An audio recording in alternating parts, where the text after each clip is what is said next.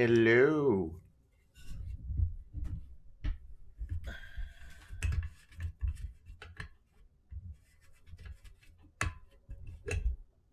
Welcome to this wonderful special stream. Hello. Yes, hello.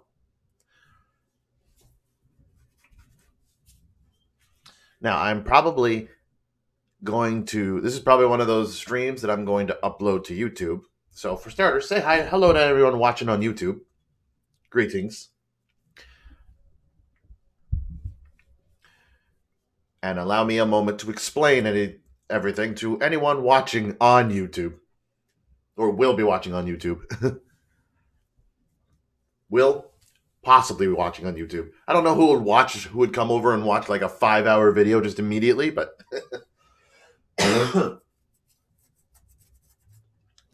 that's how long I think this is going to take. 5, 6, 7 hours. But yes, today I am going to be ranking every, and I do mean every, Ace Attorney character. Anyone start for Ace Attorney content? Well, absolutely. Clav. But yes, I will be. I have a tier list up and running. I am going to be ranking every character. That means every defense attorney, every prosecutor, every witness, every murderer, every victim, every even some that I'm just like, oh. Now, since yesterday, I found another tier list that actually gives me all the characters. The first one I found didn't give me everything. Like, it was missing Ponko and Klonko, and I was upset. This one has every character, and I do mean every character. And I will show you, just give me a second. So, guard, every named character. Let's just put it that way. Every named character. The guard is not here. I'll probably give the guard my own personal rating afterwards, but the guard is not here. Just remind me to talk about the guard.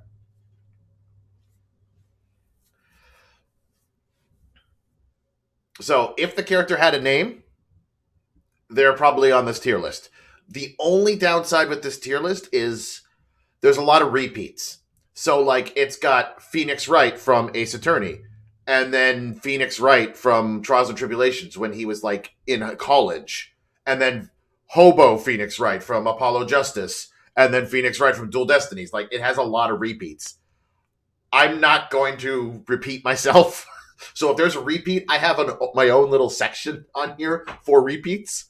I've already got a few people on there because there's no point. Like, there's also like transformations for some of the villains, like the murderers, when they transform and change. Like, they repeat that, what they look like before and what they look like after. No, there's no point in me repeating myself and talking about the same thing. The Pokemon forms, yeah. So, like, when I'm talking about Phoenix Wright, even though he appeared in most of the games, apart from, like, 2, I'm talking about Phoenix Wright as a whole. I'm not going to be like, well, Phoenix Wright in Ace Attorney was the best Phoenix Wright. Duh. That's not true. Phoenix Wright after Apollo Justice is the best Phoenix Wright. Older, more experienced Phoenix Wright. You know what? That's what I'm saying. Surname Ace Attorney. First name Phoenix Wright, surname Ace Attorney. Yeah. So no, I'll be talking about each character as a whole throughout the whole experience. Now, of course, that means certain characters aren't going to have a lot to them. So, like, April May, for instance, she only appeared in the one game in the one case. She doesn't have much, whereas Phoenix Wright has a bunch. So yeah, it should be fun. And again, I am not going to be putting in the Professor Layton versus Phoenix Wright characters. I've already put them on the bottom of the list, so once we get to them, that'll be the end of the stream. I deleted like a half of them so far, including Professor Layton. But then I was like, nope, there's too many characters here. I have to start streaming. And I think that's about it. I believe. You're here. Nice. You're here. I believe that's about it. Oh, except for duh. Welcome, Rocky. Welcome. Yes, I'll be posting this on YouTube, so say hi to YouTube. For anybody watching on YouTube.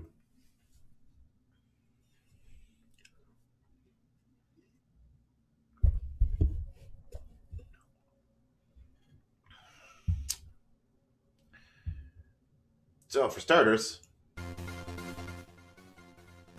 it's time to get some Pursuit music going. You can hear that, right? Future you, probably. It's good to say hello to the future you. Very quietly. How about that? I had it down on the lowest, volume. That's why it was very quietly. Is that better?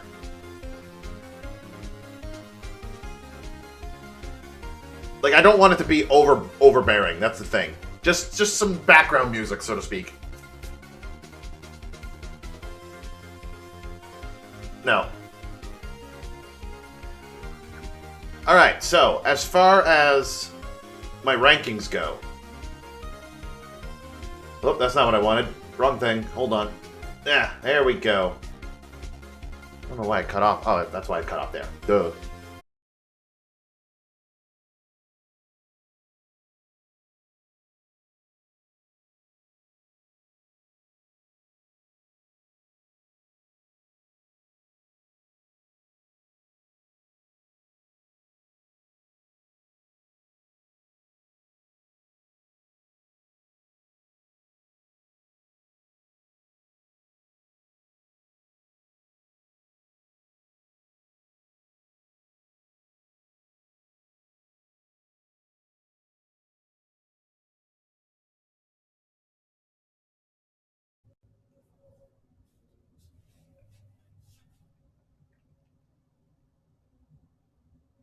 Back? Cool.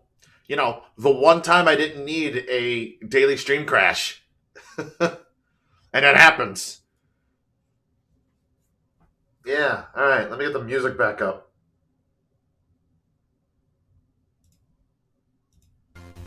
Restart that music. Alright, as I was saying, the rankings that I have. Let's go back to my main page. My main page. I can minimize that for now. Alright, so the rankings that I have.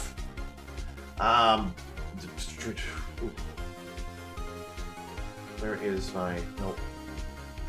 Get rid of that, please. That's blocking the way. Thank you. Put this down here.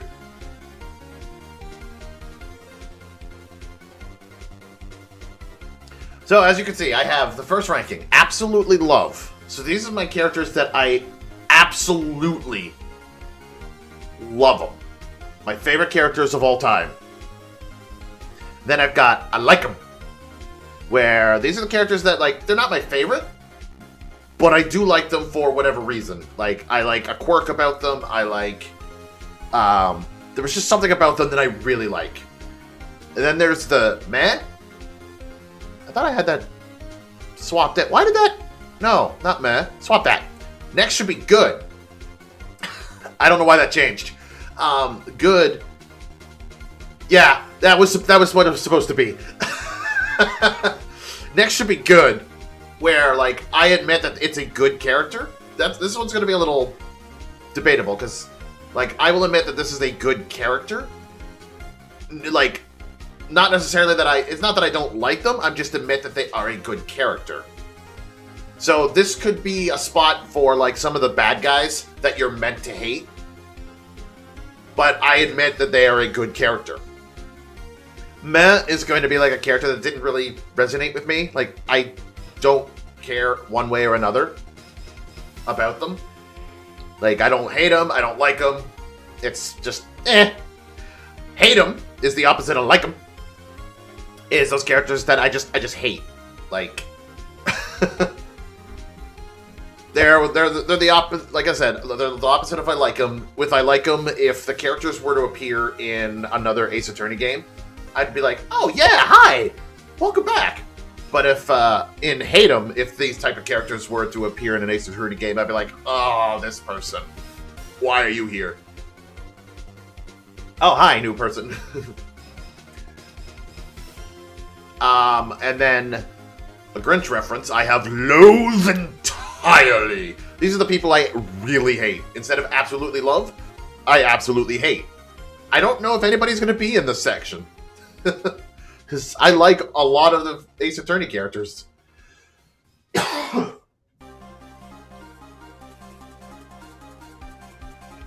We'll see.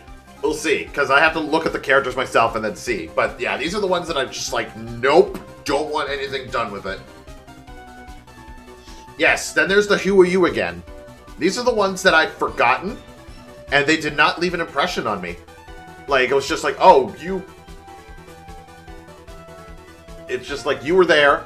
I've forgotten that you were there. But I guess you were there. So, again, I get the feeling there's going to be a few on the Who Are You again. And you're right, it might be some victims. Then I've got the repeats, which I'm going to put the repeats in. Because there's no need for me to repeat myself, so I can just throw the repeats in there and get them out of the rankings. So, with that being said, I think it's time to start. And yes, this will take hours. This is going to take hours. Because even if I talk about each character for like a minute, there's over 200. So, yeah, it's going to take hours. Even more so than I thought. Sneaking past the characters with a little steely bag. Yeah, you're going to try to steal all the characters. Alright, so, starting off with Mr. Phoenix Wright himself. I don't even know if he has a middle name, but Mr. Phoenix Wright himself. I mean, what's there to say about Phoenix Wright? I like him. Fishing for Grossberg. Yeah, what's there to say about Phoenix Wright? I like him. He's a good character. He's a proxy character. That's the main issue with him I had initially, is that he was the proxy character. He was meant to be... He was meant for you to put yourself into his shoes and you to be him. Like, you're supposed to project yourself onto him initially. But as he goes along and from Apollo Justice on, he starts to come as a character on himself, and I like that character. Like, he's still got his witty comebacks and everything. He's just a good character. I can't say no to him. Yeah. What's there to say about Phoenix Wright? He's the main character for mostly everything. He appears in 8 of the 10 games. Even if that's just a cameo appearance. But he still appears in, like, in most of the games. In 8 of them. And then, if you want to count Professor Layton, that's still, like, 9 of the 11 games.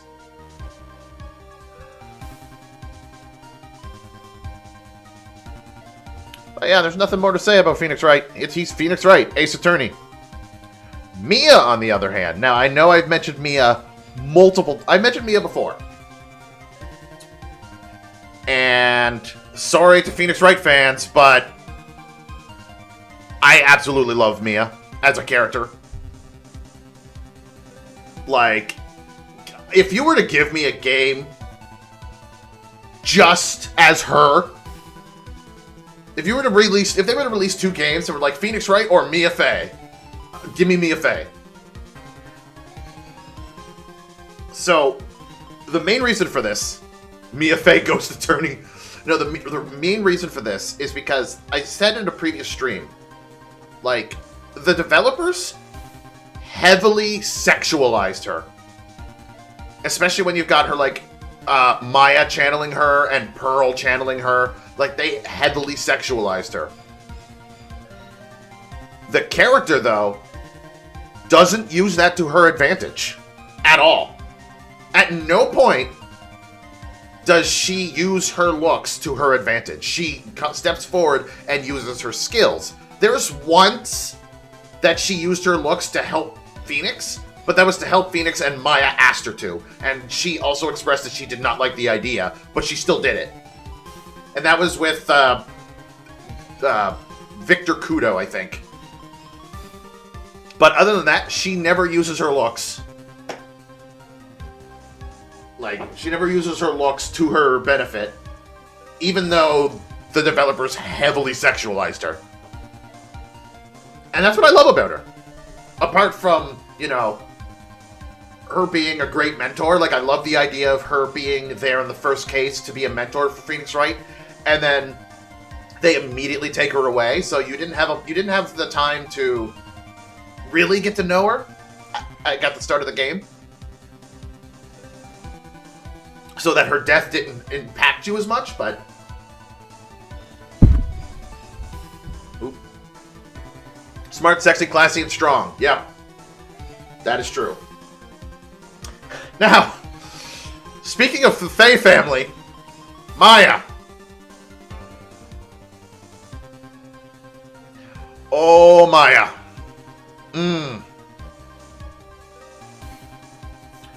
Feel like she's more of a backed into a corner device than she is a character. Kinda. But, like, that becomes less and less apparent. Like, that only happens in, like, the first few games. After Trials of Tribulation, she, like, doesn't appear. And yet, he still thinks of her. But now for Maya.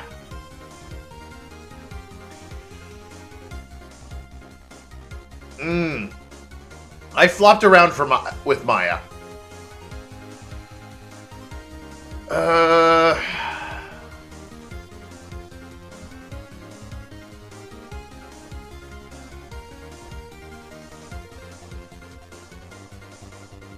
Hat stall, yep. She's a hat stall. No, I have to. She's a good character, but, like, as far as like, judicial assistants go, she's not the best. Maya Fey is a plot device. More so than Mia. And that's what I hate about her. Most of Nick's cases, he would not have taken if it was not for Maya. It's like, just think about that. The first case, it was Larry, so that doesn't count. Second case, yes, he was doing it mostly for Mia because he didn't know Maya, but Maya was a defendant. Third case, the Steel Samurai case with Will Power, Maya told him to take the case. Simple as that. And you see that a lot throughout the rest of the game and the rest of the series, where either Maya tells him to take the case, or Maya's involved in the case and he has to come and rescue her.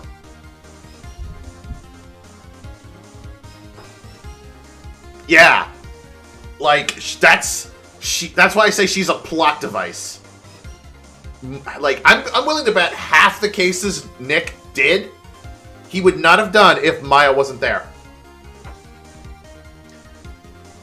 Now, granted, that means Nick probably wouldn't be as famous as he is now without her. Like, there's the saying that, like, with a successful man, there's an equally successful woman behind him. That is true for Nick. I mean, she is a good character. I do like her own arcs, but she's a plot device. Like, I can't,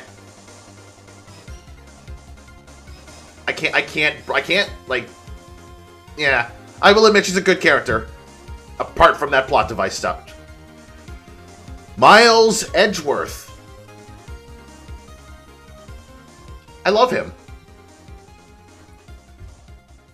I actually love Edgeworth. Like, when Edgeworth appears, anytime Edgeworth appears in a game, like, when he... Are you rating them for functionality in the game, or also on their personality? Also on their personality. Both. How they reflected on me and their functionality in the game. I'm not just rating them on their functionality. Otherwise, Maya would be, like, down lower if I was rating them on just their their functionality. Because functionality, Maya, again, is just a plot device. Now, for Miles Edgeworth. Absolutely love them. That's right, Edgy Poo. Gotta love Edgeworth. Like, when Edgeworth appeared in Dual Destinies, I got excited. I was like, oh my god, there he is! And of course, when I saw that there was the Miles Edgeworth games, I was like, I gotta play these. And then the second one, when I played it on stream for the first time, I was super excited. I thoroughly enjoyed it. I will say Edgeworth's character does kind of fluctuate, but like at first he's the villain. You can even look at the cover of the first Ace Attorney game. He's that like background villain that gives the evil sneer, even though he's not the final boss of the game. They treat him like he's the villain. The smug face on the cover, yeah. But he goes through like some of the best character development. Parallel to Nick, he goes through some of the best character development, and he has some of the best moments when it comes to interacting with the witnesses. Like, even more so than Nick. Like, a lot of the times when something happens to Edgeworth, I'm laughing more than...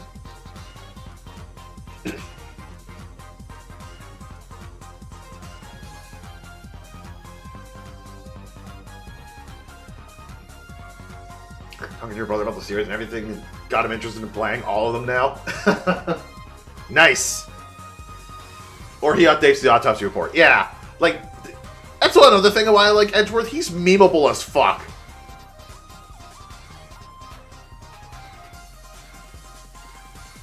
Yeah. So another thing I'm going to do with these rankings is, yes, I'll put them in their own individual tier.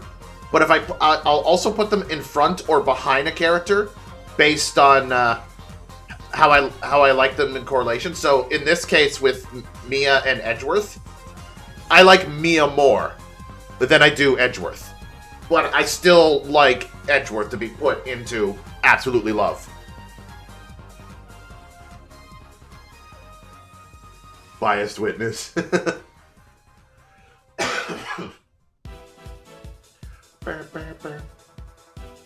Which one's this on now? Speaking of Edgeworth, we got the Edgeworth music going. Biased moment later. Oh, we'll see. So yes, I love Edgeworth. Everything he does is great. His logic is perfect. The way he does things is awesome. But what would you have? Where would Edgeworth be without the ever hardworking Gumshoe?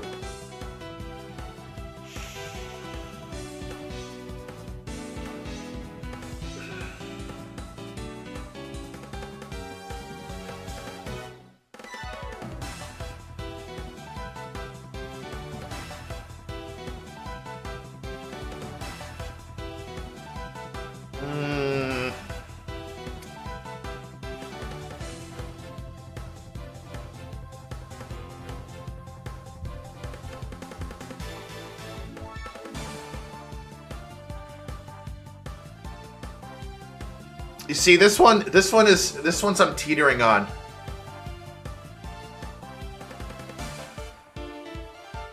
You know what? I have to put him in absolutely love. Can we put Gumshoe in a higher tier? No, like, I'm going to put Gumshoe in absolutely love. He's on the balance for me between absolutely love and I like him. So he's probably going to be on the back end of absolutely love. Because, yes, if Gumshoe was to appear in another Ace Attorney game, like, if he were to make another appearance in the 3D games, I'd be like, hell yeah! Gumshoe! Yeah! But, like, a lot of the times, the reason I'm hesitant to put him, like, I wanted to put him a little lower is because, yeah, he did make me laugh. He's a great character. But at the same time, a lot of the jokes and gags they did for him were repeats. So, like, every time he screwed up in court, it's like, oh, we're gonna dock your salary. And it's like, and usually the jokes were about his salary. And how poor he was. They did refer to him in Spirit of Justice, yes. But still. Cup Noodle Detective, yeah. Yeah, it's one thing to have a character that, like, yes, money is his thing, so to speak. Like, he's broke, but he doesn't let that get him down. And no matter what, he is willing, he is loyal to a fault, and will always be there for Edgeworth no matter what. So, yeah, I have to put him in absolutely love, even though the jokes currently fall flat on him right now. Oh, fuck Larry Butts. Larry Butts.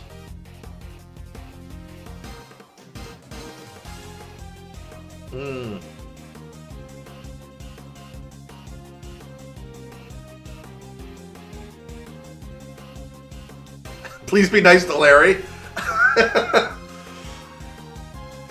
This theme is from Miles Edgeworth too, yep.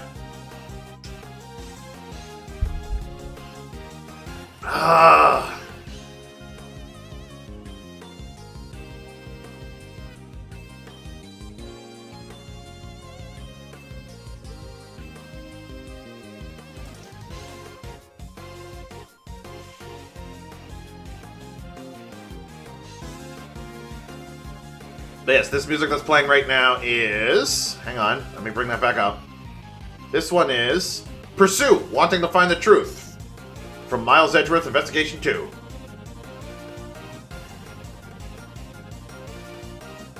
I might have to repeat the music at some point. I thought I had a bigger list.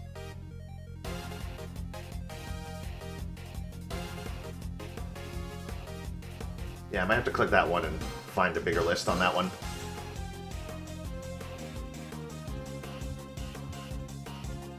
Yeah, like, Larry is going in between good and meh for me.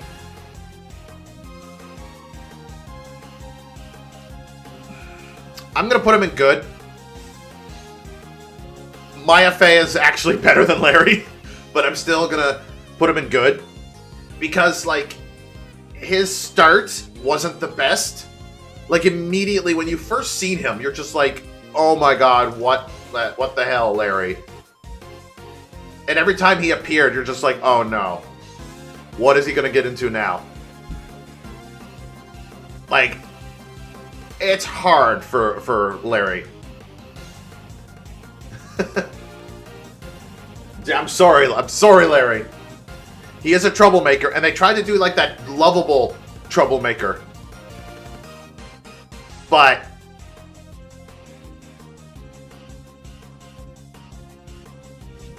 yeah, I will admit he is a good character. He does have his moments. But, like, he is literally the butt of every joke. And that's what he's supposed to be. Hence why I'm saying he's a good character. Oh, hey, the judge! I love the judge. When something smells, yep. I love the judge. Not, like, again, the judge is going to be going on the back end of this. God tier, yeah. No, but the judge's quirks, mwah. Love them. Even though we don't know much about his family or anything, we know he has a grandson, so obviously he's got children. And we know he has a Canadian brother, which makes him Canadian, which is why I have to, by default, I have to absolutely love him. Well, he could be American. He could be an official American citizen, but it means he is connected to Canada in some way.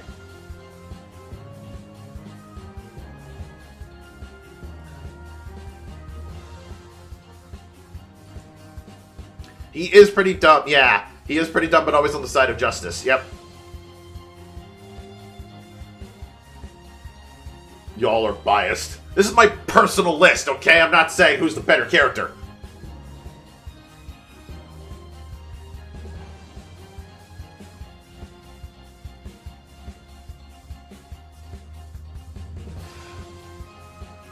The reason I had an issue, I don't think Canadian Judge is on this list. Huh. But the reason I had an issue with Canadian Judge is because he was really perverted. Really perverted. Like, I think more so than regular Judge. I think I remember at one point when I looked at Canadian Judge, I'm just like, nope, I can't. I am disowning you as a Canadian. He said something that I'm like, nope. So I had to disown him. Hey, Penguin, welcome to my ranking of all Ace Attorney characters. Every one of them. But no, I do love the Judge. He is great in everything that he appeared in, even in the Edgeworth game. He was awesome.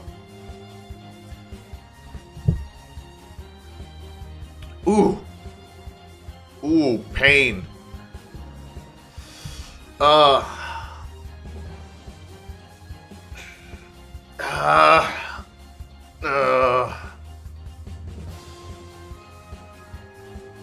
I know that Pain is the tutorial prosecutor.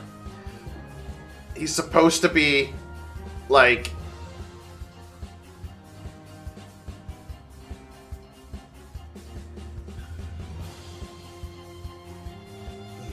No, I cannot stand Pain.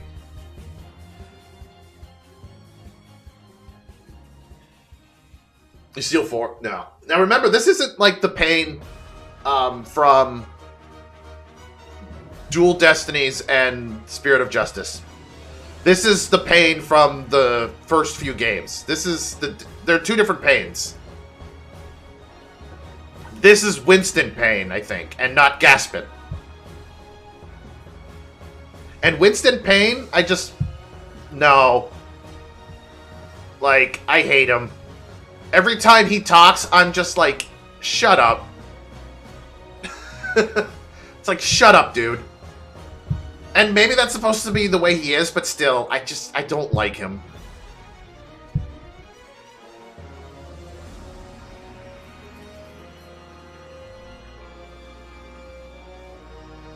He's a pain. Yeah, he is a pain. Literally.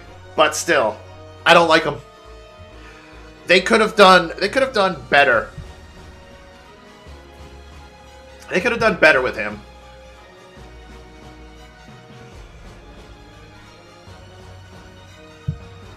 Oh, yes, that's the thing. Yeah, a lot of spoilers are coming up for these games, because I'm going to be talking about murderers and... Full of spoilers. Yep. Full of spoilers. And yes, this is the Professor Layton Pursuit music. Casting magic. Yep. The previous one that just played was the regular Pursuit music, English edition. Gotta say, I love these songs.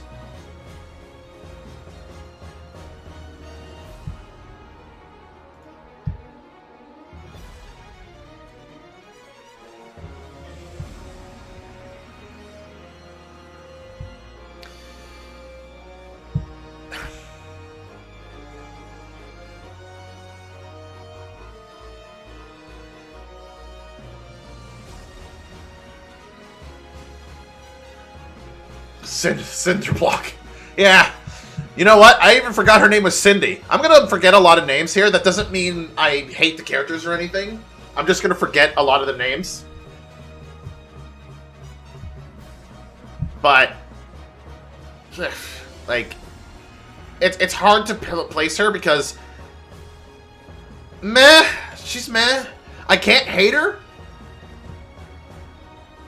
Like, I can't hate her because... There was a point where, like, Larry's just like, she didn't like me. And it's like, no, she did. She brought the Thinker statue with her.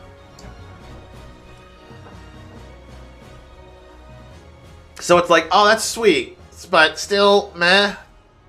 I feel like a lot of the victims are gonna go in meh. Yeah, there's not much to say about her. I'd imagine she did get killed, though. Maybe? No, like, when I seen her, I was like, okay, who's this girl?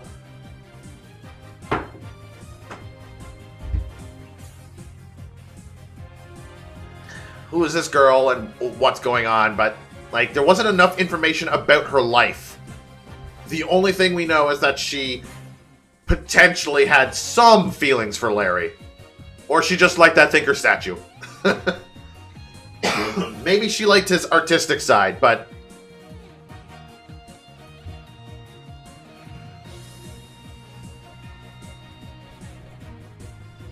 but still, it's meh. Oh, saw it! Frank saw it.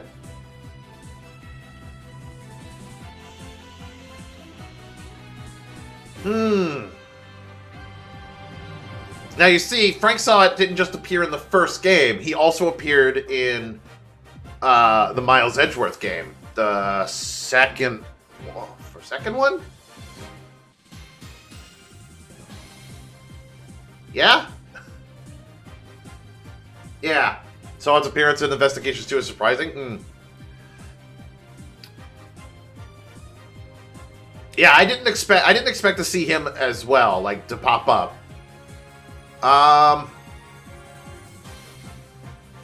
And, like, you're supposed to... He is the problem with Frank Saw It is you immediately know he's the villain, because the first case was designed to show you who the villain is, so that you could learn the game, instead of trying to use your brain to figure out who did it. He's the tutorial villain, yeah. So, as a tutorial villain, like, character-wise, meh. I would have put him at meh if it was just basing on characters. But because of his appearance in Investigations 2, which added more to his character, I'm gonna say he's a good character because he's a good tutorial villain, in my opinion. Like, he does function as a good tutorial villain, and his personality is not that bad. Yeah. April, May. Ooh.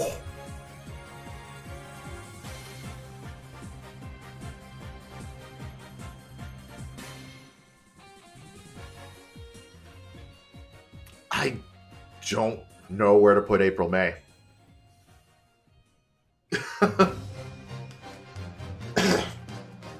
Next list I should make is about you would fist fight character or not.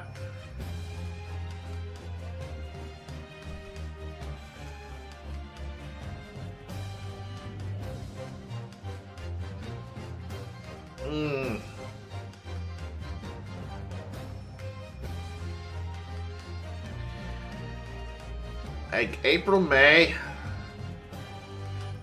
Honestly, like, how much of that case would have changed if April, May wasn't there?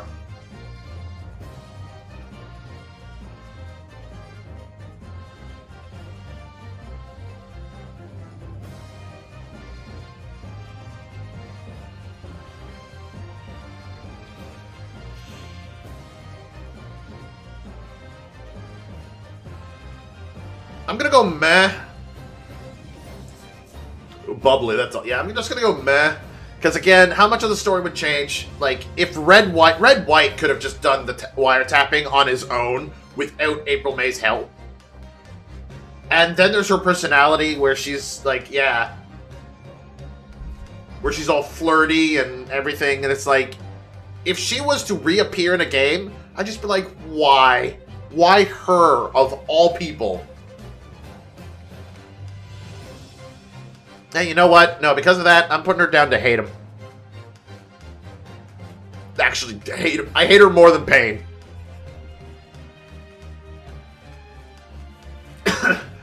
When I looked at Pain, I was like, no, you know what? I like Pain more than her.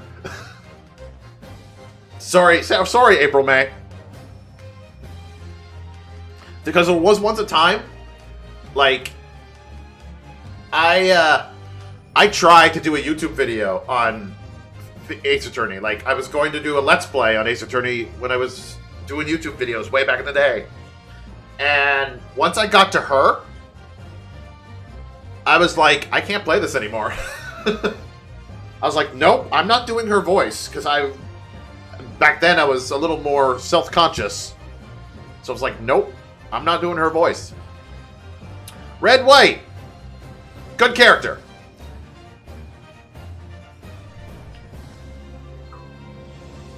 Very good character. 100. That's an easy one. You know what? Putting him above Saw It. He's a very good character because he's a very good villain.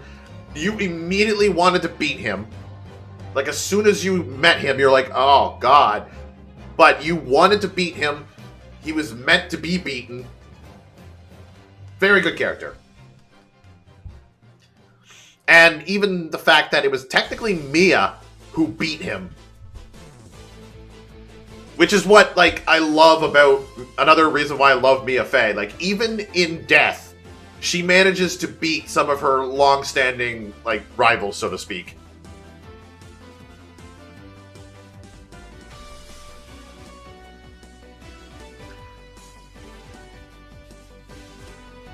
Break his neck for what he did to Mia? Yeah, but you gotta remember, only in death it seems. But you gotta remember, it was Mia who technically defeated him. Phoenix did his best, but in the end, Mia's just like, hey, read this list. And he's just like, oh shit, yeah, I did it. I killed her. So that is a good sign of him being a good villain. The fact that, like, the main hero couldn't beat him. He couldn't win. Like, he couldn't win. He was going to lose. I like how so far I have only Nick in I like him.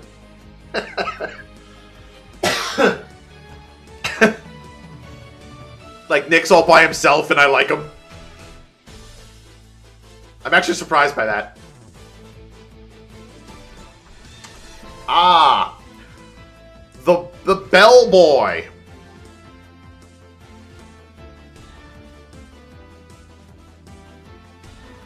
I'm gonna go meh for the bellboy. Kind of like him more than Cindy here, but please put it beside Cindy. Please move it beside Cindy. Move the fuck back. I'm gonna put the bellboy in meh. Because yes, like, his first appearance was great. It looked like he tried too hard, but that could have been his character the way he was supposed to be. And then, you're right, like, Glav, he appeared as the Proto-Badger, I think. But they didn't reveal his face. Like, they only dropped clues that it was him.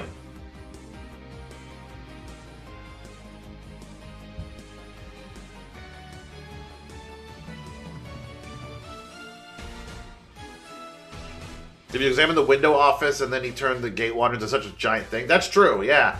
He is a successful character, but, like, meh. This character just didn't resonate well with me. If he were to reappear, I'd be like, oh, that's nice.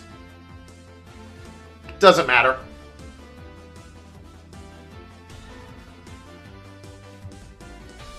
Marvin fucking Grossberg. How many more songs are we? I think we got 2 more. Yeah, 2 more.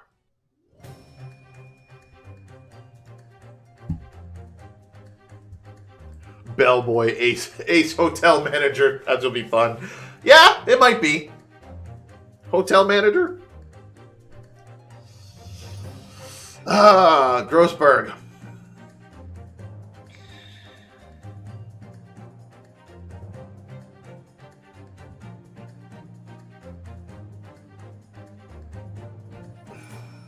Sorry, I'm gonna put him at meh.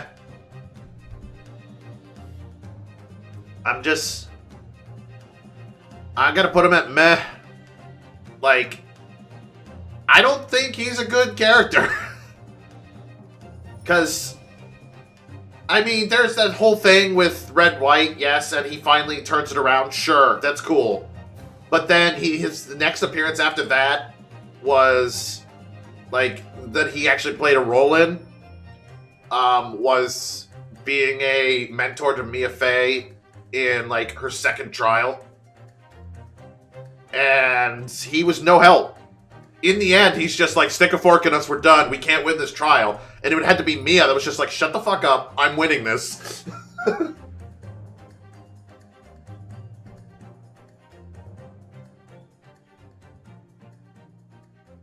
Yeah, he just doesn't barely make it into the good tier, that's right.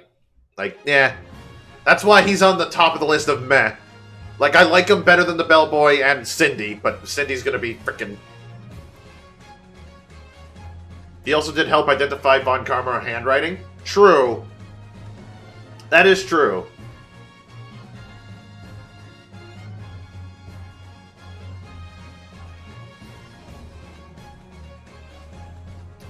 But still, meh. Like, that's supposed to... Like, if you think about it, like, what Marvin... What Grossberg was supposed to be. He's supposed to be the mentor to Phoenix Wright's mentor. And yet, he doesn't really... Like, yeah, he does grow a backbone and start standing up and helping Phoenix, but he doesn't really inspire, like, that mentor... Like... He doesn't really show that role. He doesn't do that role well. Willpower. Finally. Nick's getting some company. I like Willpower. Big fluffy guy. Yeah, I like Willpower. I like him. If Willpower was to reappear in another Ace Attorney game, I'd be like, oh, Willpower! Oh my god! I'd be excited. Like, anytime he appears, it's like, hey! I mean, he does have that sort of, like, oh, I'm ugly, but still, like... He's kind of got the same kind of, like, lovable, oaf, kind of gumshoe vibe sometimes, but I like him. I really like him. There's not much to say about him. The first client of Wright and Co. Law Office is correct. Because Maya made him... It's kind of funny that I'm putting him higher than Maya. But still, I like him. Maya, you're fired. Will Powers is now Phoenix Wright's assistant. Jack fucking Hammer.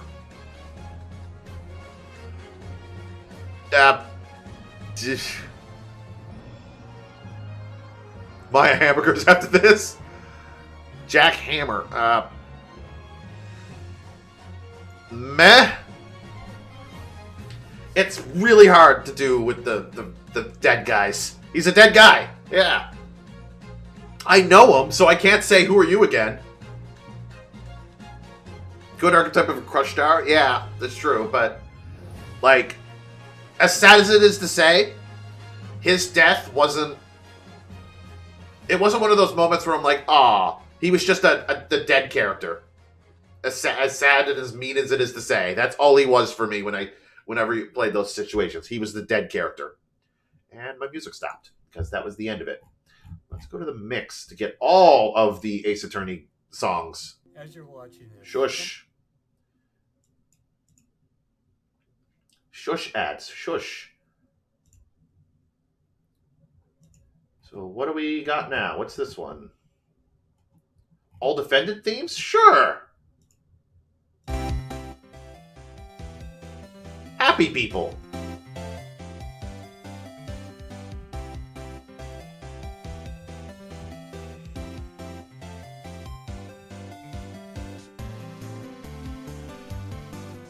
AKA Lotta theme. Yeah, even though it says that, even though that's really the one that Lotta used, it's got a picture of Larry on it. But, eh. Oh, really? That was a short one. I mean, it is a repeated song, but still.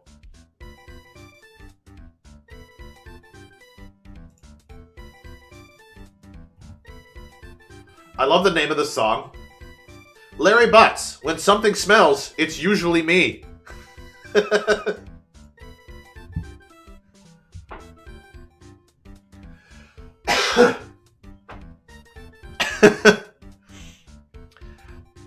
But no, Jack Hammer, I can't really place him any higher because he was the dead guy. I was more concerned about, like, learning who these characters are, and this was the first time you were introduced to Edgeworth. And then you saw Will Power, and you were still learning the game. So, Jack Hammer was just the dead guy. Watch all victims end up meh, maybe. Cody, what was his last name? Hawkins?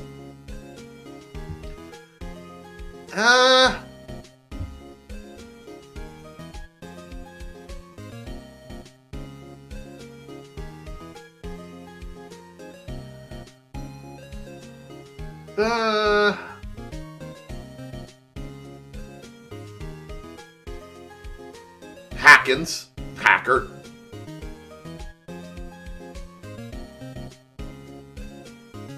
Where to put Cody?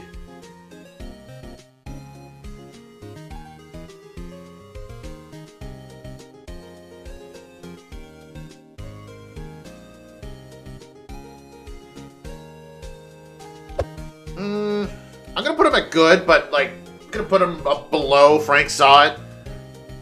Because I didn't mind Cody. I didn't mind him at all. Like, he was a child, and he acted like a child. His, like when he struggled to get his toy katana out. Yeah.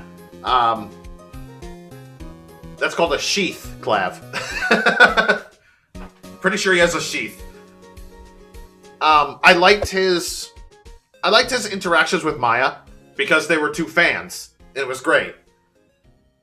And it shows that, like, fandoms would, fandoms can bring people together of all ages. I think it's SHEATH. Yeah. Like stealth, but with an H instead of a T.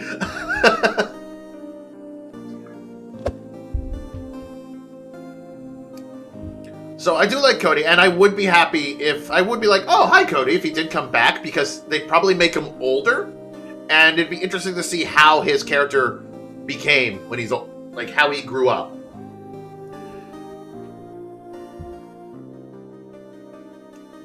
Oh, Penny. I like Penny. I'm not going to say it right now. I like Penny. Like, at first, I was like, oh, who's this girl? Like, oh, well, she was going to go to meh for me, but when she reveals her nerd side, I'm like, no, I like her. I like her. She's got that nerdy side.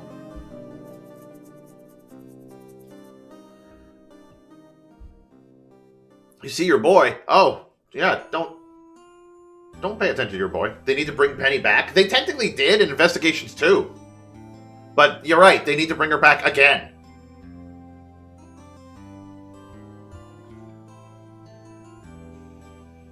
Yeah, Penny is a nice girl. Yep, there's not much more to say about her. It's just, I like her.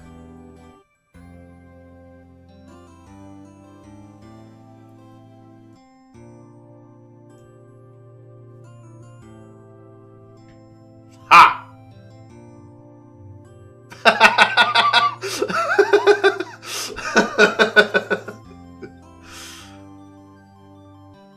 All right, I'll put him back. I'll put him back.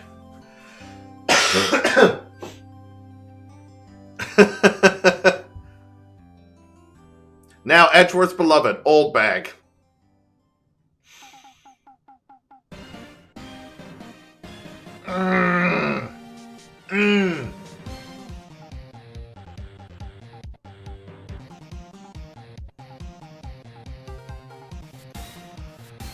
She is funny.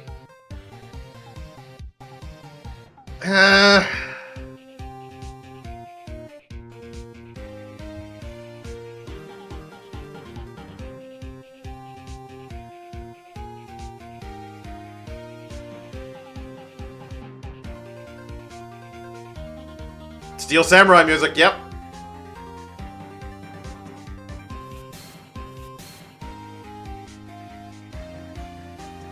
It's tough. It's a tough call. I'm probably gonna put her up. You know what? I'm gonna put her like right. I'm gonna put her at the top of good. She's gonna be above Maya for me.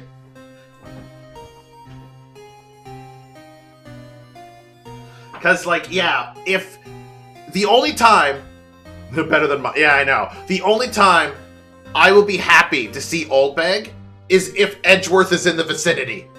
That's the only time I'm, like, super happy to see Oldbag, because it's just like, oh, yes! Give me more of this. Give me more of that interaction. On second thought, nah, put her below Larry. Because then I looked at Maya and I was like, well, I'd like to see Maya no matter what. Yeah, put her below Larry. Yeah, she is a good character. She does have her moments. She's not my absolute favorite, obviously, but... And I know a lot of people are just like, eh. And I love the little things about her. Like, we don't know her age because she herself forgot. But the other thing I don't really like about her is it's a visual novel. And she goes on all those huge, like, tantrums. And it's hard to follow. And sometimes you just want to read what she says, but you can't. Oh, God. Nope. Loathe entirely. No. I hate this guy. Like, do not. What is it, Sam? Sam Manella is his name, I believe.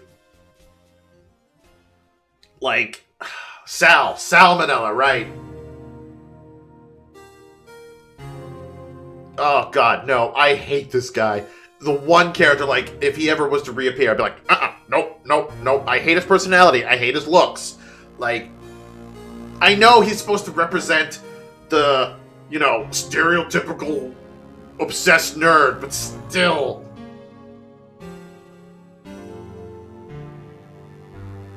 I'll never see one person with professional voice acting who managed to read all of Oldbag's lines without a breath once he did. Yeah, I could never do that. I mean, there were moments when I could read quickly, but, like, trying to do a voice at the same time, that takes practice. Especially since it's hard to pinpoint Oldbag's voice. Really. No, I have something in my head, but I can't replicate it. But no, Sal Manella, nope, keep him away from me. We do not accept him. I want to put him in his own category. Just, like, throw him into the void. Keep him away.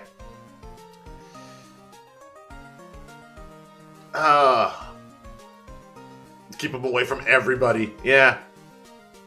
You stay under pain where you belong.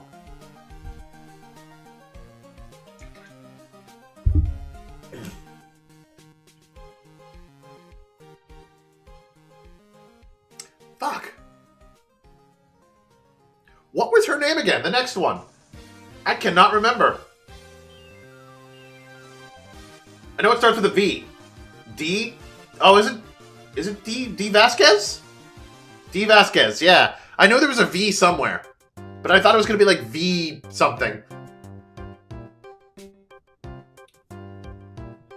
Again, that doesn't mean that I absolutely... She's not going to go into Who Are You again. Because I do remember her. I just don't remember her name. Not as cool as Vin D, beloved D&D character who got to use once. D Vasquez. I'm gonna put her above Grossberg. Just meh for me.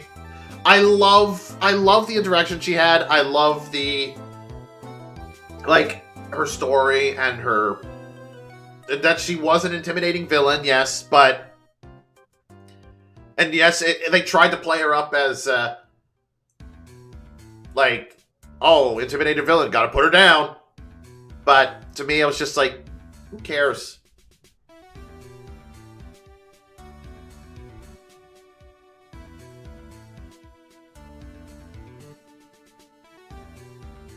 Her reason was understandable, yeah. Like, in the end, they made her a, like...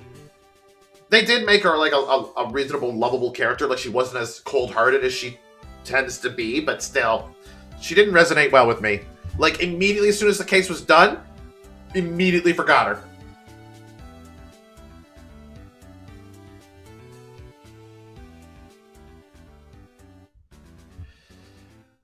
Manfred von Karma.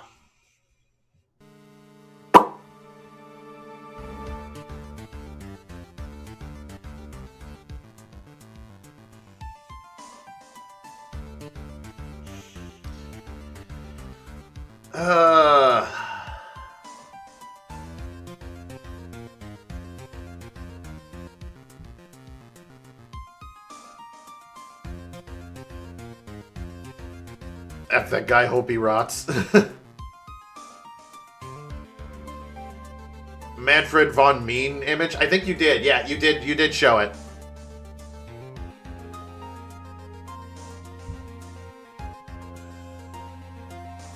I have to put Manfred in good. Just between Old Bag and Red White. Like, he is a good character. Mainly because he is a very good villain. He plays a decent role for Franziska.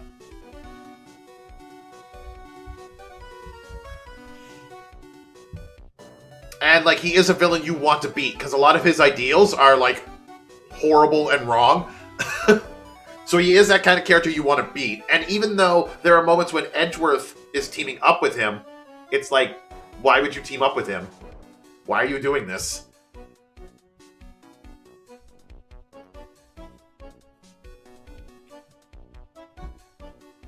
And I have to admit, some of his actual movements, I copied for the longest time.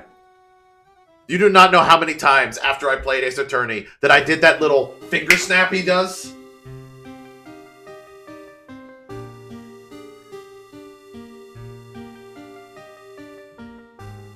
But he is a good character. Yeah, I will say he is a good character. Did I also grip my sleeve? No. I didn't do that, because Edgeworth did that, but I didn't grip my sleeve like he does. And Franziska also did that. It's like, Von Karma also did that. Yeah, we're talking about Von Karma, stupid. Jeez. But no, that was one interesting thing. Like, he would grip his sleeve, and then you would also see, like, Edgeworth doing it at some point, and then you would also see Franziska doing it, and it's like, oh, they're copying him. Look at that. Aw, adorable. He should rot in hell. A lot of heart. She's going on the back end of I like him. The reason for that is because, yes, I do like Lana. Like, when she appears, it's like, oh, hey, Lana, hey, how you doing? What are you up to now? But, like, I think she overstayed her welcome. Like, when she first appeared, sure, that's fine. When she appeared a second time, it's like, oh, hey, what are you doing? But, like, she just kept appearing. Like, she even appeared in the Edgeworth game as a cameo at first, and then actually was in the second Edgeworth game as an actual character. Oh god, this song. Yeah, we'll get to you soon enough. Jesus Christ.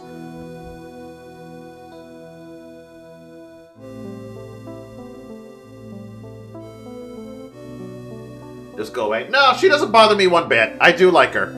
And some of the things that she does is hilarious.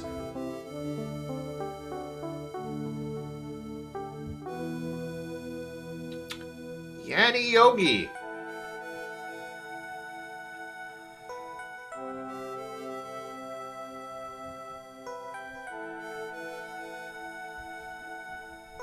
Yanni Yogi. I will say, Yanni Yogi, I had a blast reading his lines. I had a blast reading his lines when he's just like, yup, yup.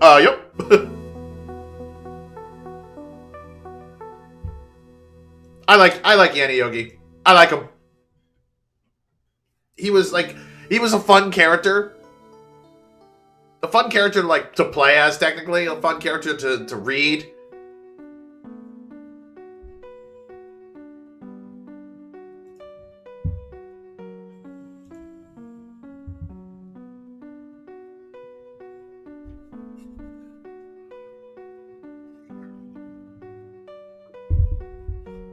He felt like he slept through this case because he barely remember anything of it. Character makes sense, yeah. Like, it's... I like him. I do like him. He is a fun character. Not that he'll ever appear again because of his age. Like, I doubt they'll reuse him. But I do like him. I know there's a headcanon. What was it?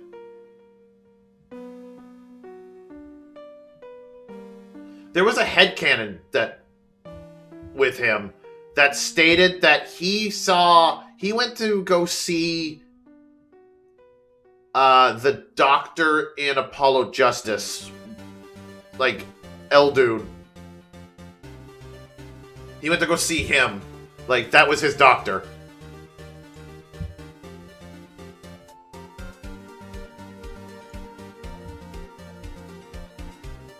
There was some people that like the Elduin and Noodle guy, yeah.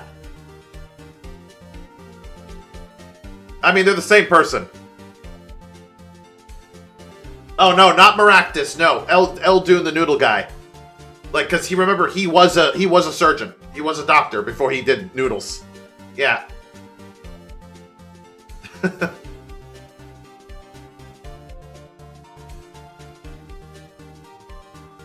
How dare you forget that, Glav? No, like there was a headcanon that was his doctor.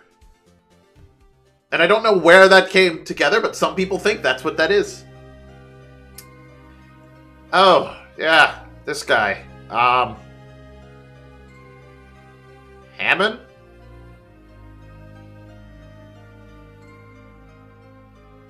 Meh. Robert Hammond? You know what? No. Who are you again? Like, I remember the case. That's for sure. This is the victim from the Edgeworth case where Von Karma prosecuted. Like, that was the victim. I do remember him. But it's like, he played a big part in Deal 6. Yeah. But again, it's like, For me, anytime I think back to the Deal 6 incident, he does not come up. It's like, yeah, sorry, Robert. He's not memorable. What is this Sinister theme? It is Reminiscent, Forgotten Legend from Apollo Justice.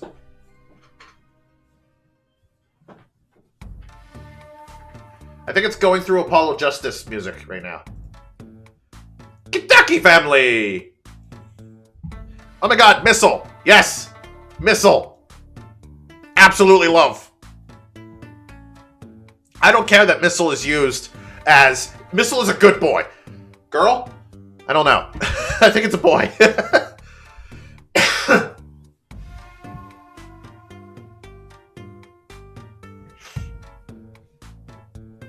Yeah, Missile, absolutely love. Above the Judge. The angry sprite, though, that was terrifying, but still. Missile was awesome. There's not much to say about Missile, because Missile was mostly treated as... And Nick, wait, we should have taken Missile. At least we would have had bait. Ugh. Nick, why would you do that? Best doggo ever? Oh, JR, you're right about that. There is a better doggo than Missile. So, no, Missile's not best doggo ever.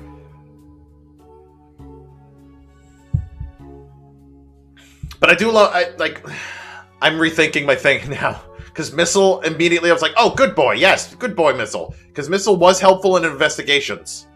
You know what? I like him. You're going over Nick.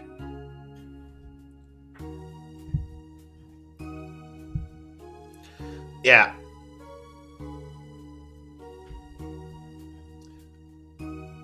Because, like, Missile at first was just inventory. It wasn't even a character, but it was just in inventory. Missile is good boy.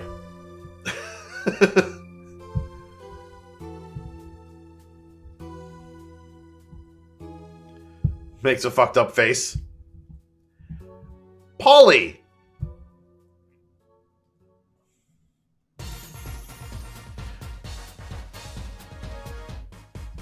Didn't Missile have a use in Investigations too? It did, yeah. Missile was used. Polly the parrot. not Apollo. We still got a long way to go before we get to Apollo. No, Polly the parrot.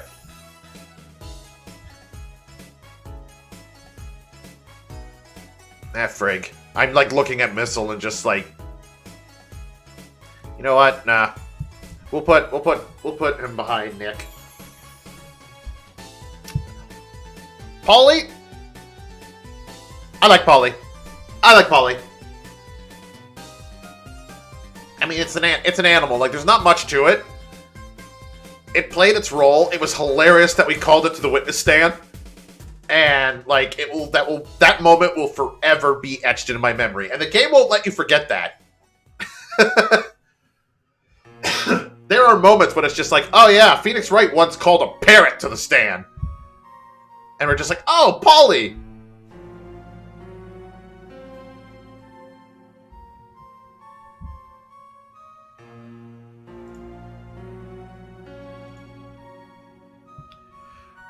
Pretty iconic, yeah. No, that was a moment, when the first moment when I'm just like, are we doing this? Are we actually doing this? Okay. Thanks for the idea, Von Karma. We're gonna do this. Oh, sweet. We're almost finished with the first game. Wow. Lana Skye.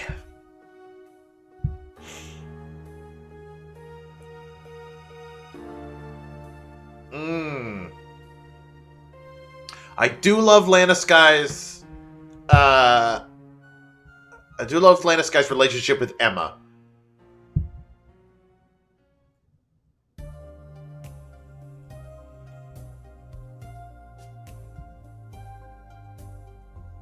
Lana is good. I will admit, like, she's not going to meh or anything. She is either going from good or above. It's just, where do I want to put her?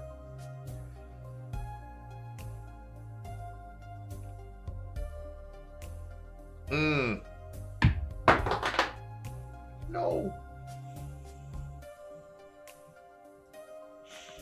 Lana, I'm going to put, like...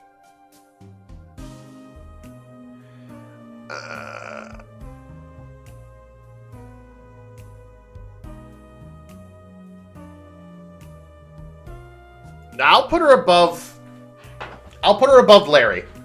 Because honestly, again, if they made another Ace Attorney game, and I would love to see Lana back more than I would love to see Larry. Or any of these other characters, for that matter. Because, yeah, she's... like, she had to resign from her position, mainly because Edgeworth has it now, but it's like, what is she doing now? Emma never mentions her sister ever again. Like, we don't know what she's doing. At no point from Apollo Justice on does Emma ever mention her sister.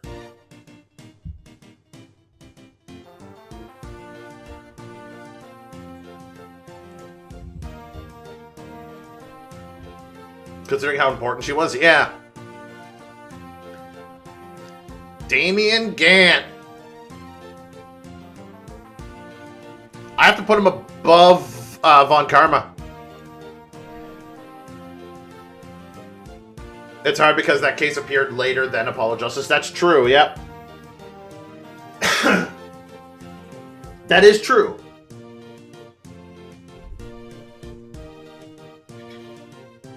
Yeah, so I can't really blame them for not having Emma mention her sister at all in Apollo Justice.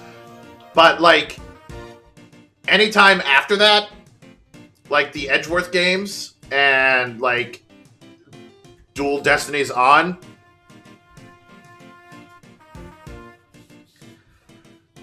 like, she should have at least mentioned her sister. She could have at least said, hey, my sister used to... But no, Gant, I have to put in good, right above Von Karma. Like, Gant is intimidating in both stature and personality. Like, when you see him, you're like, holy shit, who is this guy? He looks important. I do love that moment when, like, the music is playing, and it starts to die down as he's giving that just, like...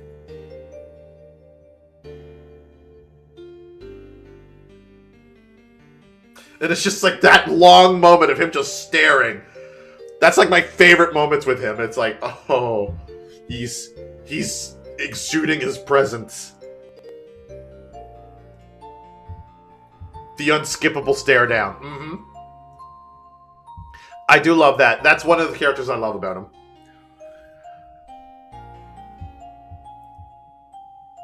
And then there's, like, his breakdown is great when he just, like, he just laughs and claps nonstop.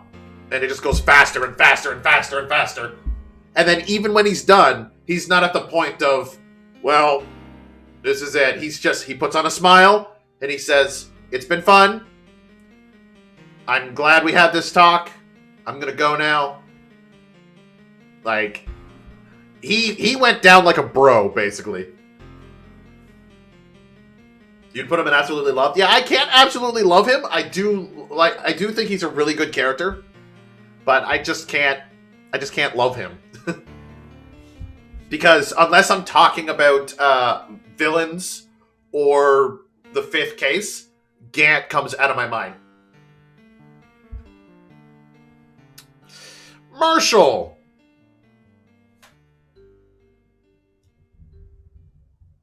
I like Marshall. I actually like Marshall.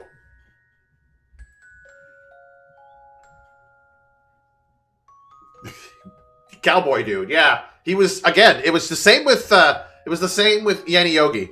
Like, his dialogue was fun to read. It was fun to give him a voice. And he also has, like, he's an interesting character because he is a detective, or was, and he's trying to solve this case. And he's, like, really, really into it. Yeah, he was a good character, and I like him. Sometimes I'm even just like, what is this song? But I know that, oh, wow, this song. This is from Professor Layton. Yeah, he's definitely not a bad guy, no. Like, at first I thought he was, but then it was one of those situations where it's just like, oh, this guy. But then I ended up liking the character. And that says a lot. Because initially, I hated the guy. Because every time his music played, I'm just like, dude, get out of here. But no, as the case went on, I ended up liking him. And I absolutely love him.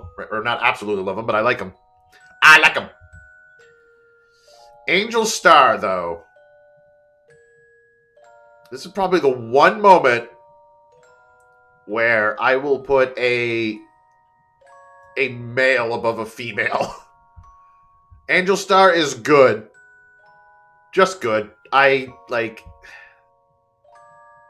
can't like her. I don't know where to put her on good. Right here.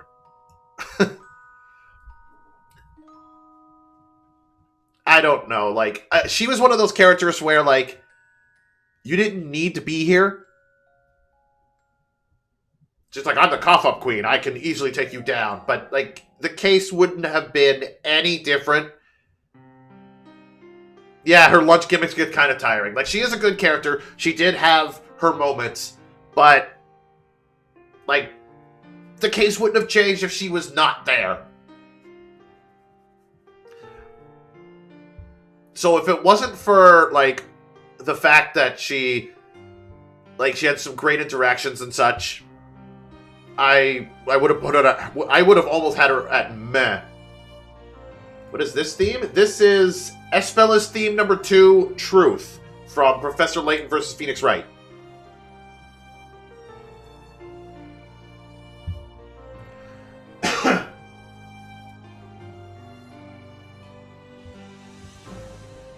Oh, God. All right, so next is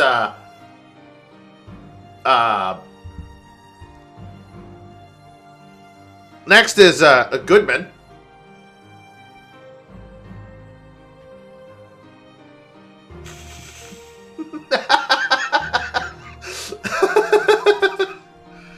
Bruce Goodman.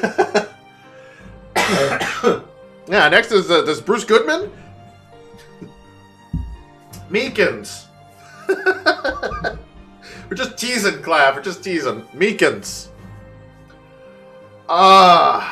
Meekins, where to put you? Now, the thing is Meekins appeared... Yeah, Meekins. Who are you again? Isn't that the joke with Meekins?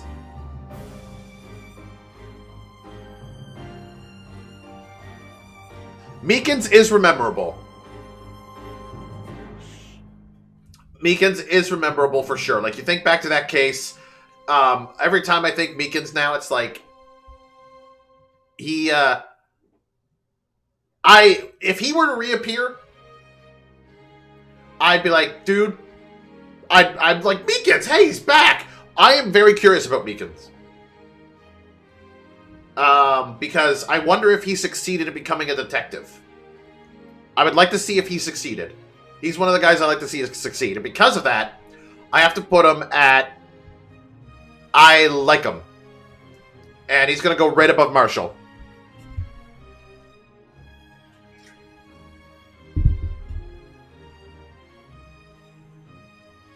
This is the Professor Layton version of Maya, isn't it? I think. Yeah.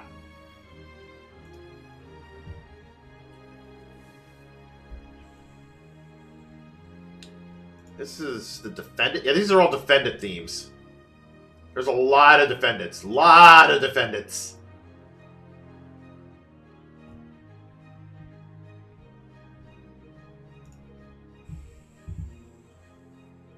Once we get to that version of Maya theme, I'm going to cry. We'll see. Oh, yeah, Goodman. Oh, you mean this one?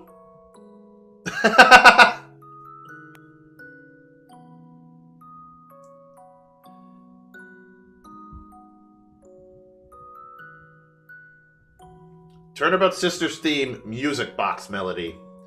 And the picture on it shows Maya Fey, but everything's on fire.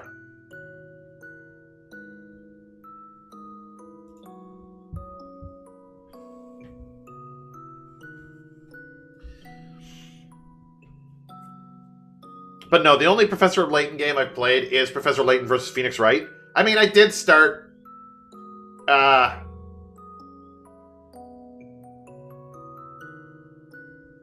This theme plays when Maya saves Isabella, then jumps in the cage instead, so instead Maya was burned as a witch.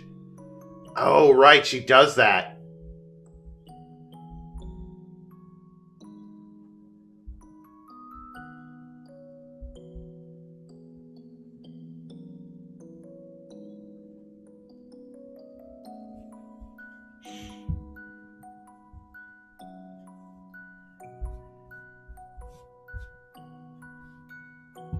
Yeah, because the whole thing about that game was witch trials. It wasn't just any trial. They were all witch trials. And the defendant, if found guilty, would get burned.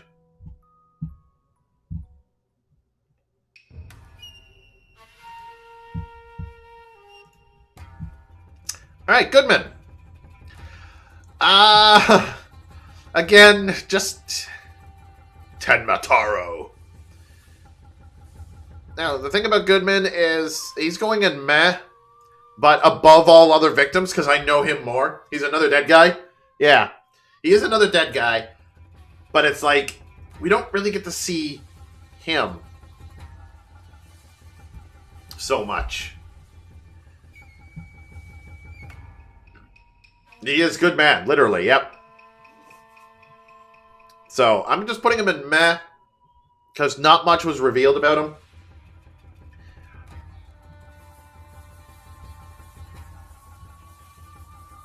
Joe Dark, even though his face is dark.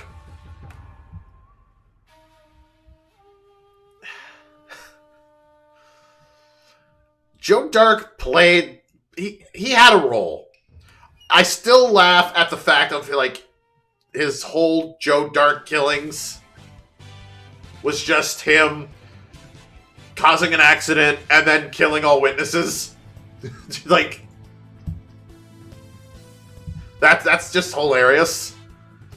And I feel like it kind of takes away from the character because it's like they play him up. Yeah, it's a comedy routine gone wrong. Like they play him up like he's he's a serial killer. He murdered all these people. Like, and his name is Joe Dark. Like they played him up as some really sinister, gruesome villain. And then you find out it was just because of an accident he murdered everybody. He murdered all the witnesses. So, I have to put him in good, but like he's at the very back of good. Because, yeah, he plays his role. But it's like, like, he just had those moments of like, oh shit. And then the other Marshall brother. He's also a victim. He was a prosecutor.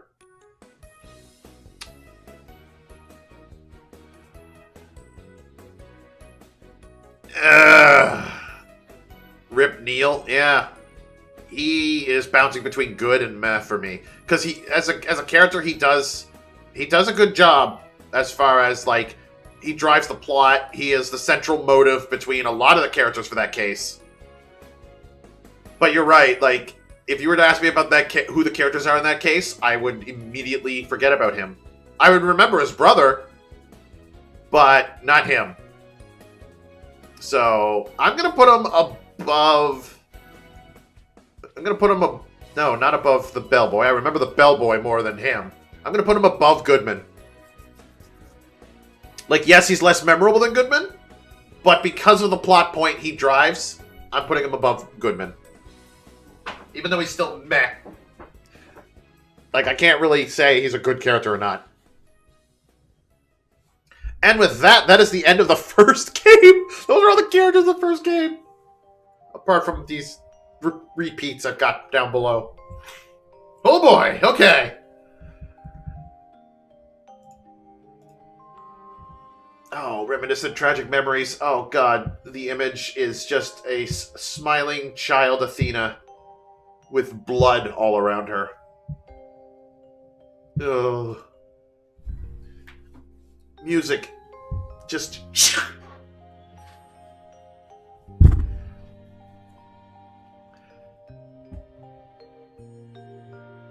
Oh god, yeah, this song...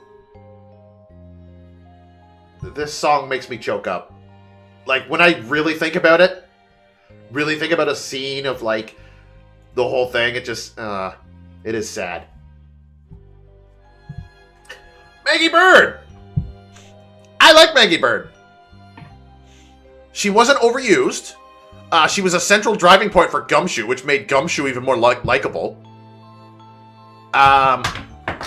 Where to put her in the I like him? Phoenix is getting a lot of friends this day. I'm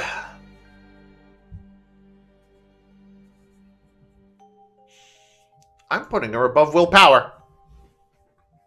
Right under Gumshoe. Where she belongs. That sounds wrong.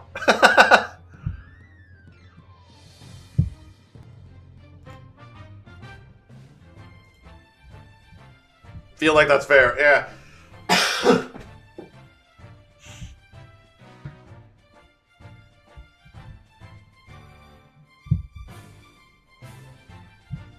Nope, like, Maggie Bird... Like, the problem with Maggie Bird is the first time you see her, she's in the tutorial case of the second game. Okay. Then she reappears again in the third case of the third game for the Très Bien case, which we'll get to. And, like, it's the same thing with her, where she's just like, oh, I've had all this bad luck. But still, like, she's a good character. She tries her best. Third case, third game might actually be one of your favorites. The third game is just good and all. Every, like...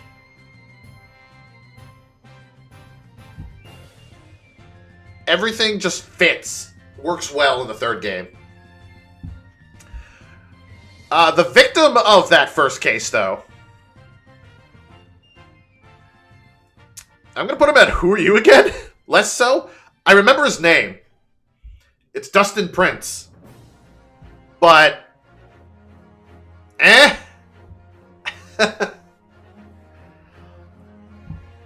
like, I immediately forget about him. If I'm being honest, I immediately forget about him.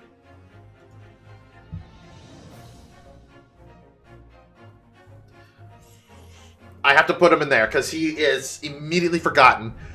Because he's the tutorial case. He's the tutorial victim. Ryunosuke thing, because he is the defendant.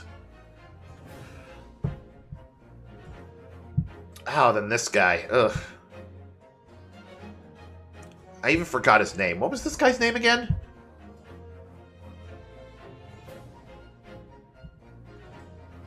Banana Glove. Richard Wellington. Oh, yeah, that's a name I don't want to remember. Especially since the fact that he technically shares a name with Gumshoe. Because, like, even though Gumshoe goes by Dick, his actual name is Richard.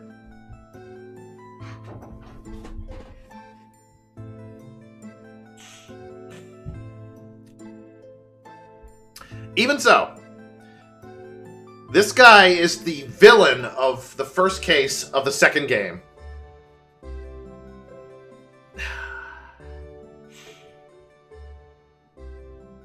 And, like, immediately when I looked at this guy's face, I'm like, I want to put him in hate him. But I'm not going to put him in hate him. Because he does have some good points when it comes to the tutorial case. I have to put him, like, high up on meh. Maybe not as much as Grossberg, but I have to put him high up on meh. His face scares me. It's just the way he looks. You say he's so pretty, but no, his face scares me. Everything about him scares me.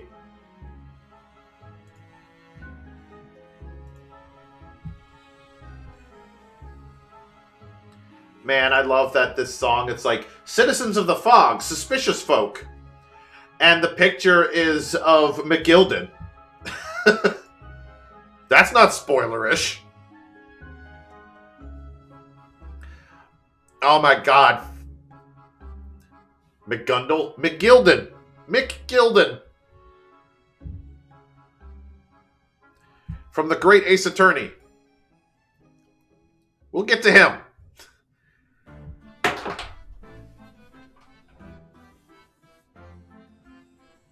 You played the fan translation? Ah.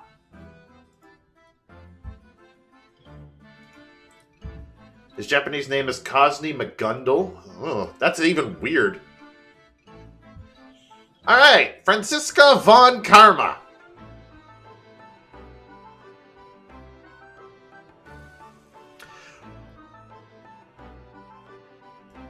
I absolutely love Franziska. I can't put her anywhere else. Like, I thought about it, and I was like, I want to put her in, I like her. But, like, no, I absolutely love her. She's, one, the first time you see her, she's that character you want to beat. Two, I love the way her, like, arc goes out, like, when she leaves at the end of the second game. She has that moment when she's about to cry. It's like, oh, she's just an adorable girl.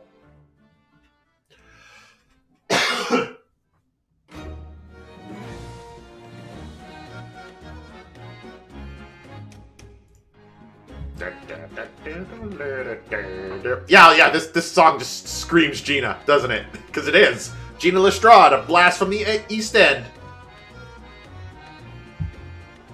We'll get to Gina at some point. No, I have to put Franziska at absolutely love. Like, she is again one of those characters that, like, she reappears, I'll be like, oh hell yeah, it's whipping time. Like, she doesn't even need to say anything. You just need the whip sound effect and somebody to get whipped. And you know who it is.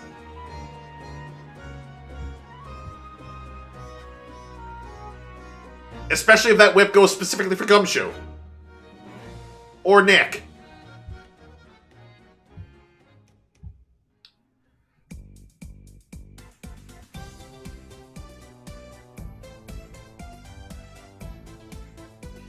Cheerful people. Pearl. I mean, what's there to... I love Pearl. I cannot love Pearl. That's a gimmick you never get tired of, the whipping thing. No, I love Pearl. She, like... Immediately, when I first saw Pearl, when the first time I played the second game and I first saw Pearl, I was like, okay, who's this child? But then once she started opening up and started revealing her, like, innocent demeanor, I'm like, oh my god, she's adorable, she's funny. Especially when she broke the jar, and then, like, just like Maya Fey, like, if she was to reappear, it's like, oh, Pearl! Oddly enough, I like Pearl better than Maya.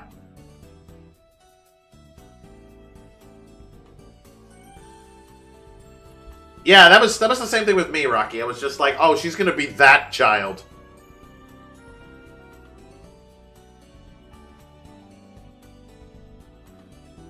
Yeah, no.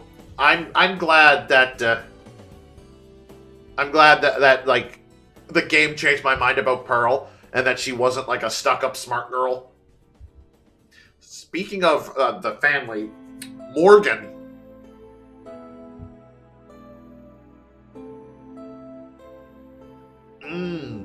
Morgan is tough.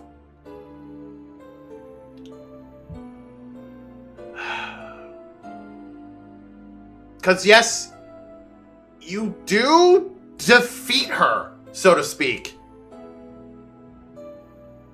Everything happened because Morgan was evil. Yeah, you do defeat her, so to speak, but she still does evil things after she's defeated. And it's like, you can't do anything to her.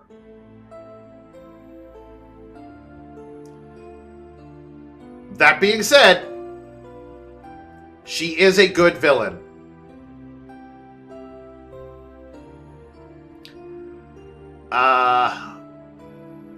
But I'm probably going to put her, like, right after Red White.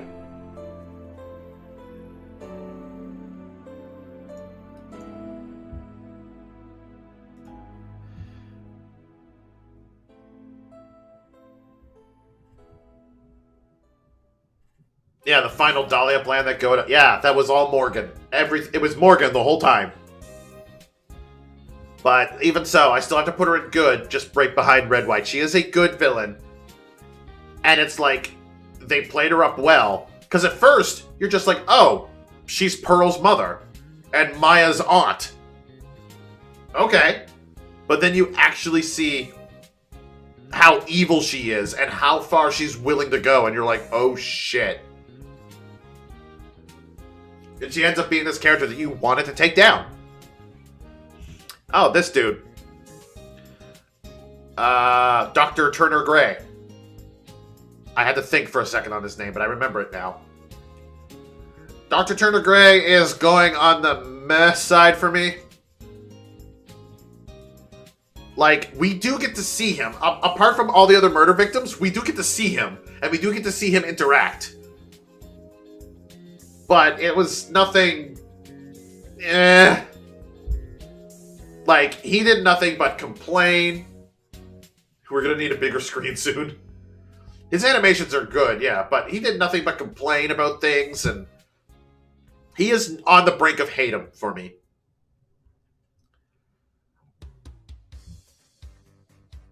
Because even Nick was just like, oh, great. The only reason Nick hung around was because he was going to go see Maya after so much time. Like, that's the only reason Nick, like, dealt with this guy. Otherwise, again, another reason why Maya Fey is just a plot device. Like, Nick was just like, I'm not taking any clients, sorry. And Turner Gray was just like, well, Maya Fey wants you. Like, she won't do this for me unless you show up.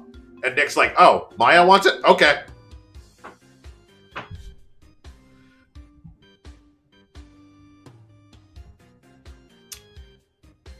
Alright, now here's the problem.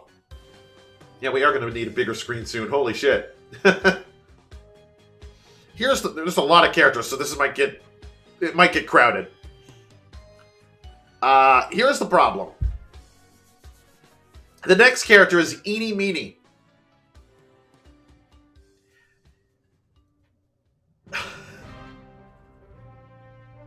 Even though we know now that it wasn't Eenie Meenie. Eenie Meenie? How do we... Yeah. How do we...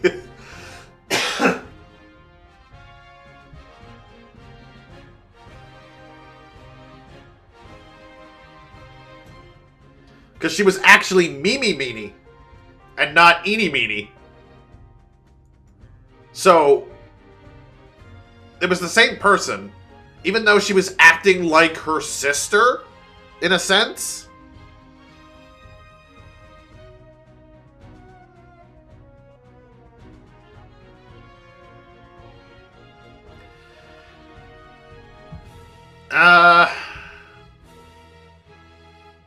Rank Mimi as a poser.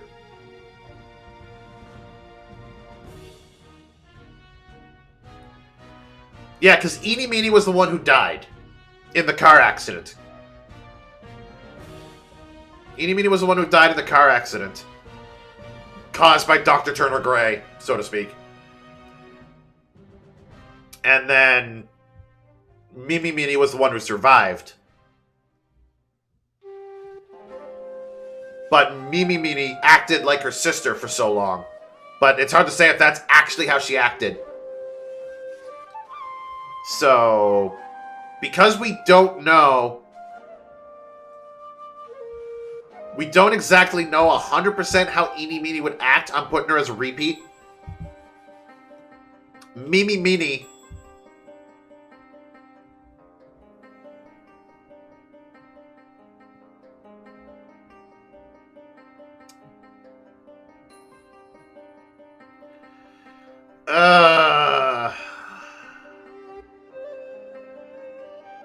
Yeah, I'm putting her on the low end of good, though. She was a good character. They were both victims. And, like, in the end, it was one of those moments of, okay, I feel for you. Like, I feel sorry for you for this whole thing. Like, she was one of those villains, and it's like, you still committed some...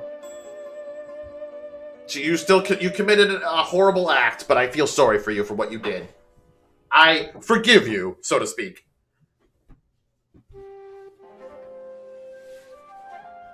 Oh, God. Oh, God. Quote, unquote, Dr. Hickfield.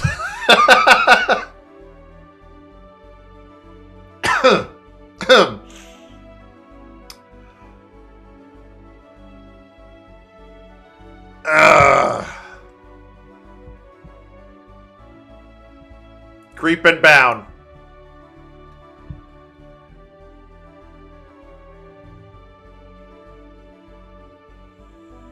He did, yeah, he did. He was potential to be really funny. You know what? No, I have to put him... I'm going to put him above Sal. But he is loathed entirely. He was trying to get up to Trucy, yep. You see, when you got someone like Franziska von Karma whipping him and he likes it, yeah, no, stay away. Franziska's whip is supposed to give only pain and sadness.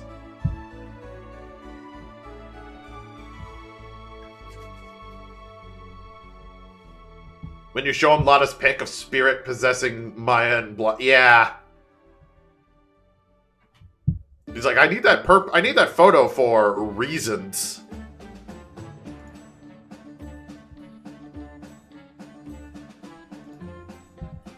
Like, no, I definitely in loathe entirely. Like, he is one of those characters, like,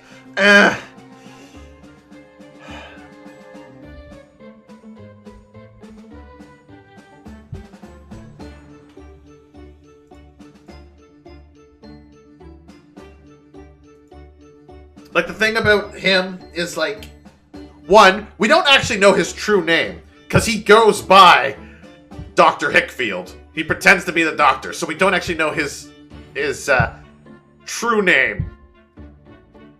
So if this guy were to die, I don't think anybody would know how to spirit channel him. Not that they would want to. But a part of me wants to put him up to hate him. Like, I forget my reason why I wanted to put him up to hate him now. So never mind. He's staying in loathe entirely.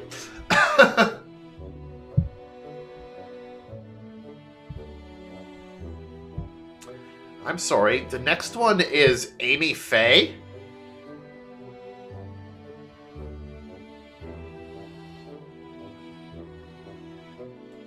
I'm putting you in Who Are You Again. You don't. We never really met her. She's a founder. Yeah.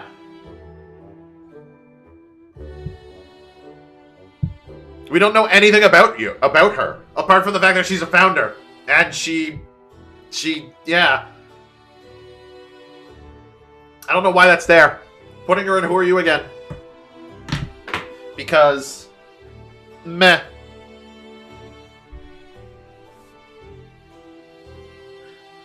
Is/was on the sacred urn. Yeah, that's what's left of her is her ashes.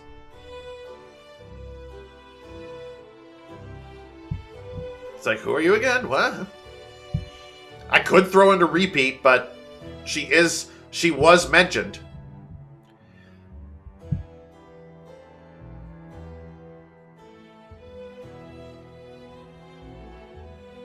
She left that urn in spirit when Mia dropped it the first time. True. That is true.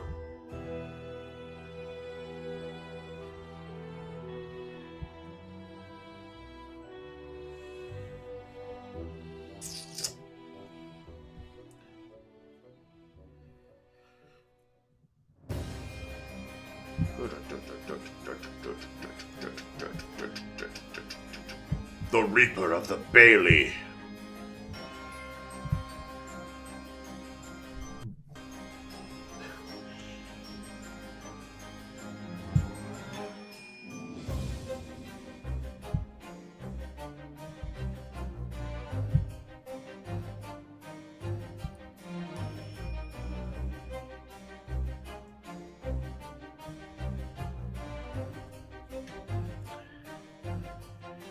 Favorite prosecutor is Von Zeeks.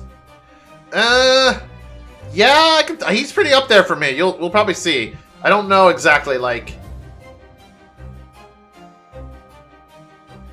All right, Mr. Barry Circus himself.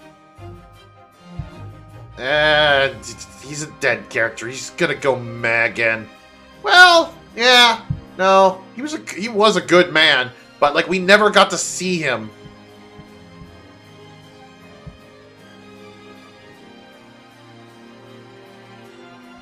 We never really got to see him. I'm gonna put him higher up. But we never really got to see him. But, like, everyone only said good things about him.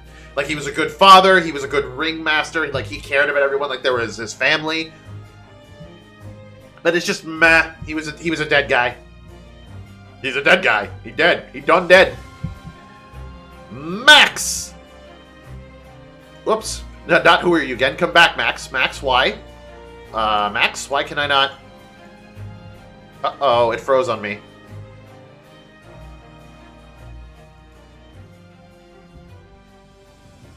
Oh, shit. No, go back, please.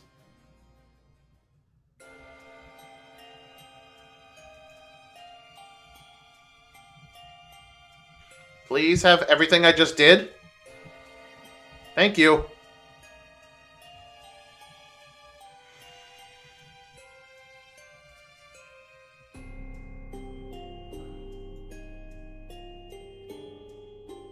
Alright, Max. I gotta adjust this.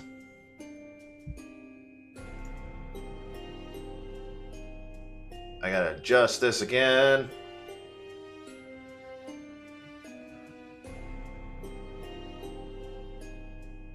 There we go. I think it's because I placed a... I pushed a button on my mouse, which made me go back.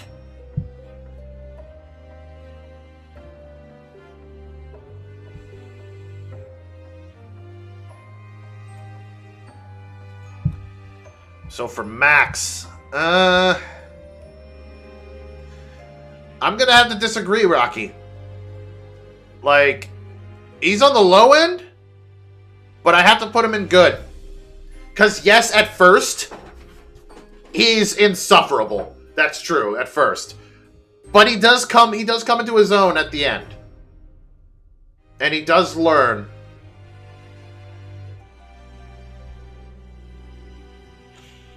So I have to put him in good.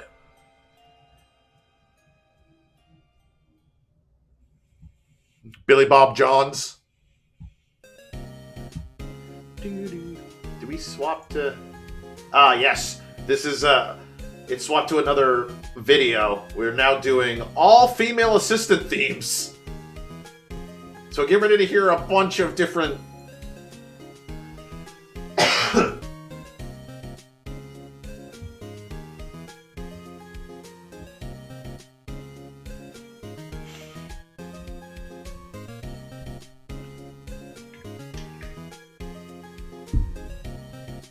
Nah, yeah, I have to put them in good. As opposed to the male assistant themes. Because there were... Name at least 3 male assistants. Yeah, that's the thing. Like, what male assistants? I mean, there were assistants that were male.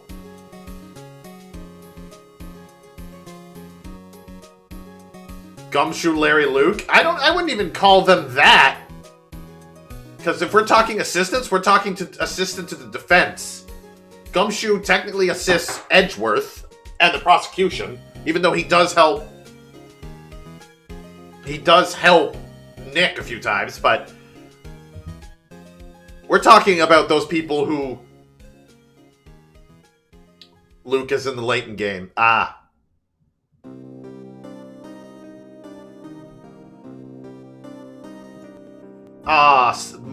Sad Maya song. Heartbroken Maya. Because, no, the ones they have here for the female assistants, Maya, Emma, Pearl, Trucy, Kay, Athena, Susato, and Iris.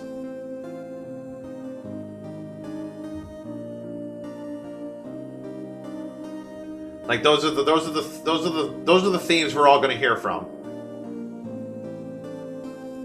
So, assistants to the defense. There's not many male ones.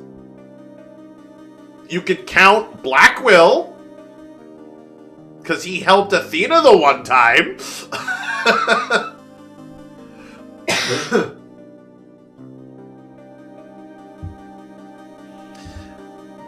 Alright, so that barrier's there.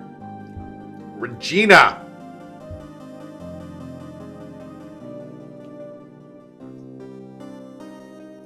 You could count Phoenix. Yeah, Phoenix was there in the final trial. And also a few times in between. So Phoenix was a male assistant there too. And then Kazuma in the first Great Ace Attorney.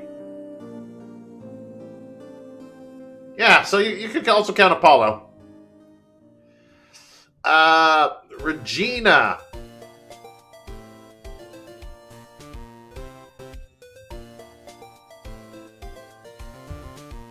I do like Regina, but not enough to put her in I like him.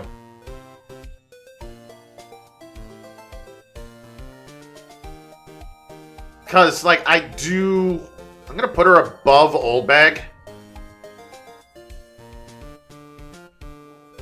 Right above Max. Way above Max. Like, I do like her more as... she is stupid, quote unquote. I wouldn't want to say she's stupid. She's just... coddled. Like, that was her upbringing. You can't really blame her for that. But she does sort of come into her on her own, so to speak.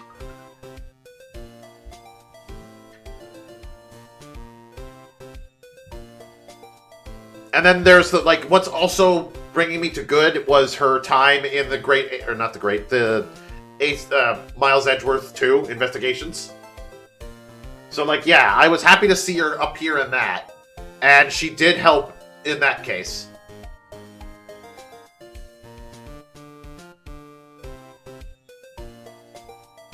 So I want to say she is a good character. She does go through, like, when it comes to that case, apart from Max, she does go through the most character development. So because I put Max in good, I also have to put her in good. By default. Mo, on the other hand, meh. Like, his jokes suck. I mean, they're supposed to suck. Where am I putting you, Mo? I'll put you right next to your friend.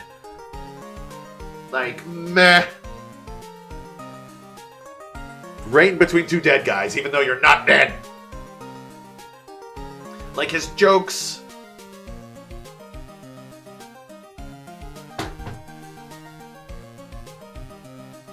Mo above Goodman? Yes. I am saying that. Because, again, we know little to nothing about Goodman. Even though his name was Goodman. Like, we don't know if he could have been a dick, for all we know. Even though he probably wasn't. But no, Mo was, like... He does come into his own and, like, smartens up. But when it comes to... Like, if you have a grown-ass adult coming into court acting like a child... It's gonna be tough to deal with you.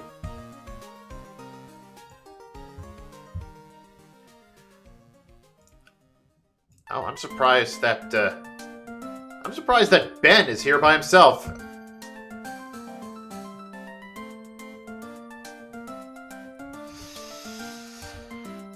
So I don't see Trillo on this case on this list at all. So I'm gonna be, of course, putting.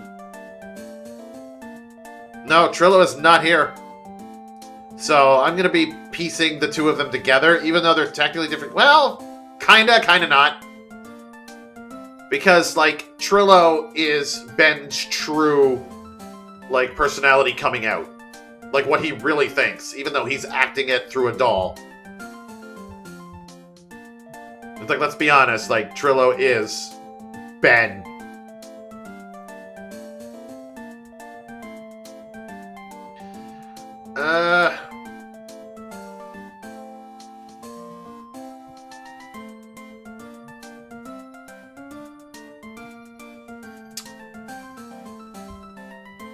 And I'm sorry, but I don't like Ben or Trillo. Like, out of everyone from the circus, they are the ones that, like, you could have just... They could have been gone, and it wouldn't change a thing. Because I don't think they go through the... They go through the least character development when it comes to that game. And, honestly... Whenever you're cross-examining them and talking to them, I'm just like, can we get this over with? I don't like them. I just don't like them.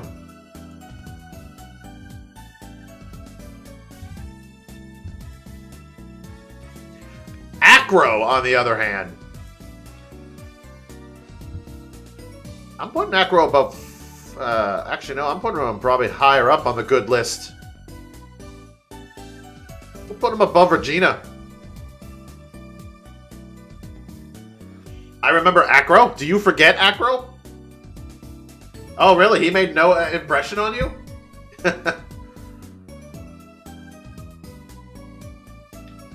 No, I'm putting Acro up on higher on the list. Because of, like, his whole moment. Like, he was another one. Like, he was calm and cool throughout the whole thing. And even his breakdown was just him breaking down into tears with a smile on his face.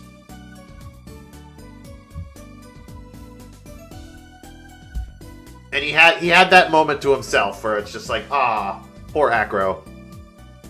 Like, I feel him. I feel... The one regret I have about that case is, like, when Regina was just like, prove to me that Acro won't try to kill me again. And I couldn't.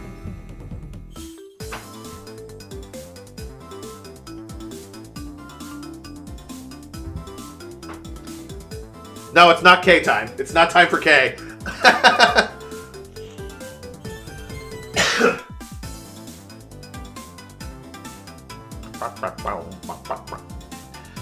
And then his little brother Bat.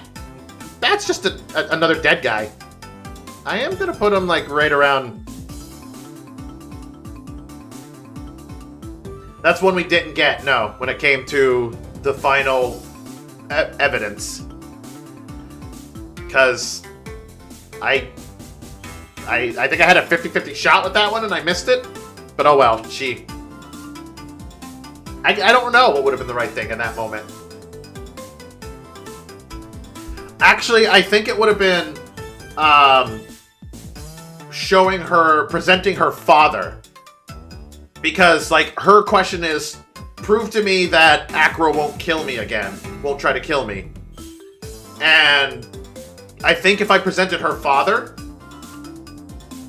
Nick would have been just like, you already feel the same way he does. You lost someone, so he's not going to come after you anymore. But that might have been right, that might have been wrong. I don't know. But yes, Acro is a good character. I like him. Because he's not really... Because the whole thing is, again, he didn't want to kill his victim. He was genuinely upset when his victim died. So tempted to tell you, yeah, he's going to come after you. Like, it is kind of heartless that he was ready to kill this girl who literally had no idea about the world around her. Oh. The sad K music. The girl's lost memories. Yeah, the amnesia theme. Ah. Oh, are you guys ready? Oh. Oh, you ready for who's next?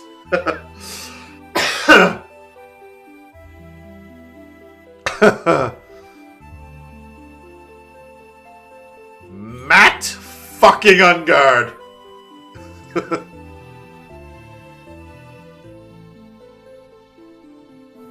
Oh.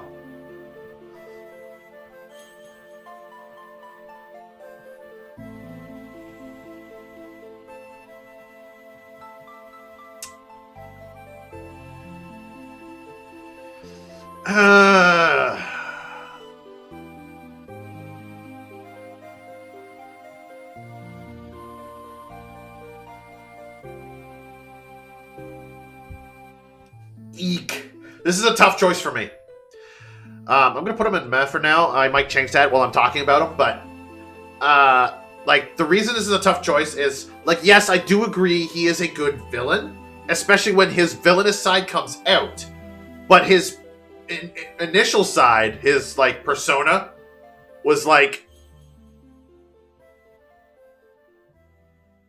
At the end when he's like, oh shit, I fucked up. Yeah, that moment when he's like...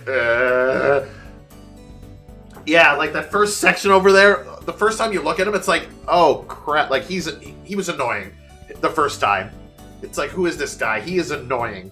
It's like, why am I doing this? Oh right, because Maya's in trouble. That's why I'm doing this. But like, when he comes to reveals his true self, yeah, I have to put him in good. I have to put him in good. Probably, like, right behind Morgan. Just a brainless high school drama star? Yeah. Like, I will admit he is a good character. I wanted to, like... it was less that I wanted to take him down, though. Like, I wasn't in that state with all these other villains where I was just like, I want to defeat him. No, I never had that moment. Every time during that case, my moment was, I have to save Maya. I have to save Maya. Like, I just sat back and was like, what's going to play out here? At no point did I want to take Matt Ungard down. Or felt like I wanted to.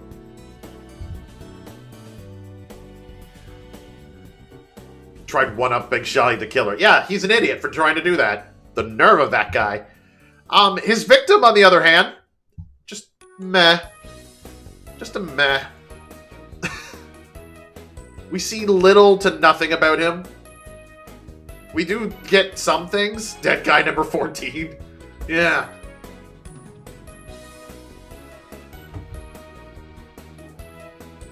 Juan Corrida. Yeah, no, ma. Like, what? He is a messed up guy, but the main thing I remember about Juan Corrida is a picture of him breaks all of the psych locks on frickin' Old Bag.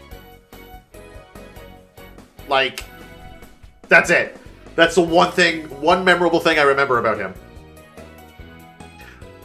And now that you mention it, yeah, he is the same age as Matt, even though he looks much older. His autograph to my dearest Wendy, yeah. Yep, that broke all the psych locks on her. Like, she had like, what, 4 or 5 psych locks? And that one piece of evidence broke them all in one fell swoop. Like, that's his only. But still, that's meh.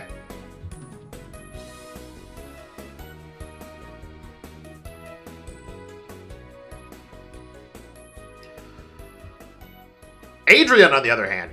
Adrian Andrews? I like her. Especially in the later games, when she comes out more. Gonna put her right above Will Powers there. Yeah, I like Adrian. I like her backstory. I like her at the beginning, even though she's comes off as like, you know, standoffish. Yeah, it is nice. It was nice to help her. I genuinely wanted to help her. And it was also funny every time you were in court and you were pinning her with the murder. It's like, you did this, and her glasses would break. She'd get another pair, and this is how you do it. Glasses broke. She got another pair, and it's like, what the fuck? How many pairs of glasses do you have? But no, Adrian. Yes, I agree, JR. Adrian is adorable. And even in the later games, when she's her actual self, she's not, when she's like the curator of the museum, like she just comes up, like at first she's this standoffish character, and then she comes off later on as a lovable character. It's like, that's a great character arc.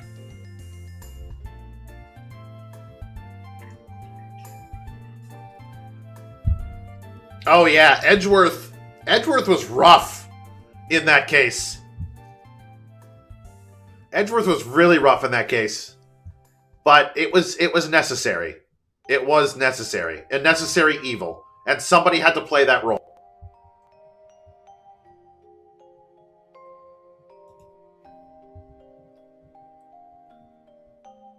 Why this theme again? Because it's every female assistant theme.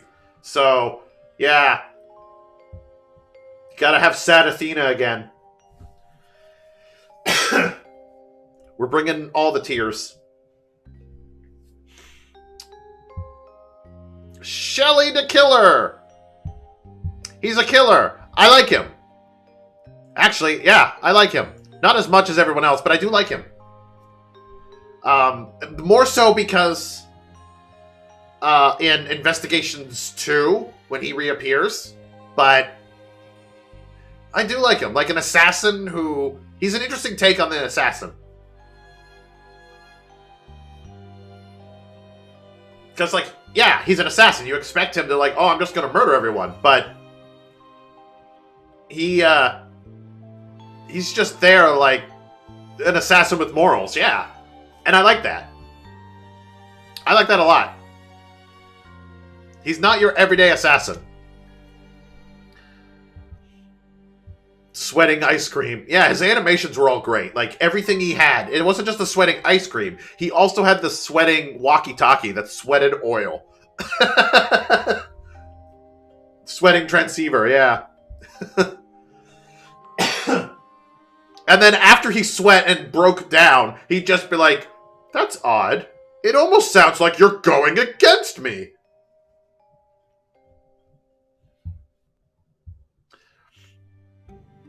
Yeah, no, he's a really good character. I like him.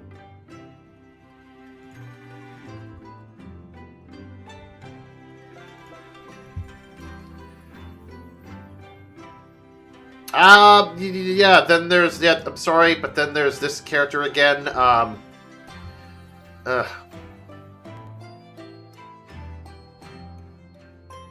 know Judge thought Phoenix was gonna ask Shelly to kill him. Celeste Impacts. Yeah. I want to put her at Who Are You again? But, like, she is a plot point. I'm putting her in meh. Slightly above Wad. Because she is an integral part to Adrian. Like, if she was not there, what would happen with Adrian? Like, even though I would forget her name, I would remember she exists because of Adrian.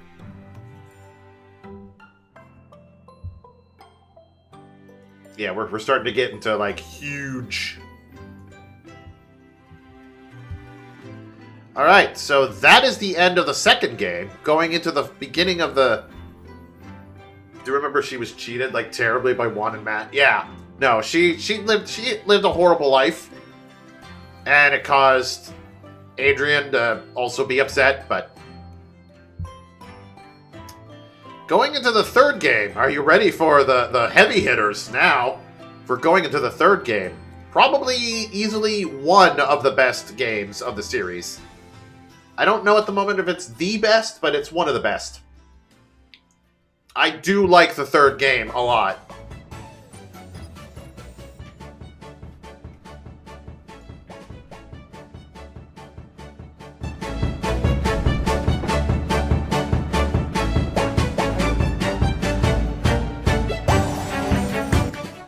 I love this theme.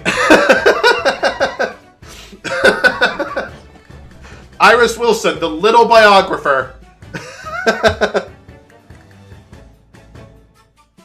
I play this theme. I put this music on for like half hour on an end and just go with it.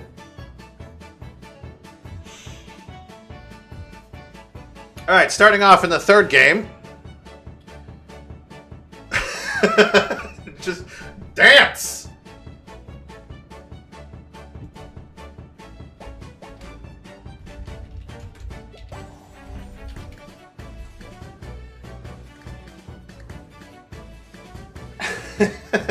Mass dance.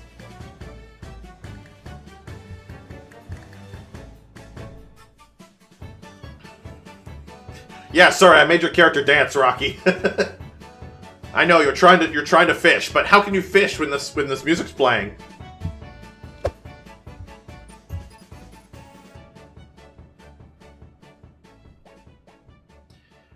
Yeah, easily one of my favorite songs of the Ace Attorney series. Probably not my favorite, but one of mine. Fishing for Nick's beanie. Yeah, you definitely want that. Next character, dead guy from the first case. Oddly enough, like,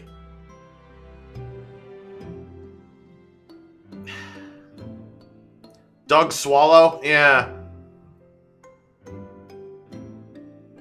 Oddly enough, like, I know he was trying to help.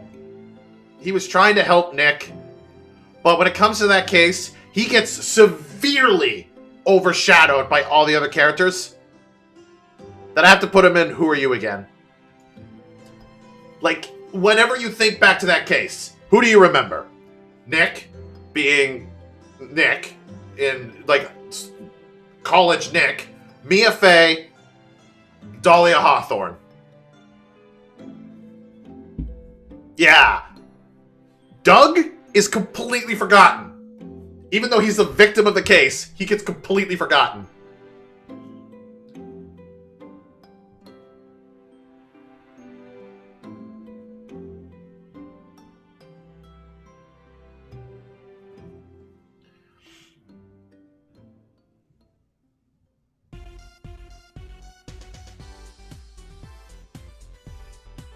Another good theme.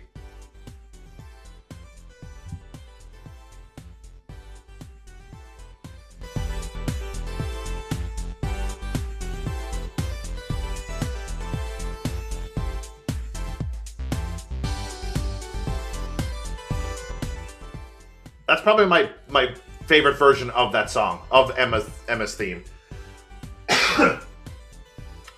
Oh, did Stickler go to Ivy University? I can't remember. Ah, speaking of, characters we remember from the first case. Dahlia Hawthorne. As much as I hate to do it.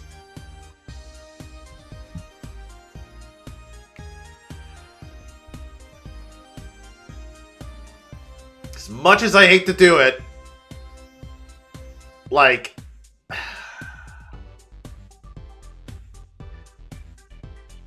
Yeah. I have to put her in I like him. Pretty high up, actually.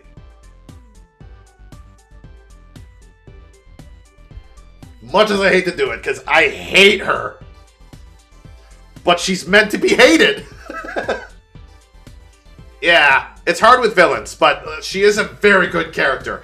We want to beat her. And the fact that, like, even after she dies, you still want to beat her. You still want to win. And then in the end, she doesn't even get beaten by Nick. She gets beaten by Mia.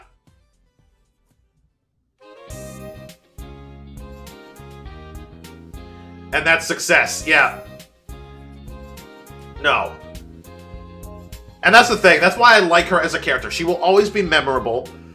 Half of me is going to be like, oh yeah, I hate that character because she's scary looking when she gets mad. Oh. But no, she is a very good character, and I like her as a character.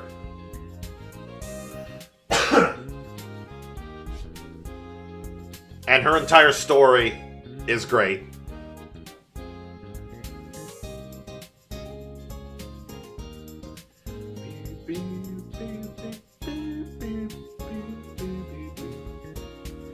Man.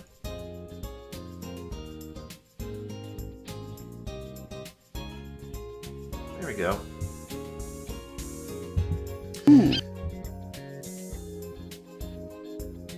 Oh, that. I was like, what the fuck was that? But that's because I moused over an ad. Yeah, I moused over an ad. That's what was going over. It was playing the sound of an ad. You know, those stupid tower defense ads? Not tower defense, those stupid tower ads. Where it's like, oh, move over. You got 2, and you move over to 3. And, yeah. They're real stupid. Next character. Godo! I love Godo. Everything about him. It's great.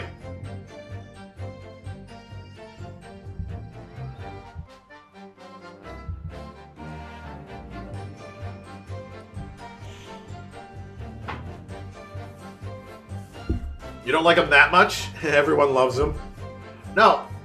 I like Godo. I really like Godo. Like, he's not... He's on the brink of absolutely love, and I like him. But, like, he has a reasonable motive for everything he does. And every time he brings up an objection, it's like, oh, what fun new thing is he gonna do?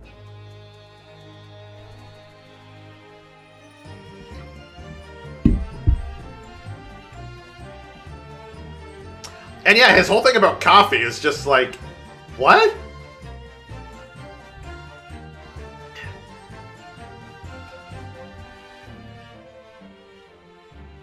And you get just enough of him, yes. And then there's that moment, that defining moment. I know it's more of a Nick Mia moment, but there's that moment where it's just like, all right, Nick. It's like, all right, Trite, figure it out. Like, where's this wound on my body? And you select the correct one, and he's got that coffee, and he does the same animation as if you selected the wrong one. He just shakes his head, and then he's like, you don't have it. And then he looks over and sees Mia, and at that moment,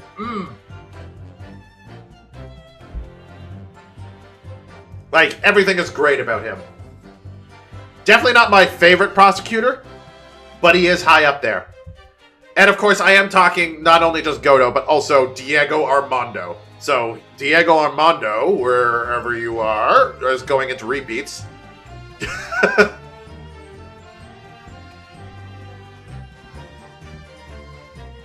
The Pursuit corner theme starts playing there. Yep. Oh, this completely changed the...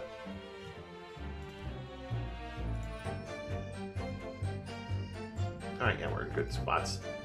Yeah, that whole moment is beautiful. Like, I get chills every time I see it. And it's because of him. All because of him.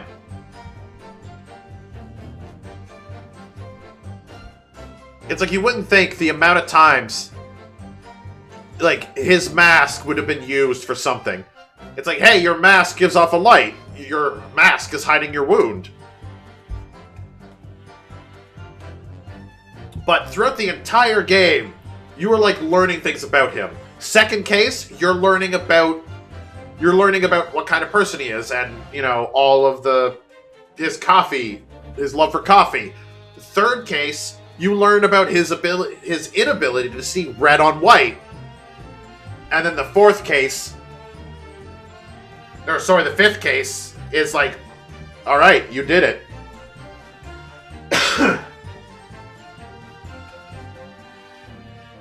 Signifies that Nick pulled, and he finally became independent since the Pursuit theme isn't Mia's anymore, it's his. Yeah. That's true.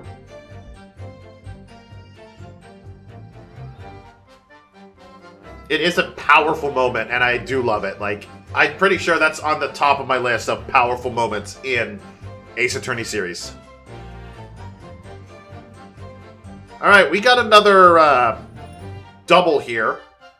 We're dealing with Ron Delight.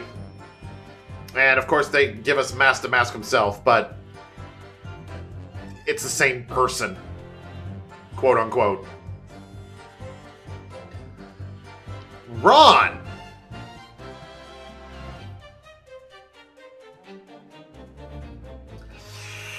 Ron is,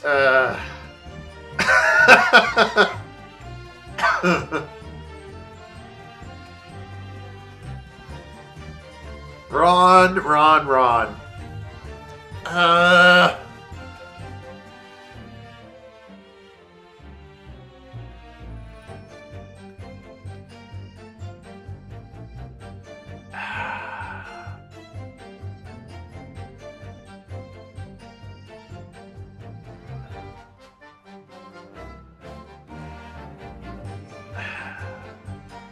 I am going to say that Ron is a good character. Putting him above Gant. Like...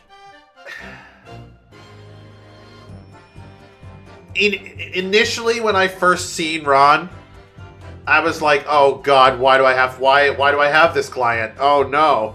But then he grew on me. Like, the fact that he's doing it for his wife, the fact that he's having a lot of trouble because of his wife, because she's so expensive, and the lengths he was able to go for her. And he's pretty smart himself. Like, he is pretty smart himself, because there's that whole moment at the end where it's just like, yes, I did steal the vase, but you can't get me for it, because, you know, double jeopardy. Basically him in court saying, you can't convict me, because I was already proven innocent. It's like, you sneaky son of a bitch.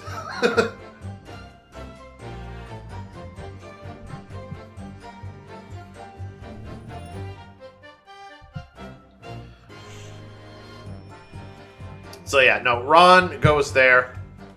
I'm going to skip the next character for a second and go, because since we're talking about Ron, we might as well talk about Desiree. Yeah, Desiree was not the next character, but she seems to be the one that I need to talk about right now.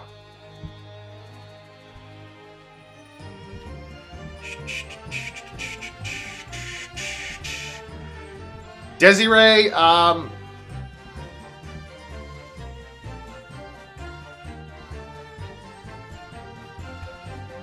like, she's definitely in the good.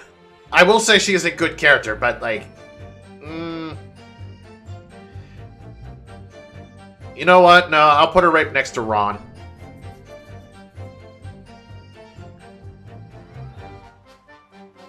She is also the only person who has Lotta's theme as her main theme and didn't get you in trouble.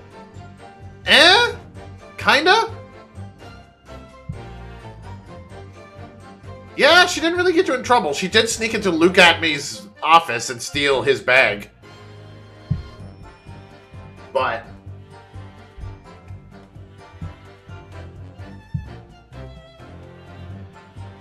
and Nick had to solve that situation.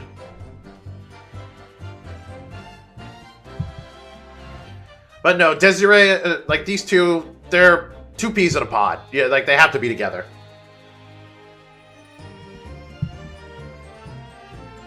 There's our girl, Desi. Yep. No, Desiree's a good character. I will, like, not my favorite. And if she was to appear, I'd just be like, eh. If she were to appear, I'd be like, oh, it's Desiree, yay! Because again, when she appeared in, when her and Ron appeared in Investigations 2 as a cameo, like a background cameo, it's like, oh, there they are, look at them! But, like, other than that, that's...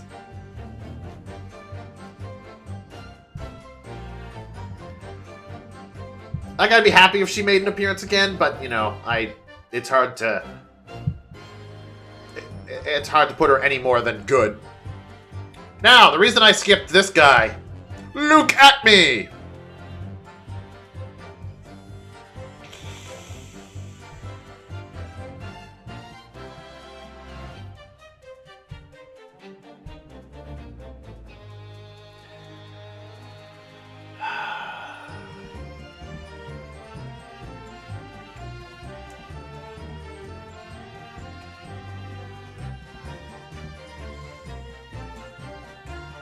I'm sorry.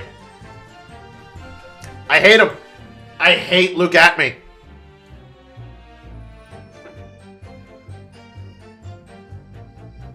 I hate him. I found him incredibly annoying, and I don't know why. Like, yeah, he had his moments, but like every time he appeared, I'm just like, oh, I don't want to deal with you right now. He was one of those characters that made me mentally exhausted. Like, I wanted to find a good point in with him. And, like, yes, that moment in court when he starts laughing, it gave me, like, you know, Joker vibes, but nah. Nah, I hate him. I do not like Luke Atmey. I hate the pun in his name. I hate the fact, everything he does. I hate the smarmy smile he's got on. His hair is weird.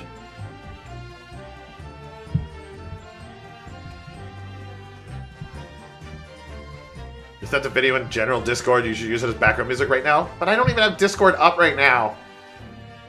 I have Discord up on my phone, but I should switch this though, because this theme is going on for a half hour.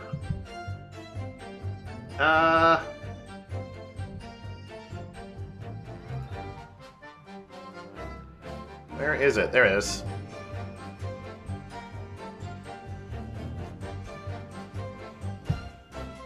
Yeah, this theme is 30 minutes long. I might play it, Rocky, after this song is finished.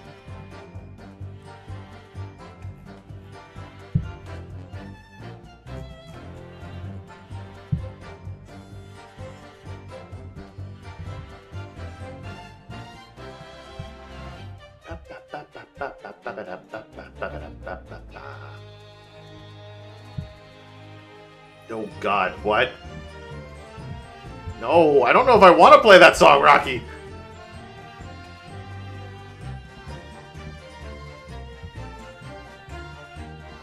Especially since I just finished saying I hate Luke Atmey. I hate him.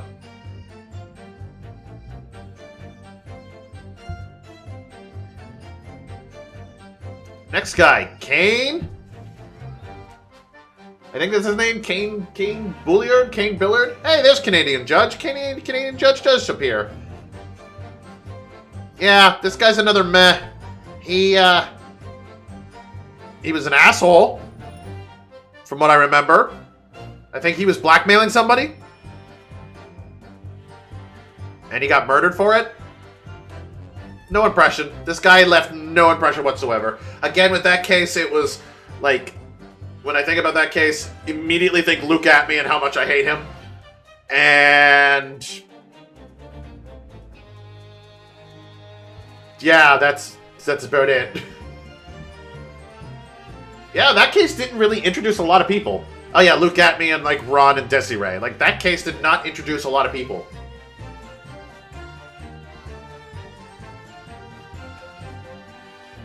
Canadian judge.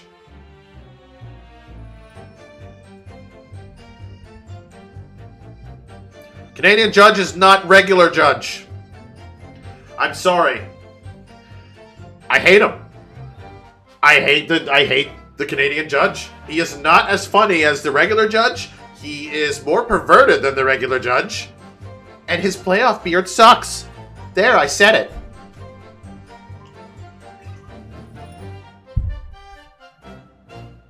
Kane Bullard is the victim name. Yeah, don't matter. He's a meh. Like, he was there. You know what? No, Kane Bullard, I'm going to go to the Who Are You again. Because I remember him being the victim, and that's it. And him blackmailing, but yeah, no. Judge. Canadian judge? Nah. Hate him. I disowned him.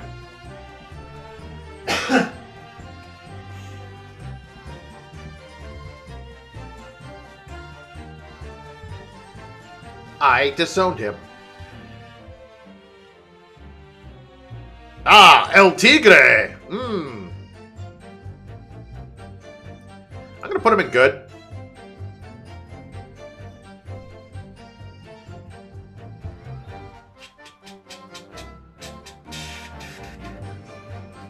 Because Corbin personally decides who is Canadian and who isn't?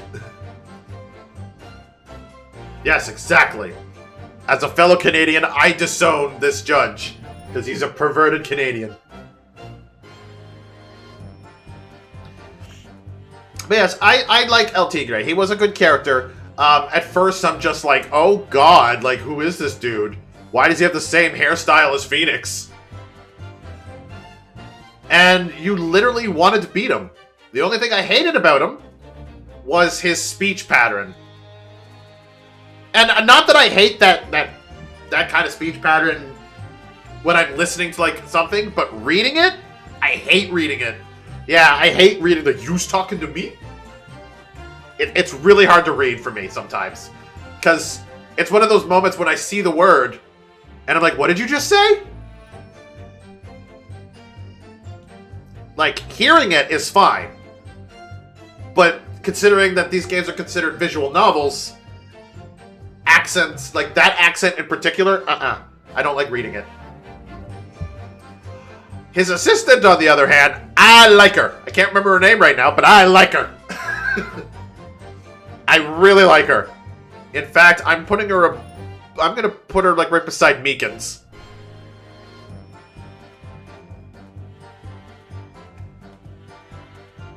What's the sounds you hear in the accent in the text box? Yeah, Viola, that's her name. Yeah, I like her. The whole like did you eat your cookie? Did you have your tea? I like it. I like it a lot. Viola Cadavarini. Yeah, she is a good character. I like her a lot. And like, it's what really sold her for me is the end where like, she legit thought Tigre cared for her, but in reality, Tigre was just like, I don't want to fuck with your grandfather. And then she was very upset about that. Yeah, she was like really upset. And it was like, oh, she actually just wanted someone to love her for who she was and not because of her family. And it's like, ah. So yeah, I really like her.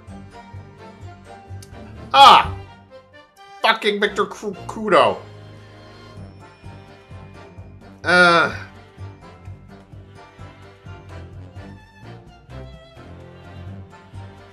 pervy old man. Yeah, he,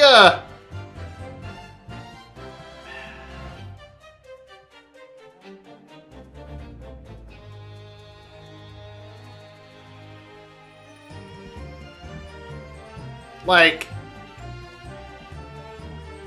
he's gonna be meh for me.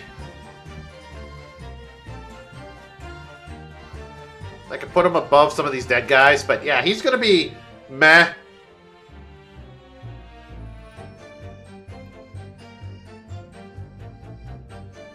He'd go there. Yeah, between I don't like you, between meh and hate him. Yeah.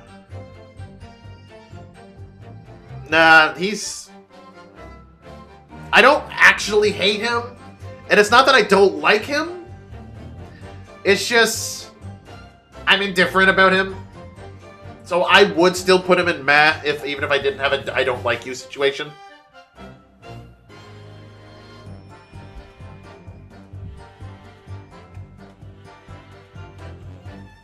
Glad he didn't make a comeback. Yeah, it's true. Because, like, his whole thing with the judge, where the judge is just like, you're a weird old man, and Kudo's just like, you're an old man too, and it's like, that whole situation.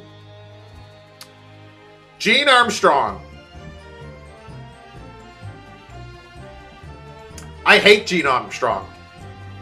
I hate Gene Armstrong. No, you know what? Right there.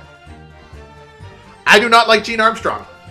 Gene Armstrong makes me uncomfortable. I tried to like that character. Like, playing through it again, I tried to like this character. Because I knew he was coming up, and I was like, I'm going to try to like you and try to give you the benefit of the doubt. No, still made me feel uncomfortable. Annoying to deal with, uncomfortable, and he doesn't really change throughout the course of the case. He doesn't really learn, so to speak, anything.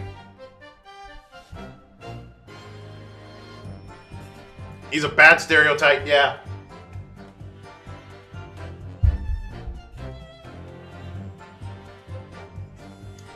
Yeah, like I said, I really tried to like this character, but I could not, for the life of me. There was nothing interesting about that character whatsoever. And the animations he did are just... that didn't help it.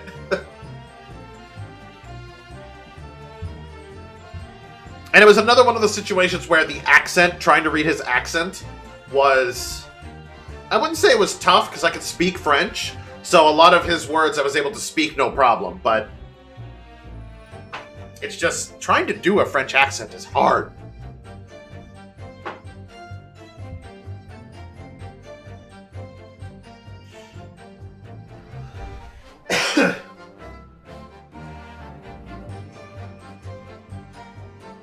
Yeah, because I know a lot of people would pronounce his... I know a lot of people would pronounce his restaurant as très bien, as in tray, or très bien, as in like a tray. It's like, oh, it makes sense. But every time I'm just like, no, it's très bien. His restaurant is very good. Yeah. But except it's not very good. It's bad.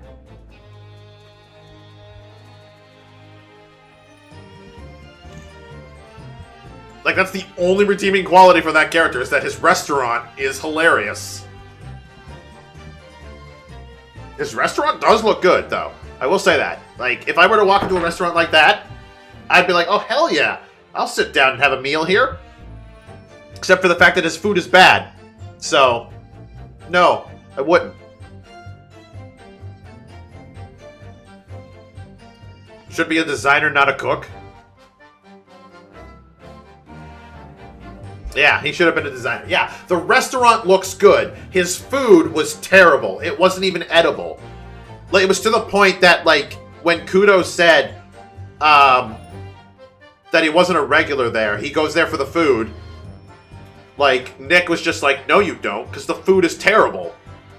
Like, I've tasted it, it's horrible. I'm pretty sure even Gumshoe wouldn't eat the food. And Gumshoe is poor.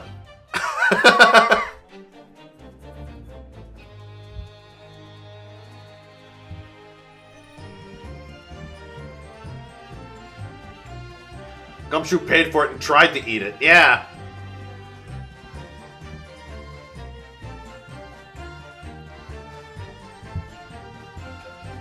This is Glenn Elg, isn't it? I remember you.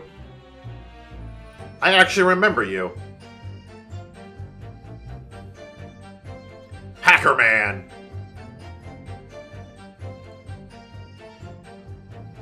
Glenn Elg. I remembered your name. But other than that, like, he's just another dead guy. Like,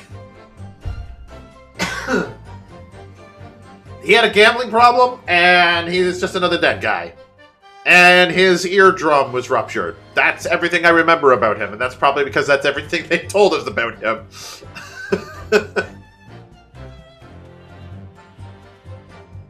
So, yeah. He's just meh. He's not, like, a lot of the meh's gonna be some of these dead characters. Except for a few. Oh, God, what? Grandpa? No. I'm putting you in who... I'm putting, like, Viola's grandfather in Who Are You Again, because we know who he is, but we don't know who he is. We never actually met him, no. We heard of him, and you know how rumors are. His name was Bruto? Yeah, I couldn't even remember his first name. I'm putting him in Who Are You Again. I'm gonna put him in, like, at the front. Yeah, we just told he exists. And then he cares for his granddaughter. That's it. That's all we were told about him. And that he's a scary man.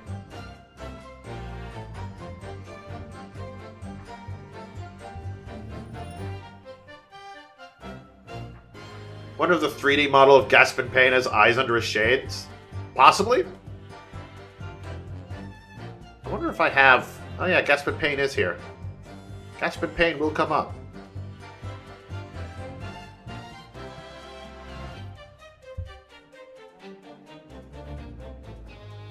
I forget her name. Why am I blanking on her name?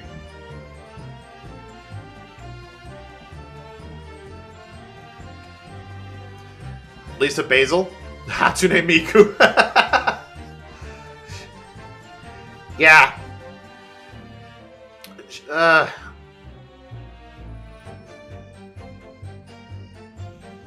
You're glad I've guessed correctly. She's a meh for me. Like, again, I forgot her name. I remember her somewhat, but, like, yeah, her gimmick was a robot.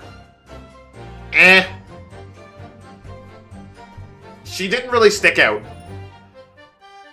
Like, again, the case wouldn't have mattered if she was not in the game. We could have just gone to his, like, office, and then Nick said, oh yeah, we were given the okay to search Glenn Elg's desk. Let's do that.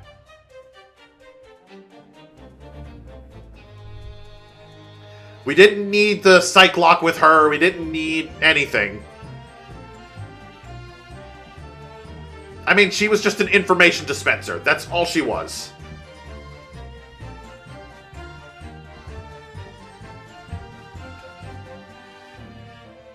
And then we move on to the near the fourth and final case. Well, not final, but we're super restricted data. Oh yeah, because that's that was Sparta thing. Because I think Maya said that is madness or something. It was the 300 Sparta. Yeah.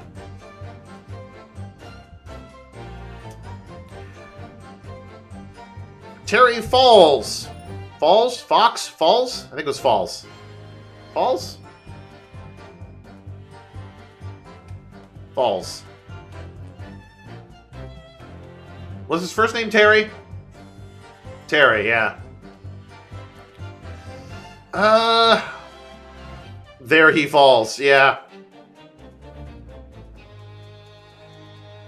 Even though he did not fall. Like...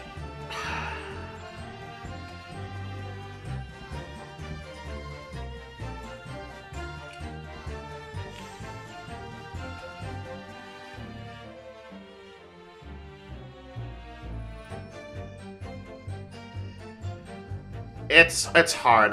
I gotta put him under good.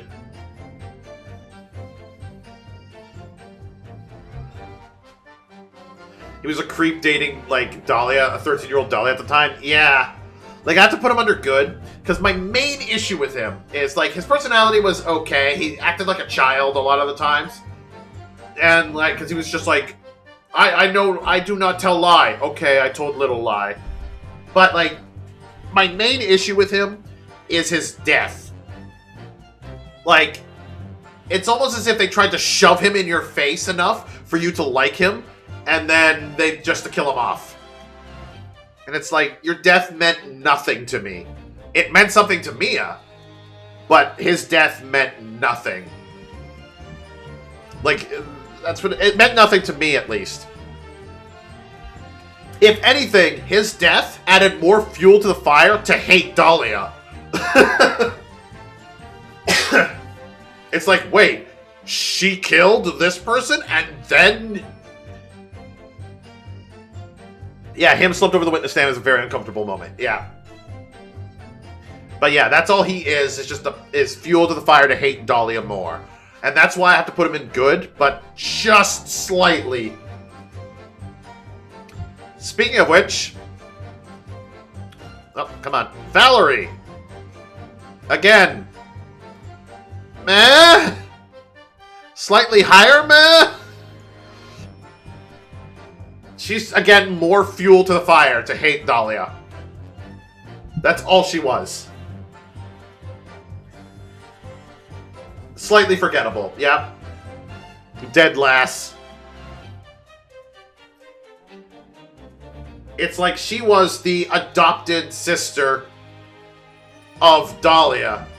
Well, Dahlia was the adopted sister, but you know, like... They were sisters, but not by blood. And yet,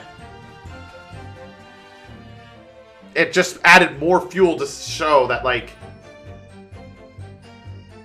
you gonna miss important? Care you go to the bathroom real quick? Kinda, because we're almost getting to Apollo Justice. Oh, there's that music. Music's done. We got, like, 3 more characters. Iris... Misty, and Bikini.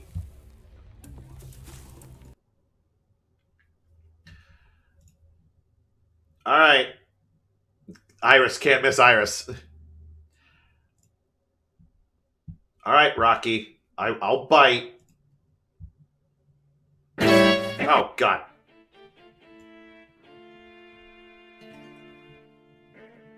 Yeah, no. I don't like that. I don't even like that theme.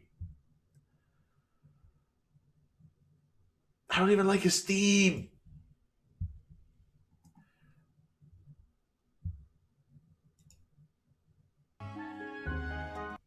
Come on. More happy people again. Is it going to be a list of the same music, or... Kinda, but there's some other things. That's fine.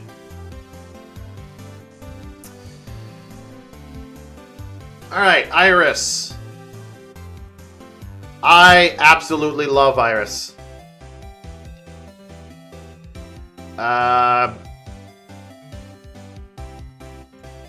put her... Yeah, absolutely love Iris.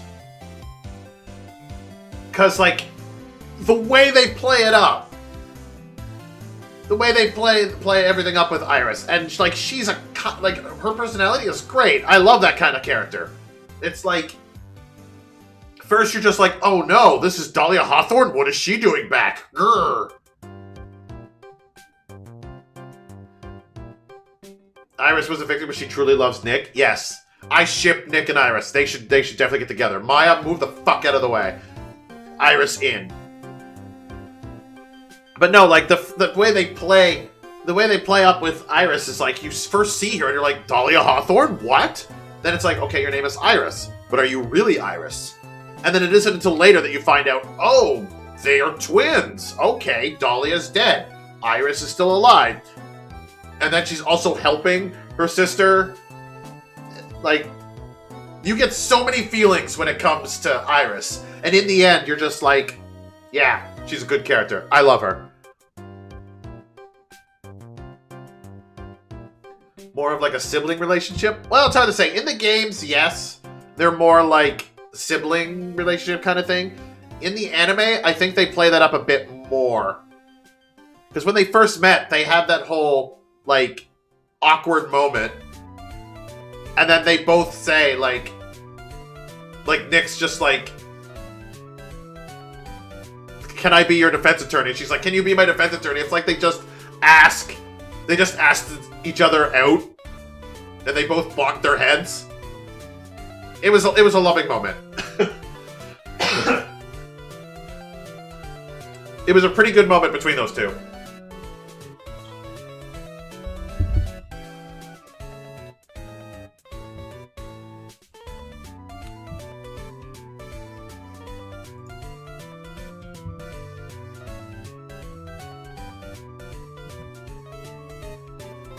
Ah, yes, Rocky. That is a better. The Ultimate Pursuit medley. All the Pursuit music. Now, there are moments when it's just like, all right, I see the romance between them, but then there are other times when it's just like, there's nothing between them. It's kind of the same thing between Edgeworth and Kay. Like, that's what I feel Nick and Maya has. It's the same thing between, like Edgeworth and Kay. Like, if Kay was in danger, Edgeworth wouldn't hesitate to go and try to save her. But there's nothing romantic about it. That's the same thing I feel between Nick and Maya. Nick and Iris, on the other hand,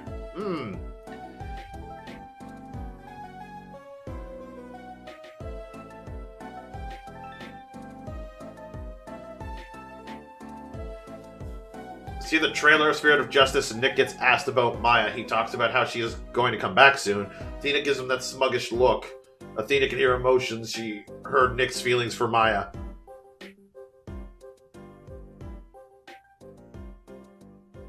Yeah? Yeah, she probably could have heard that, but...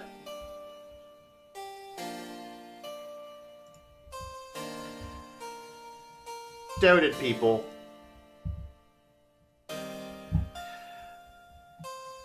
Alright, so I placed Iris. Next is technically Misty Faye.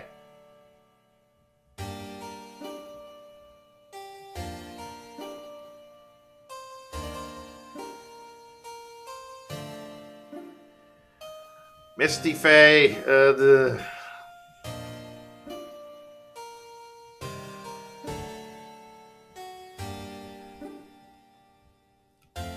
Misty Faye has to go to meh for me. This theme belongs to... Like, it's called Doubted People. So, it was from the Miles Edgeworth investigation. So it wasn't really a personal thing.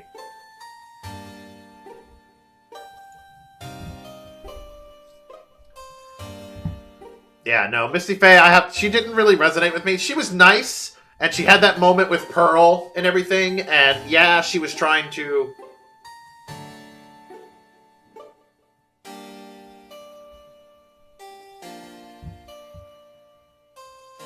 Is it Defended Simon theme? No, because this is from the first game, not the second.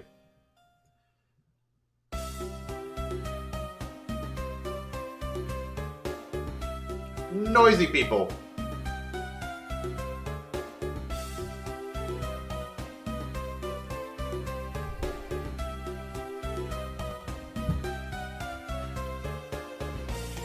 Is it Misty, Maya, and Mia's actual mom? Yes. They are, like, Misty Faye is Maya and Mia's mom. But she didn't resonate with me as well. Like...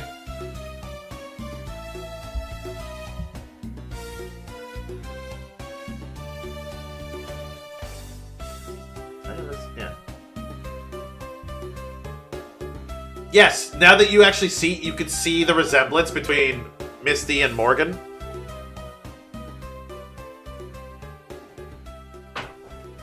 But no, Misty Faye did not resonate with me as much. Like, I do admire that she has the love of her... She does send love to her children, but... At least Maya specifically, because that's the only one alive right now.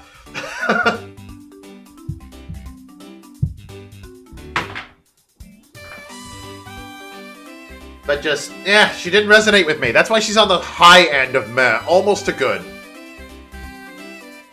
Bikini.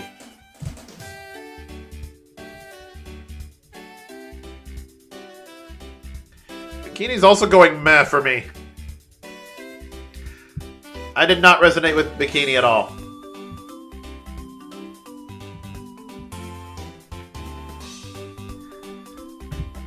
Yeah. A fun-loving woman? Sure. But, like... Nah, I just can't. I just can't. I can't, like... I can't like her. Just meh. Like, for me, again, when it comes to that case, I may remember Bikini. But, like, whenever I think of that case, it's Dahlia Hawthorne, Iris, and Godo that I remember specifically about everything in that.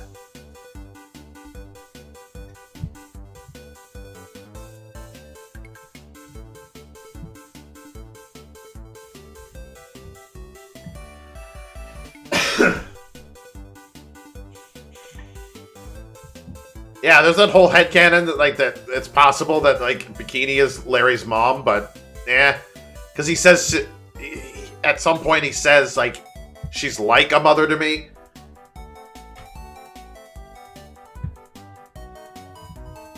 But yeah, that is it for the Ace Attorney trilogy. So now we move on to Apollo Justice.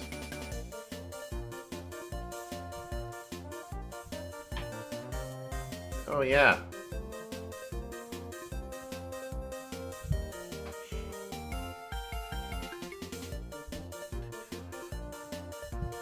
Apollo himself. Hell yeah. Absolutely love Apollo. My favorite defense attorney, hands down. And half of that could be because he gets more development than any of the others. Athena, like, only gets a lot of development in Dual Destinies, and then she frankly gets pushed aside.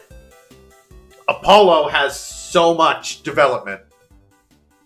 Like, I absolutely love Apollo. And I find his jokes and quirks funnier than even Phoenix's. Like, I'd be okay if they just did, like, another game with Apollo in Kurain. Like, sign me up for that.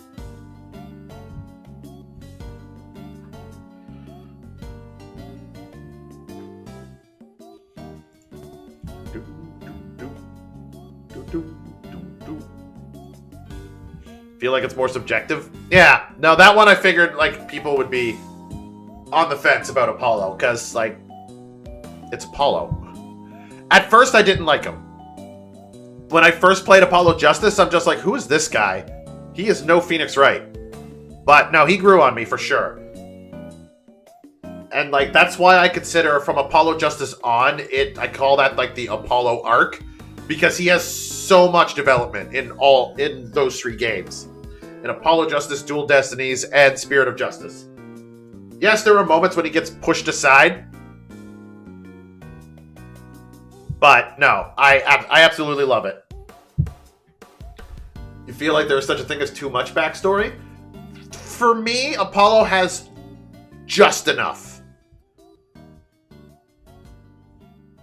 I mean, the one thing they probably didn't need was his connection with, like, Clay. And the astronaut. Clay, was that his name? The guy who died? Like, I think that's the one thing they didn't need to add to Apollo's, like, backstory. But, like, everything to do with his mom and him being related to Trucy and everything about Dirk, yes, absolutely. I feel like that was great. Yeah, they didn't really need Clay Terran added to that. But I do love that in Dual Destinies, it was basically him trying to find out what it meant to him to be a defense attorney. Like, he had that trouble of, do I prosecute, like, a friend and fellow attorney? Or, like, he didn't know what to believe anymore.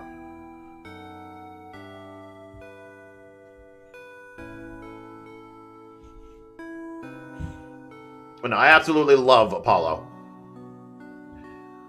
Trucy. I like Trucy. Not an absolute favorite, but I do like Trucy.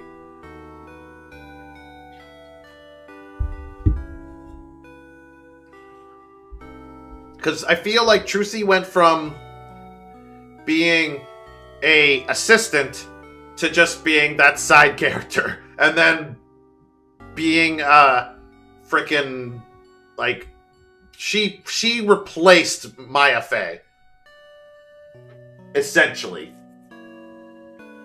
Either she was kidnapped and in trouble, or she was the defendant.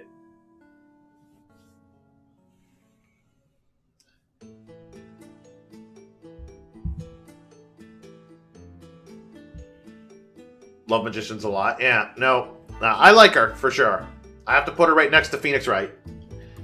But, like, before, I used to, like, absolutely love her. She was one of my favorite characters. But, like, now that I, like, played it again, it's just, she didn't really resonate with me this time around.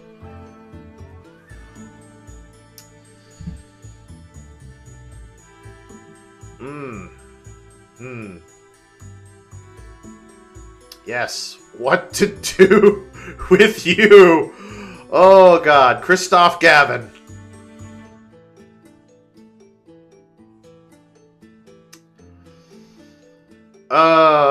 Christoph Gavin. Christoph Gavin.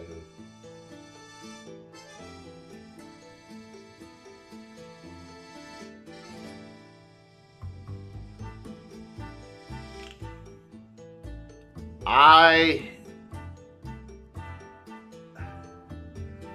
have to put him in meh.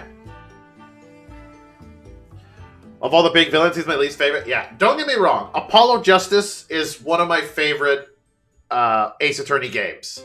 I do love that game. Him as a villain? Like, I feel like, yeah, sure, the first case, fine. Convict him for murder. It gets Apollo started to going to work for Phoenix Wright. That makes sense.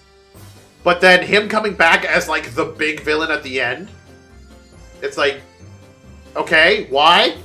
Like, why though?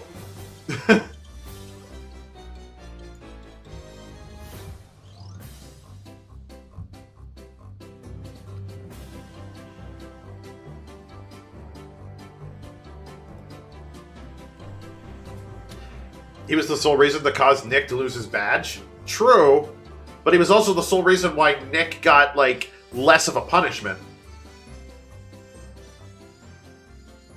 I don't know, like, they did not need him to come back and be the big bad. They could have done someone else.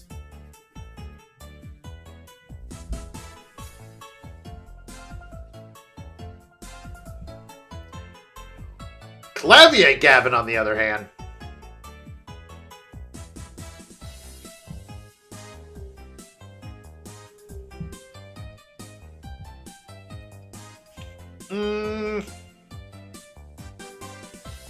Absolutely love. Favorite prosecutor. Hands down.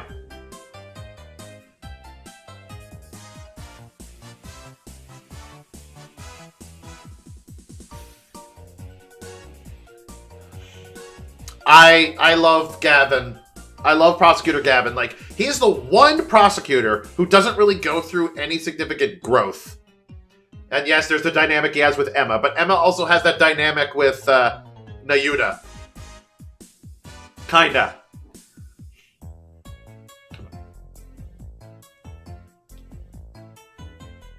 But no, I love, like, only prosecutor smiles.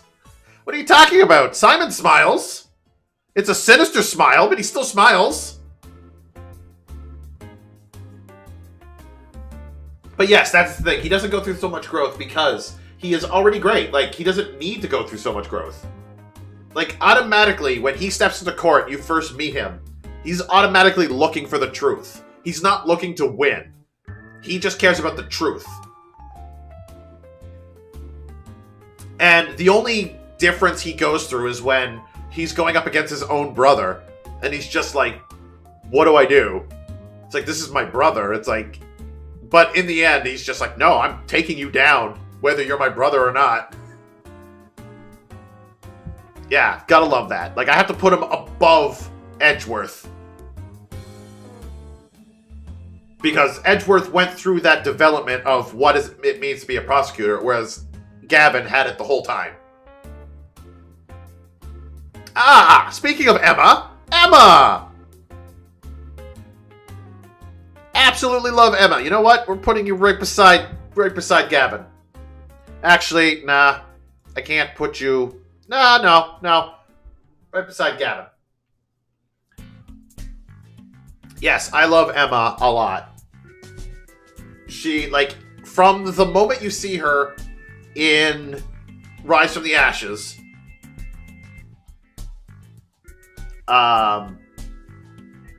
like, at first, when I first seen her in Rise of the Ashes, because that's when I was first introduced to Emma, even though she first appeared in Apollo Justice. When I first seen her in Rise of the Ashes, I was just like, oh, who's this Maya Fey replacement? But Emma ended up becoming really likable there, and like the whole forensics thing gimmick was cool. And then when she reappeared in Apollo Justice, like, I was like, oh, Emma, it's Emma! And every time she appeared, I was like, oh, it's Emma. I was always excited to see Emma. Really love her.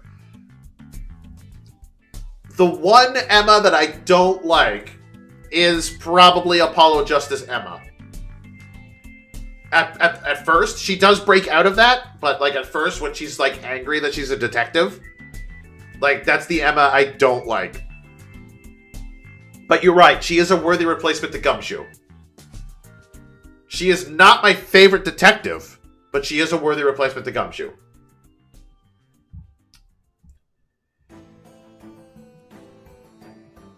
Ah, Shoddy Smith, aka Zach Gramery. Is he also here? Yeah, Zach Gramery is also here. You know what? We'll put this guy in repeat, and we'll deal with Zach Gramery later. This girl, Olga Orley.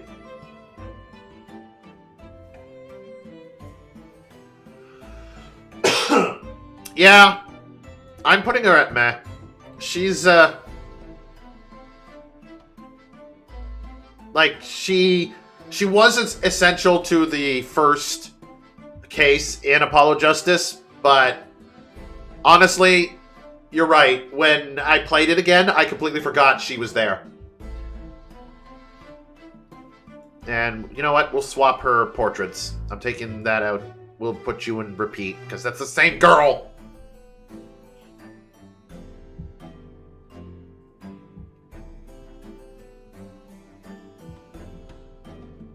I love that. One thing I do love about her, though, is that she's self-aware of her own name. She's self-aware of the pun in her own name. Like, she's the only character that is like, oh yeah, and my name sounds like, oh really?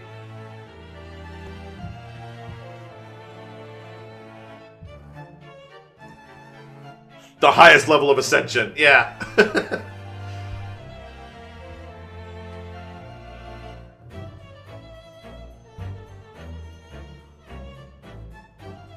Yeah, this theme is good.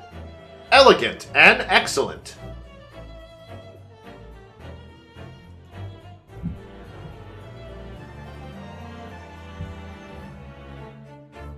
Oh god. Naruto-esque wannabe.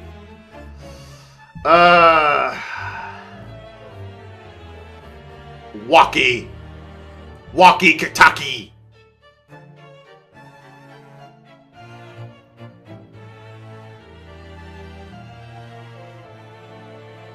Loathe entirely.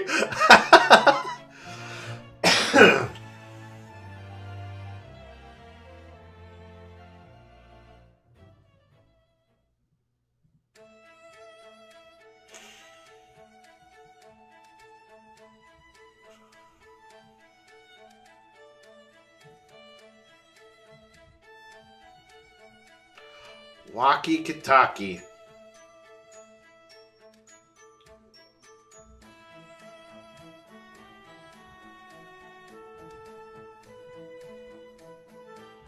Clav, you have to convince me. You have to convince me. Because, yes, when I played the game and I was doing that, like, I said he didn't bother me that much, so I want to put him in meh. But, like, now that I think about it, like, I hated reading his lines. His lines were really hard to read. You have to convince me.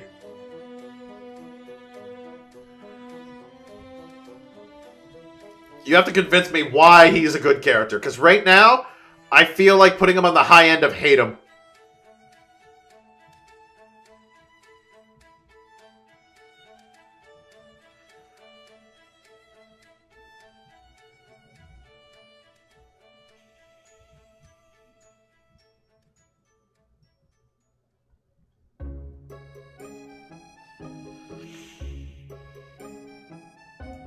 Yeah, I can't.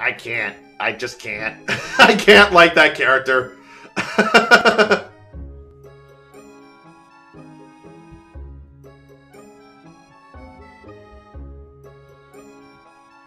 I cannot for the life of me like that character. I cannot like Kentucky or Walkie. Like, his lines were incredibly difficult to speak and say. I felt embarrassed saying them.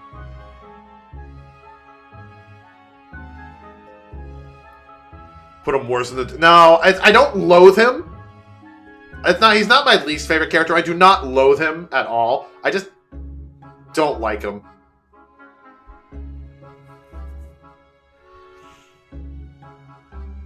It's like, on a good day, I can tolerate him. On a bad day, I'm just like... I don't want to read your lines.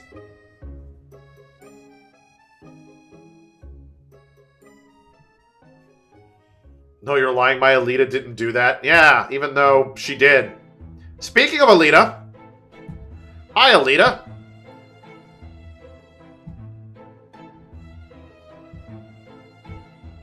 Alita,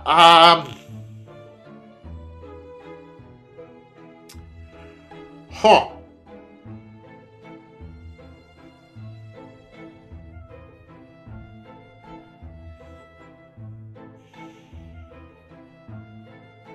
Yeah, she wasn't really...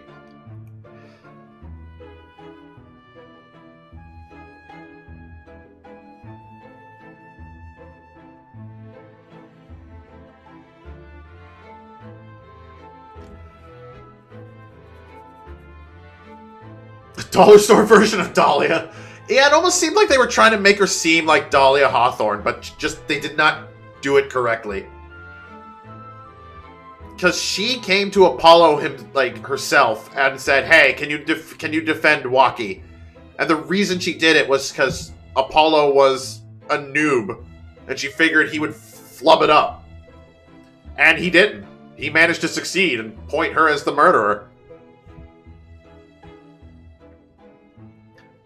Like, I do like her more than Walkie, but, eh.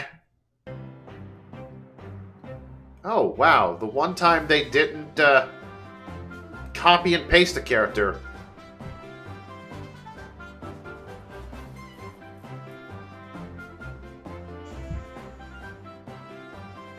You like anyone more than Walkie? No, Walkie's on the high end of hate him. Like, again, on a good day, I could tolerate him. Eldoon was cool. I want to put him as a good character. Because he... I'm going to put him, like, above right here. Yeah. Like, the fact that he was a surgeon came as a surprise to me when I first played. I was like, holy shit, wow, okay. Even though he has the surgeon eyebrows.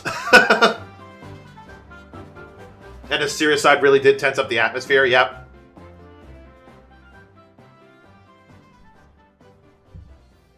No, he was... I like that character.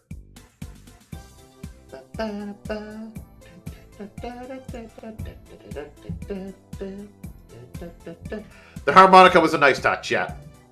Ah, Walkie's mother. You know what? forget your name, but you... A lot of people are going in meh. Actually, I've almost filled good just as much. Plum. Yeah.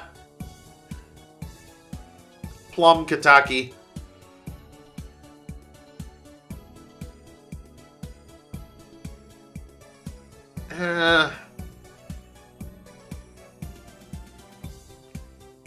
Like, she... Again, I have to put her in meh. She's an information dispenser. She did nothing to help in regards to Walkie. Yes, and there was the Trucy interactions, too. That's about it. Like, she's a victim of the panty snatching, which we'll get to in about 2 more characters. But other than that, she's meh. Speaking of victims, we got the good doctor himself. Also, you know what? Come on, please work with me. Why are you not working with me? Thank you. You are going here.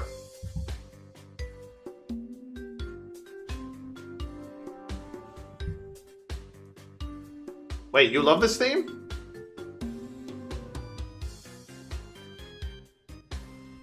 The Strange People theme?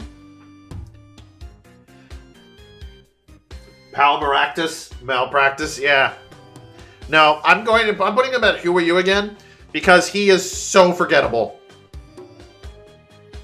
Like, he's the victim. We know that he was in a life or death situation and he had to deal with Alita and everything, and he has a garage. And yeah, no. When I think of that case, I immediately forget him.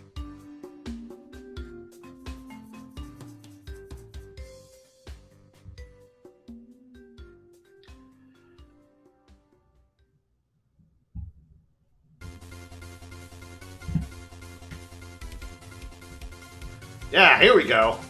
Did we switch? Yeah, we did. Oh, this is the orchestra ones.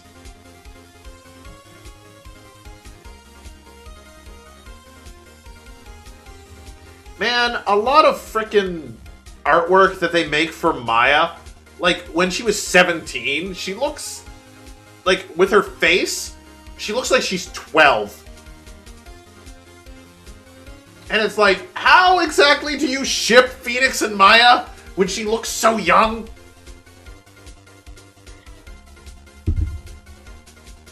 Yeah, she got a baby face. In the games itself, she doesn't have so much of a baby face, but... Yeah.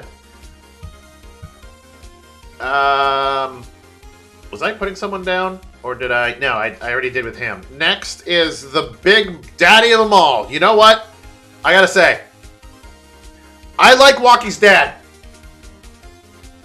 For starters, them eyebrows took me by surprise. But, like... like, he has those small little eyes. So, I like the design, and he had the apron and everything. I like the character, but then he's doing everything for his family. He's doing everything for his son. Because his son gets wounded, and he's like, you know what? This is not good for our kids. Let's get out of this. Orchestra, baby!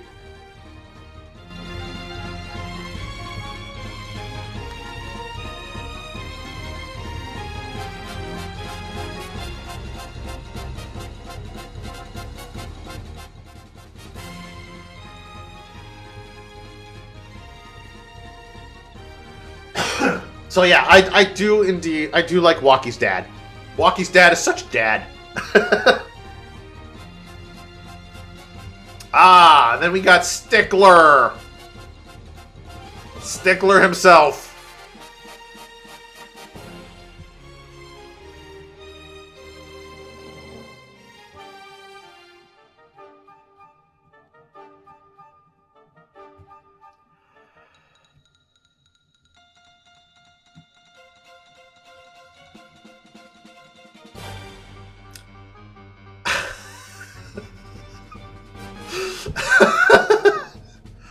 I'm sorry.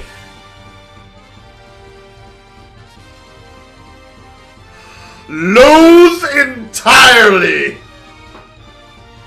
I do not like Stickler.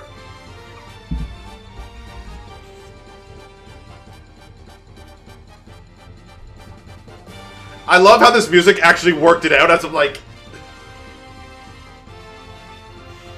No, I cannot. Like, I like his face, for one, creeps me out. When he does that whole... It's like, what are you doing? Yeah, no, I have to... That's why I'm putting him higher up on Loathe Entirely. Yeah, no. Then there's this whole panty situation. Like, he stole multiple panties. And he's like, oh, I gotta examine them! How does the magic work? How does those magic panties work? Still, you're stealing panties, dude. And, like, then there's his whole, like, shocked expression. No, I cannot like this character. On top of that, there's his conceited attitude, where he's just like, I am a student of Ivy University. I am the best of the best. You know what? He is not the best. We already have it the best. Fucking right here. This is the best.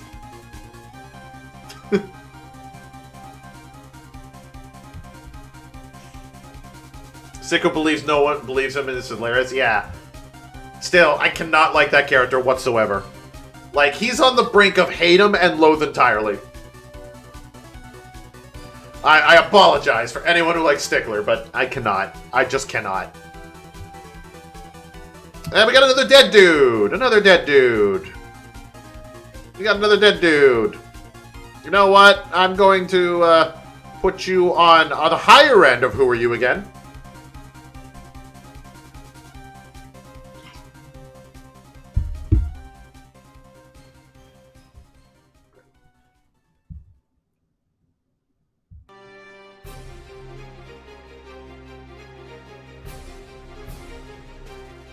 Yeah, who is this guy? This is the...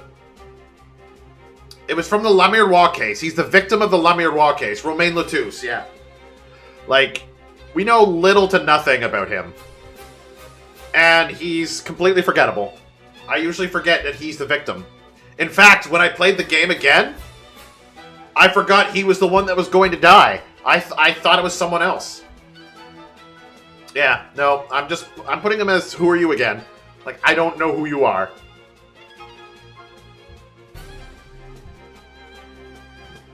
And we got this little kid. What is it? No, not Bocce. What was his name again?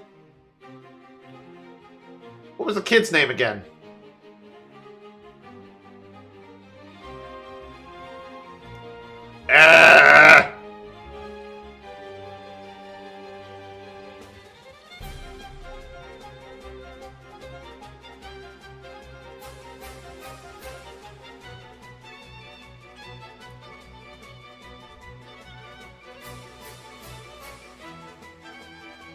He was Borginian, right? What was his name again?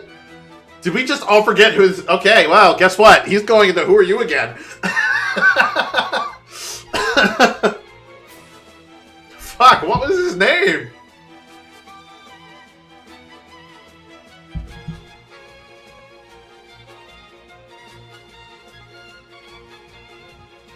Borginian child, yeah. Machi!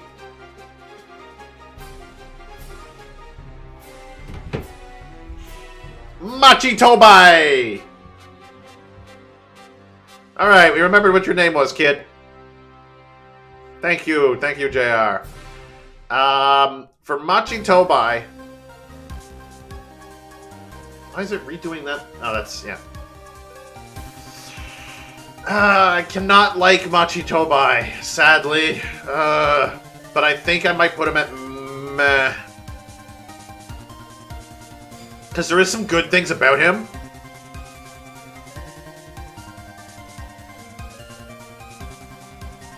Like, there are some good things about Machi Tobai, but, like... The main focus of that case was La Miroir. Let's be honest. Which, she would normally be here, but I put her down as repeats because she plays important roles later. Where'd I put her? Where'd she go? There she is. Yeah, the main focus of that case is La Miroir. That's the one thing you remember. And, well, Clavier, because he was very upset. And maybe Crescent.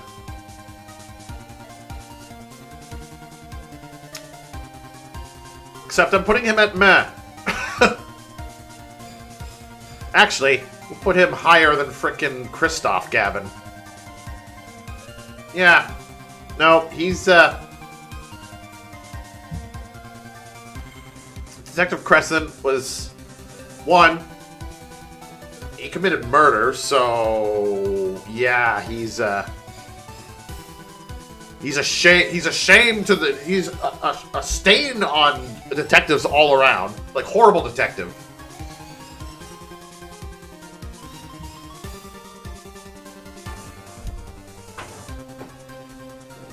I did not like his hair. Darian Crescent. Yeah, I did not like Darian Crescent's hair at all. His hair, I don't know. There was something about his hair and him constantly like looking to the side going.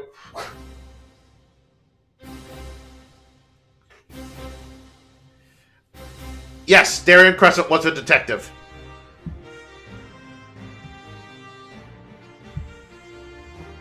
But I'm putting him at meh.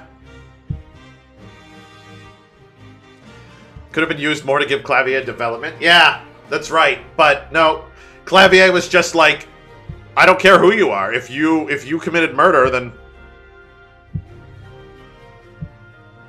yeah, no, he's going to meh. Because he did do some good things, like, but at no point did I really want to catch him. Like, as soon as he came to the stand, I'm like, all right, let's get this over with. Ah, Valiant Gramarye. I do like him. I'm putting him in good, though. But I do like him. Valiant. Did I say Valiant? I think it's Valiant Gramarye. Oh, well.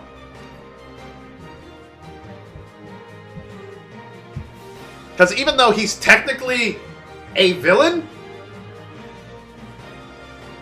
the least jerk of the troop, yeah, even though he's technically the villain, because he did kill his master in the end. But still, like, even after I learned that, I'm like, I don't think any less of you. And that says something. And I like that. Man, my cheeks are really sore because of all the smiling I've been making, thinking back into this entire series. Just seeing all these characters again. So, yeah. I put him in good. Well, come on. Where'd you go? There you are.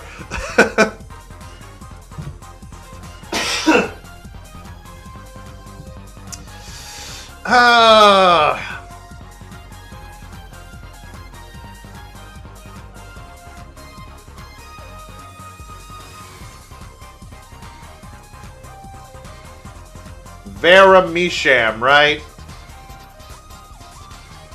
It's Vera, right? I was trying to remember her name completely. But even though I forgot her name temporarily, I do like her. I do like her a lot. She is adorable. When she comes out of her shell, it's great. Especially when she's a child and she's got that little notebook. It ends with her smiling. Oh, no, I like her.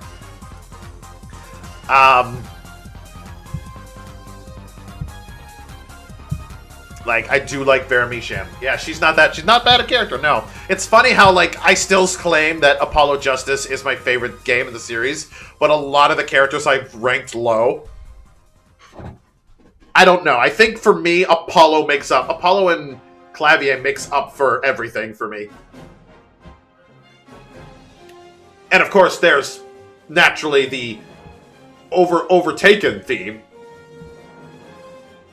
Easily one of the best Pursuit musics.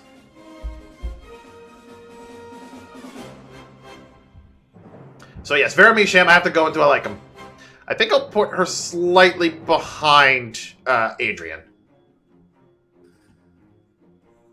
Her father, Drew.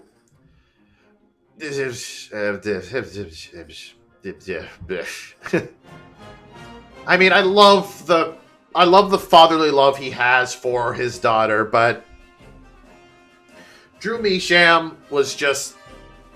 Yeah, we got to know a bit about him because Phoenix did interact with him. And I think the most memorable moment he has is when Nick was just like, "You are lying to me because I see Psych-Locks." And he's just like, "What are these Psycho-Locks you keep talking about? I'm more concerned about these Psycho-Locks."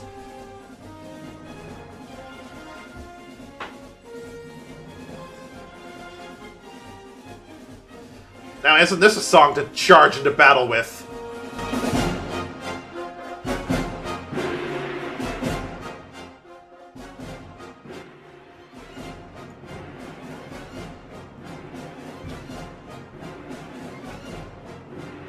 Phoenix did in fact build a time machine to let you present future evidence.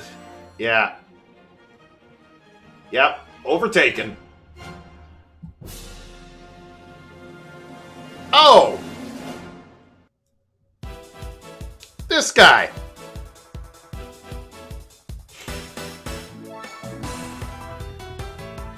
Brushel.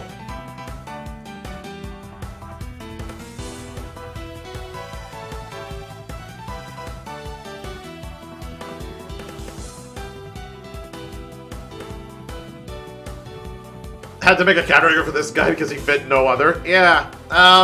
He's going in meh for me.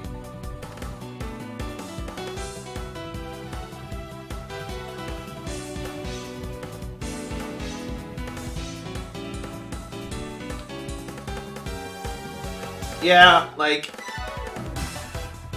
this guy, when I first played Apollo Justice, this guy rubbed me the wrong way, and you would have gone and hate him, but, like, playing it again, it's like, I don't really hate him, I just don't like him. So he goes in meh. Like, he's one of those characters where I can tolerate him on a good day.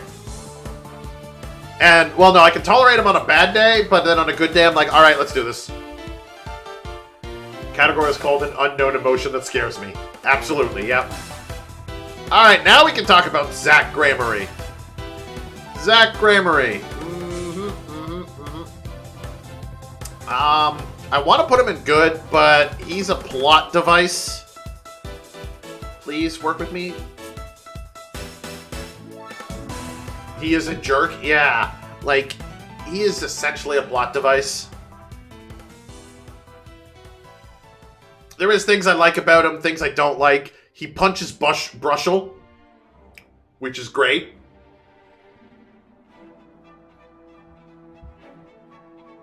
So, I have to put him higher than Brushel. And his dearly departed, father, I guess. I know who he is.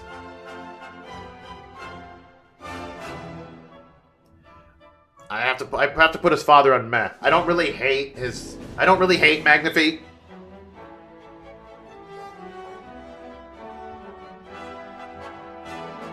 Was an even bigger jerk? Yeah, that doesn't bother me. See, the fact that they're jerks doesn't really bother me. And I don't really see Zack as a jerk all that much.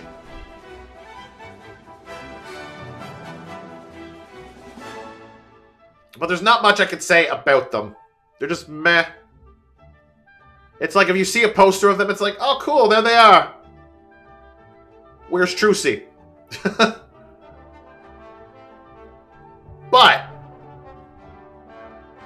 But, besides that, Thalassa, a.k.a. La Miroir. I like her. I want to put her, like, between good and I like her, but, like, I do like her. The only thing is just, like, why not tell Apollo and Trucy the truth at the very beginning? I mean, that's my only gripe with her. It's like, why? Why? Like, at the end of Apollo Justice, you could have told them. It's like, hey, I'm still alive, and you two are siblings. half-siblings.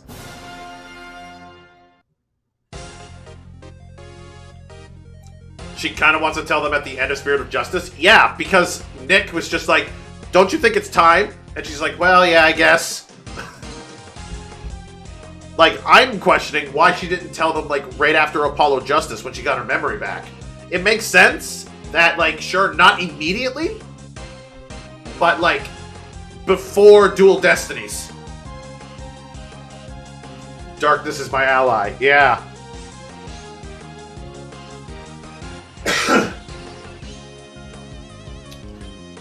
Her single line, "Darkness is my ally," was said before that became a meme. So, if anything, she started it. No, because I do like the character because she has, like, an interesting-ish story where it's like, you were a magician and then an accident happened and then you lost your memory. Because I'm pretty sure she lost her memory. I don't think they really stated it, but she lost her memory during the fire in Kurayan, didn't she? I think. It's hard to place her timeline. Apollo is older than Trucy, so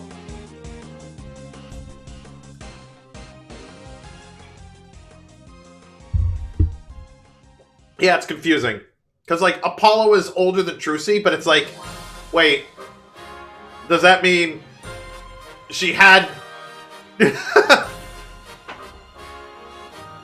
It's like she dated Jove and had a child with Jove, and then he died, and then she went to become a magician?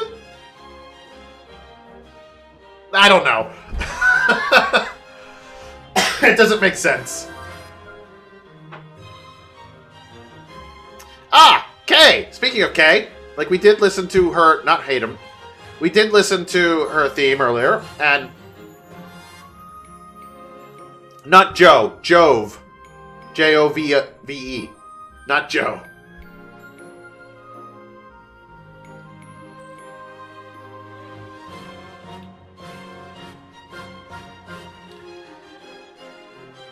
Yep, you know what? If I was just going based off of Investigations 1, I would have put Kay in I like him. Because I remembered Kay. I couldn't really remember, you know, her name or that she was the Yatagarasu. I remember that she was a thief and she was there. But playing it again and seeing her in Investigations 2, I absolutely love Kay. One, if not the best female assistant. Yeah.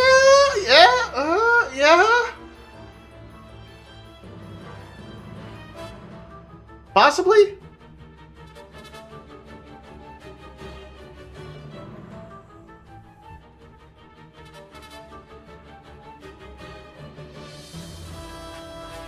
She dated Jove, then Apollo was born, then a few years later after Jove died, she dated the other guy and had Trucy, then the accident. Yeah, but you see, what's really weird about that is, like, Magnifi is her father. Like, you would think she would have been part of the Magician's Act before then. Like, it's weird.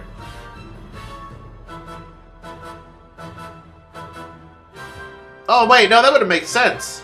Yeah, she would have been a part of the Magician's Act, or training to be a magician. Then she met Jove, had Apollo, and then Jove died, and then Zack became a part of the troupe, and that's when she met Zack. There we go. And then had Trucy. Yeah, because she probably thought that both Apollo and Jove died, and didn't realize that Apollo was still alive.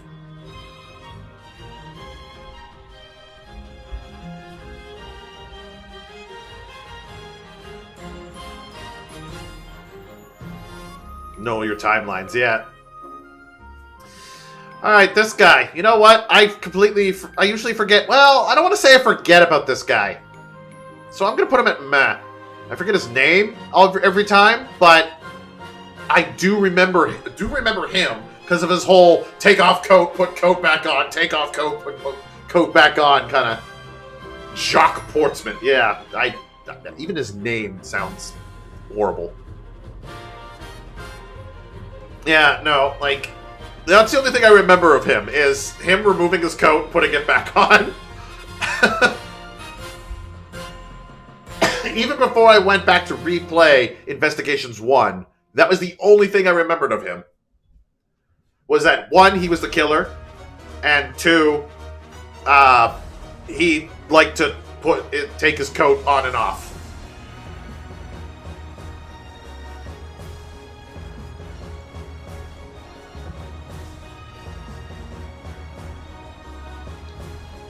He had an objection voice, though. Yeah, well, I didn't remember that.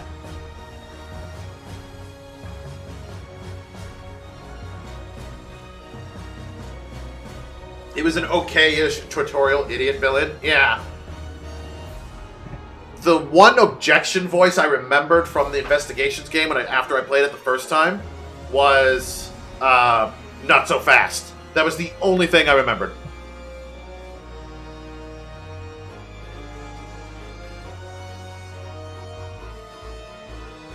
And yes, this is from Professor Layton versus Phoenix Wright. Casting Magic is what it's called. I love this. I love this theme.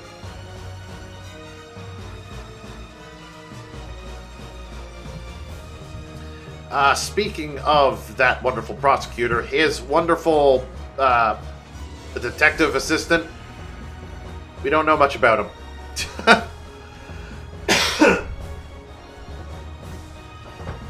Buddy Faith. Yeah, no. Detective assistant, us? No, not you guys. His literal assistant that was a detective. Like his gumshoe.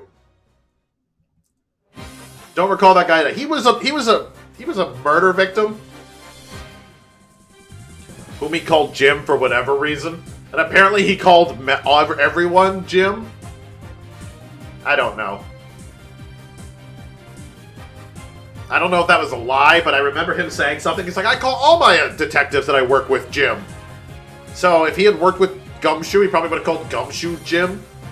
And I wonder if Gumshoe would have gone with it. Detective Jim Gumshoe.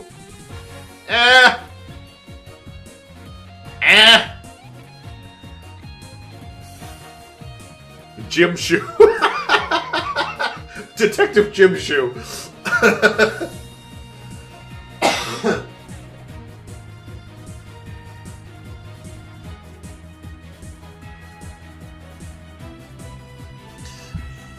Man, every time I think of the term gumshoe, I immediately think of the Chippendale Rescue Rangers theme song. Immediately. Did Morgan accidentally call him like Jumshoe or something? I don't remember. Somebody called him, like miscalled his name or something.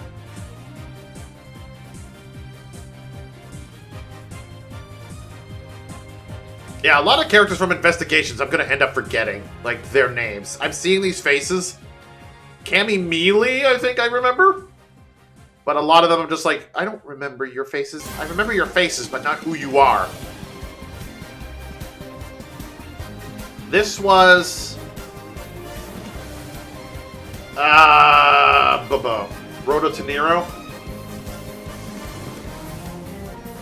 Yeah. She's,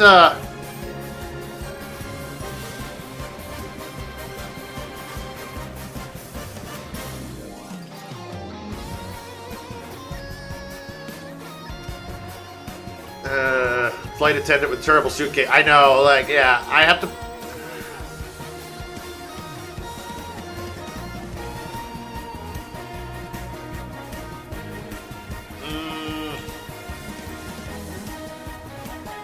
Yeah, I have to put her in math. Because, like, she goes all over the place. First, it's like, oh, I hate you because you think Edgeworth did it. And then it's like, oh, now she's the culprit. Oh, and oh, what's going on here? And yeah, she's all over the place. And when I first placed investigations, I thought she was going to take Maya's place and be Edgeworth's assistant throughout the whole game. But she did not. That got replaced by Kay, and I was totally okay with that. I was okay with Kay.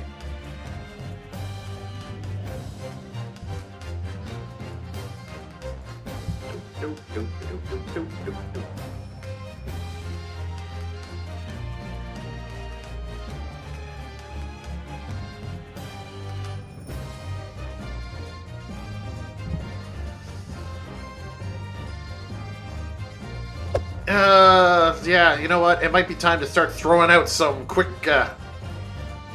places, because this guy, also meh.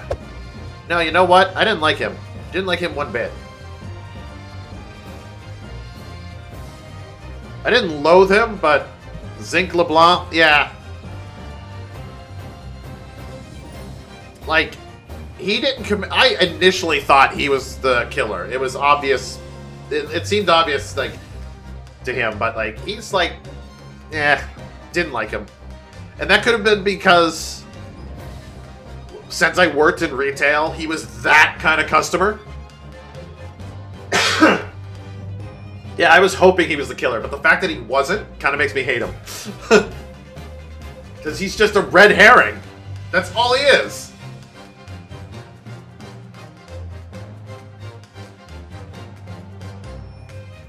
Because like, dealing with him... Ugh. Then there's the murder victim of that first case. Whoops. Gonna put you in Who Are You Again? Because he is easily forgettable.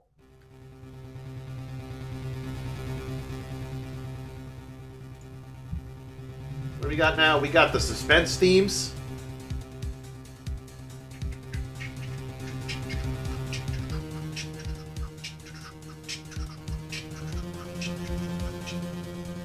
How about we skip some suspense themes and go? Not that.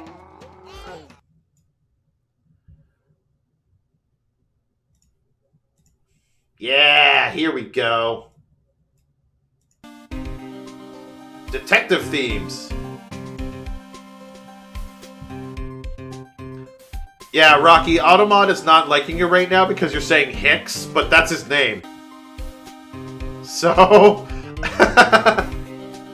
like, that's his name. I can't fault you for saying a guy's name. Yeah, no, I'm putting him under Who Are You Again because we don't know anything about him. Literally. He died, he was an agent. He was supposed to go meet Francisca. He died because he died because he did his job. Cammy Mealy. Now, I've seen people, for some reason, say that Cammy Mealy is the sexiest woman in Ace Attorney history.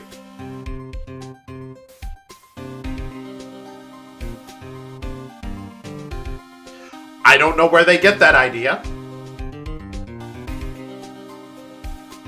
Just because her chest is almost popping out? Well, if that's the case, then what about Mia?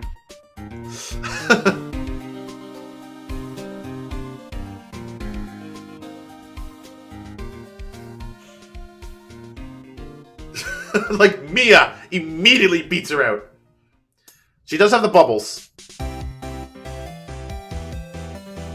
She does have the bubbles, and then she was always asleep at the start.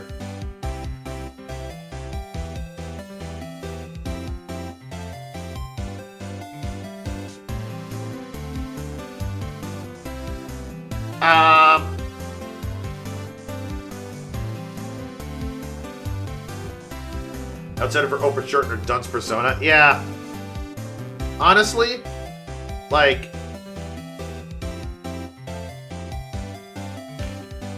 I don't know where to put her. I did like her as a villain, so to speak. Because it's like she's asleep at first. Leave this character. Yeah. I did like her, because at first she's asleep, and it's like, oh, she's just a side-off character. Who cares? Then she becomes the murderer. Then she had all those bubbles. I liked her animations. But I'm putting her on the low end of good. Jake Marshall. Yeehaw!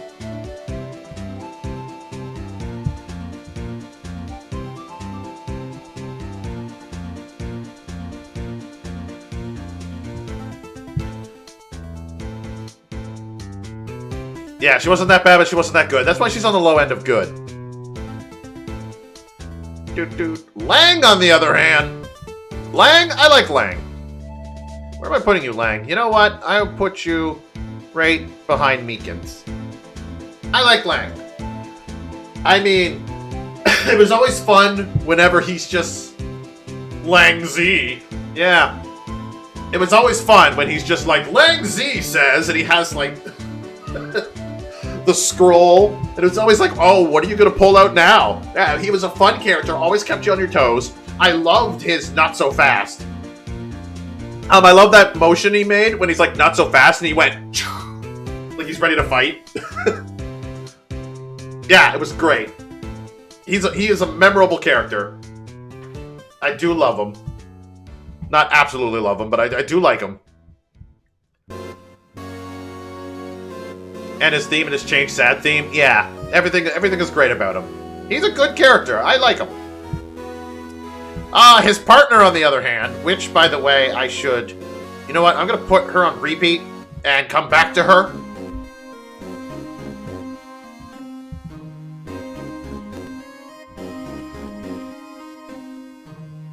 Swimming anyone. Yeah. We're gonna keep Sheena on the back burner on repeat because of who she really is.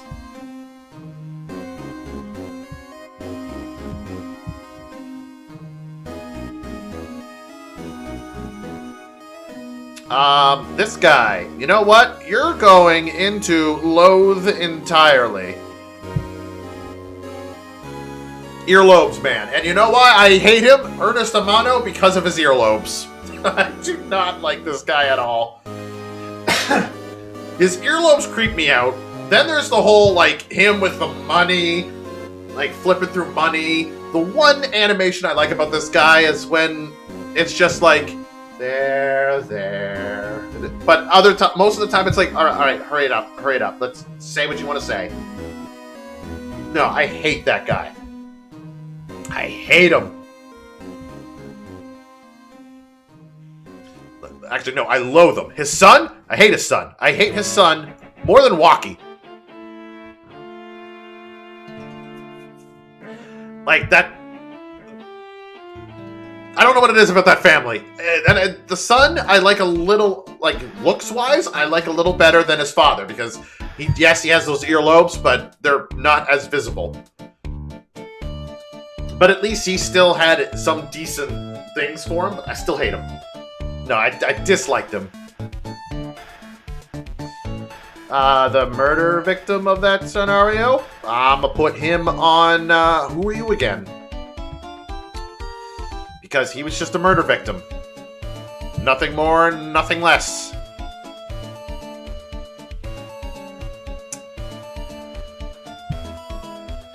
Oh, come on.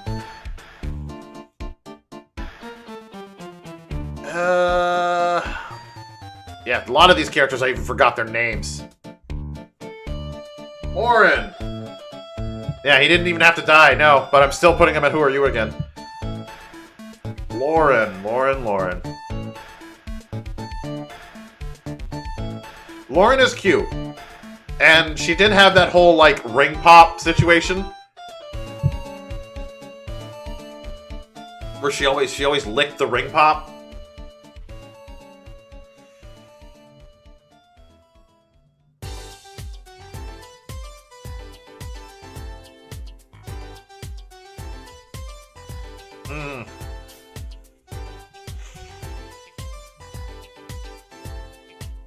But, like, I have to put her on, like, the higher end of meh. Edward's so hot, but I love Lance. Yeah, I have to put her on the higher end of meh. Sorry. Like, she did not resonate with me as much. Like, yeah, she had some good moments. But in the end, it's like, one, I forgot her.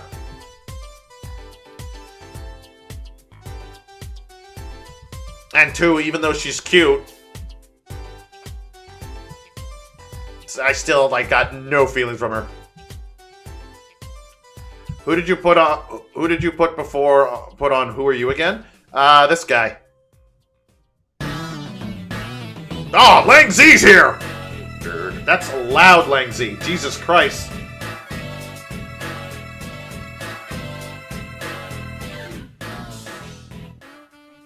Shilong Lang.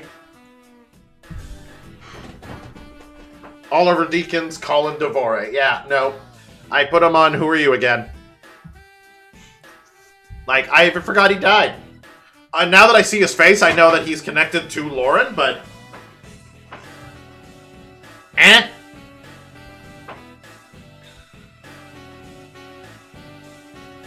Surprised you remembered his name. Jay, are you using that theme every time you walk in the mall? Yes! I love that idea.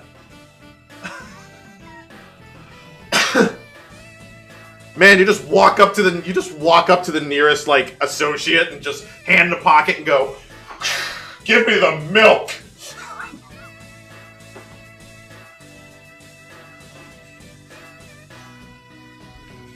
It's like, why don't you, okay, the milk's over there, and it's just like, you just pull out a scroll, Lang Z says the customer is always right.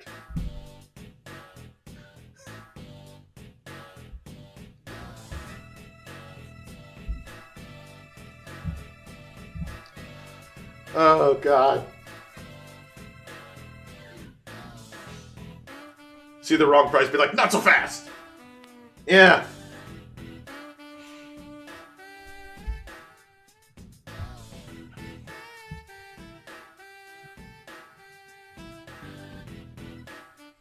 Get your own little Sheena. Anytime you want to, like, look at some fine print, just have her just come over, hand you a scroll, and... and then just have her by your side as you point to someone.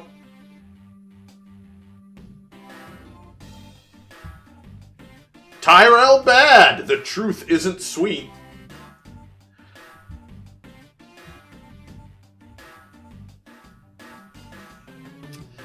Speaking of, we're almost getting to Tyrell Bad. But first we gotta deal with, decide on your next cosplay. Yeah, we gotta deal with, Kay's father. Naturally, I only remember that his last name is Faraday, but I cannot remember for the life of me what his first name is.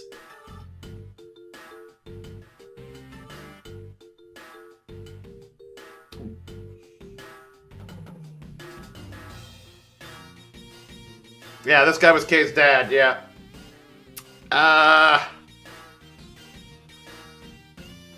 Was this guy even in the game? Yep, he was Kay's father. And then he done died. We never really got to saw much of him.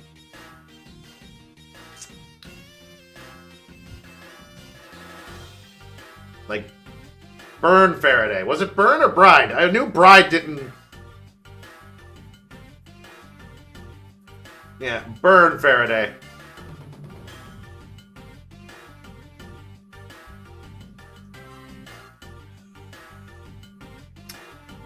Like, I have to put him in good. I do like him because his main role, apart from being a part of the Yatagarasu, was a role model to Kay. Like, Kay would not be Kay if it wasn't for her father. Kay would also not be Kay if it wasn't for other characters too, but for the most part, Kay would not be Kay if it was not for her father. This dude here this isn't Deed Man, is it? Is this Died Man? I think this is Died Man. No. Yes, this is Died Man. This is Deed Man. Good old Deed Man. Oh God, please. Thank you. It froze. Deed Man? Absolutely love. What a nice dead man he is. Put him right above Mia. I'm just kidding. No. We're going to put him back into Who Are You again? It's like, I know this is Deed Man. He has a nice name. He's a dead man. That's all I remember of him. So he did not resonate with me. He was actually a nice man. He tried to stop the smuggling ring. Yeah, but considering the fact that I do not remember a single thing about him apart from the fact that he's a deed man and that he's a dead man, he's in Who Are You again? Same with this dude. I remember him, like his face, and like that he was the defendant, Macrel, yeah, and that he also died. But apart from that, no, I don't remember anything. Like I usually forget about him. Completely forget about him. He's a forgettable character. Ah, Callisto U.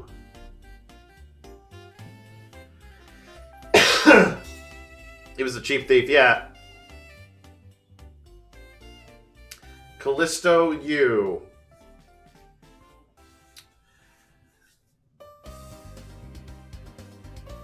Please? Please? Why are you being... Where'd you go? Ah, finger, please. Thank you. Pick up you and put her where I want you to put her.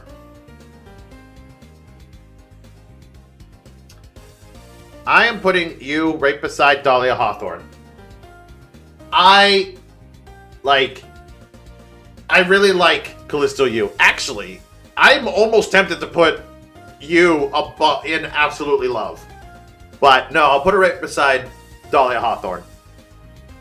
Because, like, when I replayed Investigations, I had forgotten that she was the culprit. Like, I had forgotten she was the villain. And like when she appeared, I immediately loved her. I was like, I love her. She is great. Her laugh I found endearing. And it was like, I just love the character. And then when she appeared as the villain, I'm like, oh, why does she have to be the villain? Why? We're talking about Callisto U. I was like, no, why is she the villain? But no, I still like her. I still like her as the character. And especially when she comes back as Sheena. There's just too many characters. The website can't hold it. No, when she comes back as Sheena, everything like seemed to fit. It took me by surprise that she was yeah, she's a fake all the way. I think the only thing that was real was the fact that she did in fact have her like she was in fact a defense lawyer. She did in fact go for it. But other than that, like she was a fake through and through.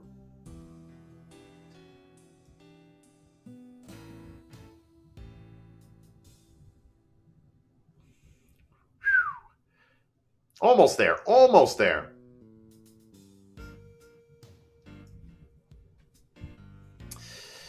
Now we had to go for Detective Tyrell Bad.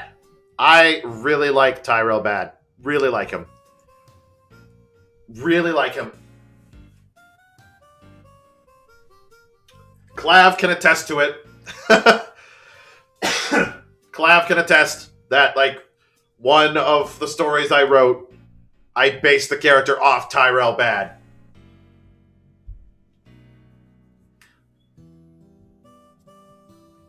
Tarmlaw. Good old Tarmlaw. Yep, that was his name. Tarmlaw. And that is, I think that is how it's spelled. Yeah. Do you know what that's an anagram for, Clav? I think that's the word anagram.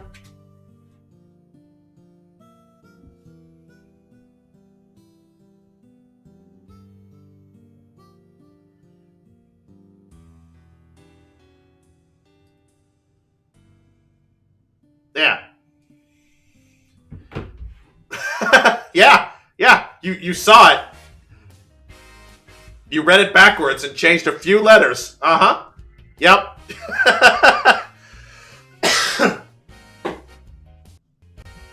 You got it. Oh, snap. What? Reload.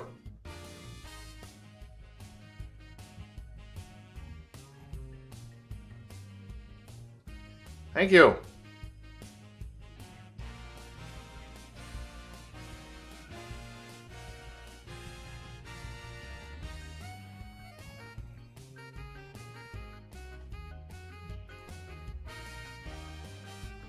There we go.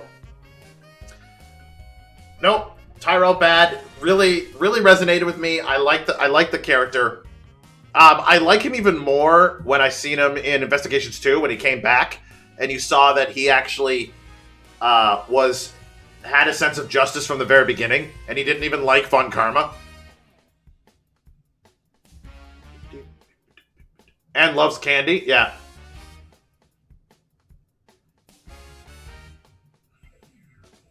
You don't remember typing "aw snap"? Well, you did. Why'd you type that? Because I said "aw snap." You typed it because I said it. Because when the website crashed, I was like, "aw snap." Yeah. So probably because you heard me say "aw snap," your brain immediately put the words came in and you started typing it.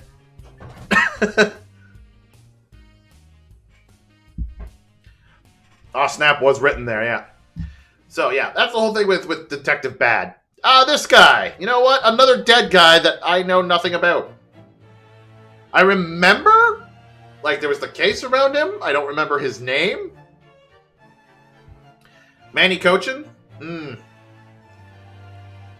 Yeah, we heard a lot about him, and big part of the smuggling ring.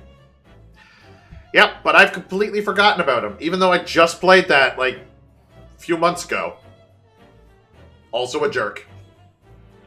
Yep, he's going into Who Are You again, because he's completely forgettable. This guy, on the other hand, I do remember. And I lost him. No, I do not loathe entirely. He is going in the little higher end of meh. You liked him? Well, you know what? No, I'm going to put him up to good. Because now that I think about it, yeah, he did look like he would be annoying or the culprit, but there's that moment when he was serious. I was like, oh, damn. Damn, dude. He just looked very suspicious. But no, he was a good character. I did actually end up liking him in the end.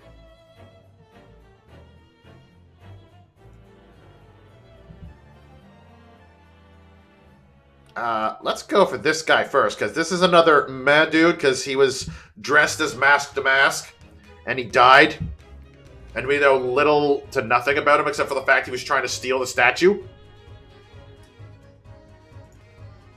Dude.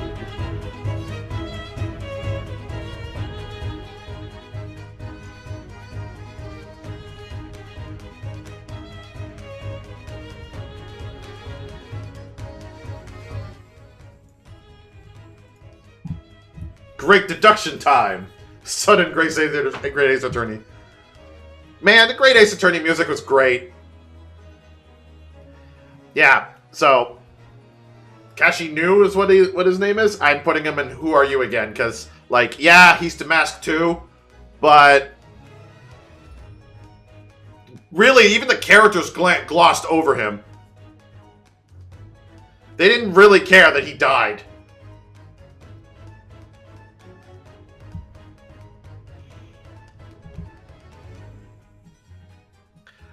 This dude,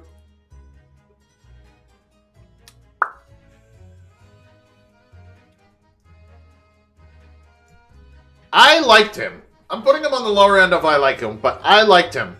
Right now, can't remember the life of me for what his name was. Alba, right? Quercus Alba. I did like him. One reason, because I remember when I first played Investigations, like, I did not see him, like, that transformation to him going from the, oh man, to, oh, like, I did not see that coming. Like, that took me by surprise. And I'm like, holy shit, what? And then that he was the BBEG, technically. Like, he was the big boss of the game. I'm like, damn. And then there's the whole, like, his whole objection. What was it? It was like, objection! Something like that. Yeah, it was very intimidating. Very good. I really liked him. As a villain, really wanted to take him down. Because even when he lost his diplomatic immunity, he was still just like, I don't care. Well, he did care, but he's just like, it don't matter. You're still not going to pin me for this murder.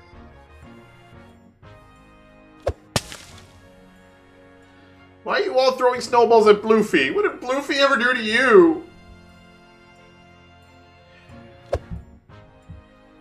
Screw extraterrestrial rights, territorial rights. Now we move on to Investigations 2, which, between the two investigation games, has probably the better characters. Now, of course, the problem with Investigations 2 is the fact that the only way we can play it is from a fan translation, unless you can speak Japanese. That being said, the fan translation did a damn good job. Gregory fucking Edgeworth. I liked Gregory Edgeworth. I actually liked him. Like, in a sense, he was more like Edgeworth, where he kept his true thoughts in his mind. But, like, the way he worked, it was just like, he really thought about his kid, and he really spoke the truth. Whereas Edgeworth was like, oh, I'm gonna just ignore this, and because Edgeworth kept his thoughts, like, you know, Edgeworth liking the Steel Samurai, he even kept those thoughts from the player. Like, you knew he loved the Steel Samurai, but he kind of kept those thoughts from the player. Even his internal thoughts were just like, this is neither here nor there. Gregory, on the other hand, his thoughts were an open book. Even the player knew how he felt. And his breakdown/shocked animation actually is him smiling. Yeah, he's really great. Like, if Gregory Edgeworth, if all we knew about Gregory Edgeworth from the first case, he would have gone to, who are you again? Because we would have, well, maybe not. Maybe meh. Because all we would know is that he was Edgeworth's father. But the fact that we played as him in Investigations 2 shoots him up to, I like him. I really do enjoy Gregory Edgeworth. Ha ha! Courtney! Judge Courtney.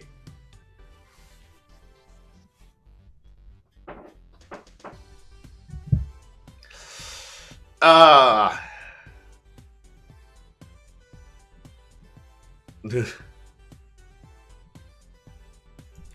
like her.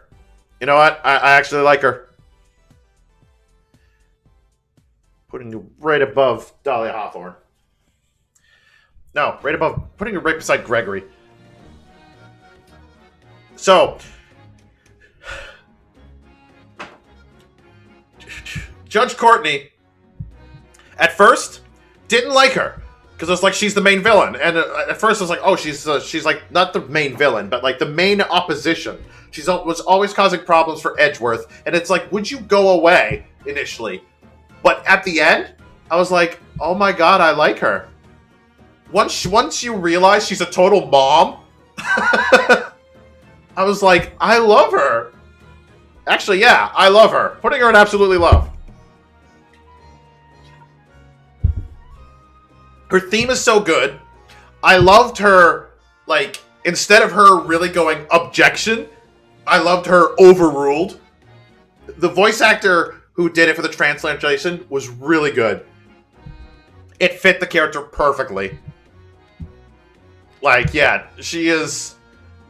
I immediately, like, after, as soon as it was revealed that she was a total mom, I fell in love with her as a character.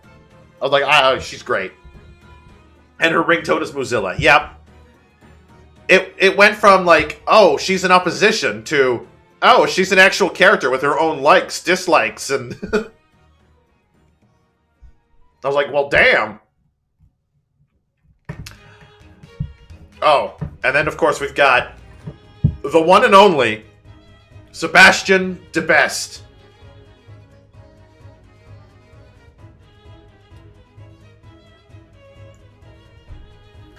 I absolutely love Sebastian de Best. Initially, hated him. Hated him. Because I hated that kind of character. Like, I hated the characters like, I'm the best. Only I can do this because my intelligence is greater. Like, all those other kinds of characters, I put on the low end. Sebastian? Yeah, even Larry said he's an idiot. Yeah, but no, Sebastian's final moment against his own father, I love that moment. His basically coming of age moment. It solidified my love for this character now. Like, he is a great character. I love him. His theme changing, yeah. Like, he is one of the characters that I want to see come back. Like, if they were to give me a choice of which character was to come back in another Ace Attorney game, Sebastian de Best. Bring him back. I want to see how he's doing. Like, I am invested in what he is doing right now. Is he still a prosecutor? Is he doing well? Did he literally find a new nickname for himself? That was the biggest turnaround for a character I had ever seen. And they played him up really well. I do love that. Raymond Shields.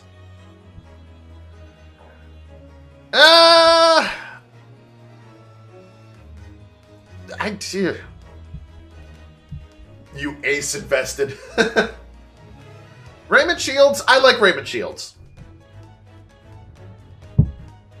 Rip, a good character that could have been better. He could have been better, that is true. But I do like Raymond Shields. Because you gotta look at him both when he was younger and when you actually see him. Like when he's working with Gregory. And when he's working with Edgeworth. Or Miles. Yeah, which Edgeworth? Yeah, he is definitely a good guy. I do like him. His whole, like, his voice is epic. Like, that deep voice. Having that play in my ear. Yeah. But, what I really liked about him was, the only thing that makes me not put him at absolutely love is the fact that even though he was the defense attorney, he relied on Miles a lot. Like, he couldn't really get the job done himself. Like, I wish he had a moment when he himself had, like, stepped forward and kind of, like, had a Sebastian moment. When he, like, finally stepped forward and became a defense attorney in his own right, instead of being a defense attorney because of Gregory Edgeworth and doing Gregory Edgeworth.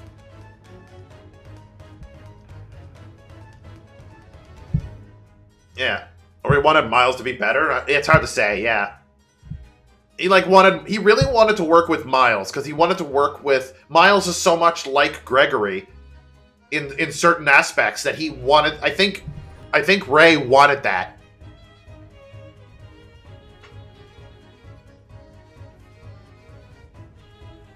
Because he said he mostly takes cases of someone who is most likely guilty to ease their punishment. Yeah. So I wish he had a moment when he finally saw that he was capable, or that it upped his game. But he didn't have any of that. He was mostly just an assistant to Miles, and even to Gregory.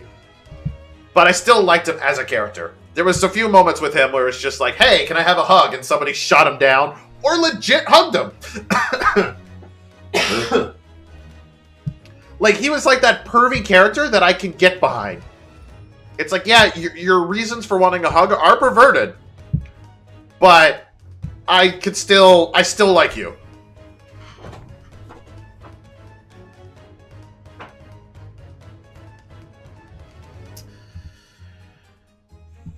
Ah, then the president. The president of Zhengfa.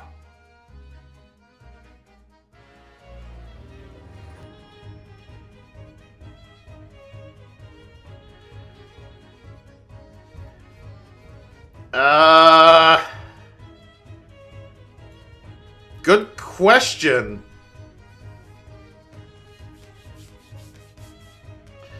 Because this is not showing any other president.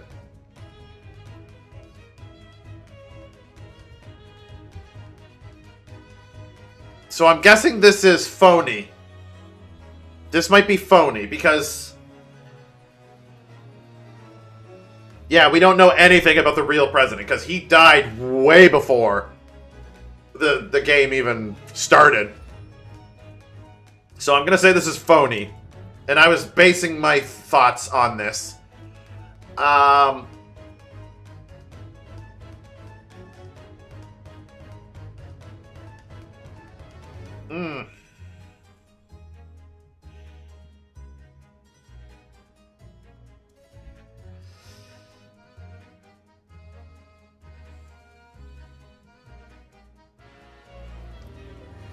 Yeah, I did like him. Like, when I first seen him, I was like, oh, look at this majestic being that I'm going to take down and with logic, and then he just ends up being this flubby, just... and it was like, oh. I will say he's a good character. Like, I can't... almost every character in Investigations 2 was good. They upped their game with that one. I think the star player is Sebastian de Best, but they upped their game. Then we got Rook.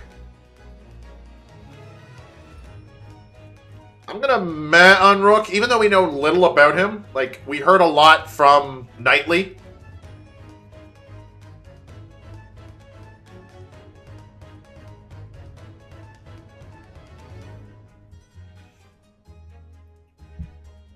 Because Ethan Rook did, like... he did do some things. He was really good at his job. He managed to wound a killer. Yeah, that's saying something.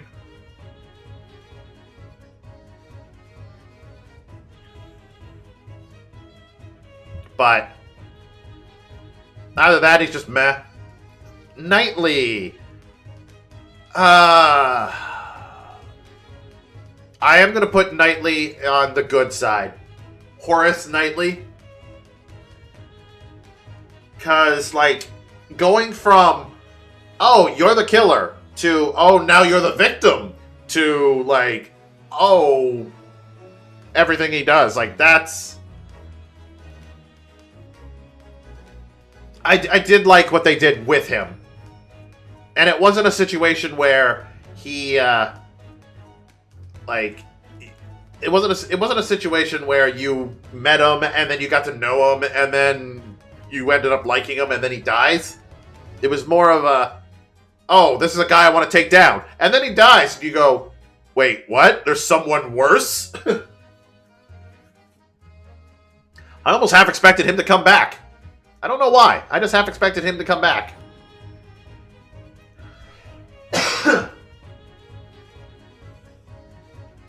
Nicole. I think that's her name. Nicole. Man, every character in Investigations is just good. I don't think there's a single bad character. Except for, like, the, you know, the dead people that were just meh.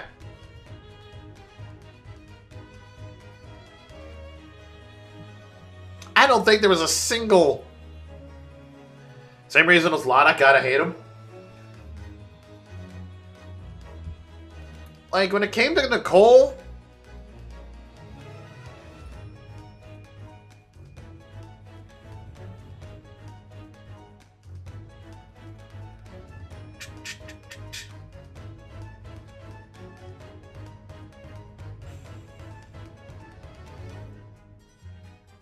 Like, I know I put Lotta in like 'em, but I gotta put Nicole in good.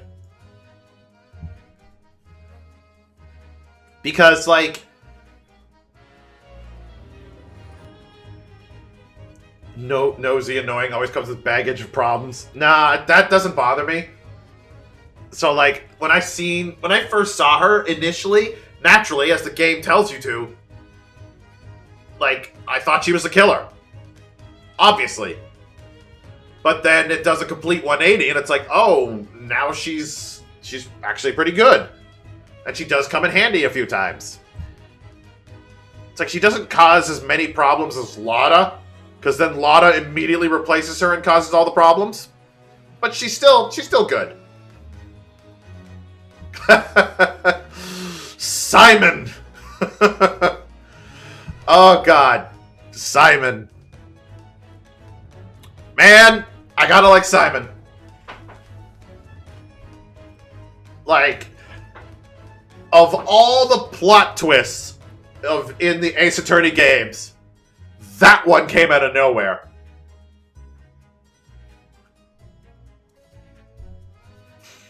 Like, Clav, like you could probably attest to this because you were experiencing that game for the first time as well as I was. When I clicked on Simon as to the murderer, like your jaw probably dropped.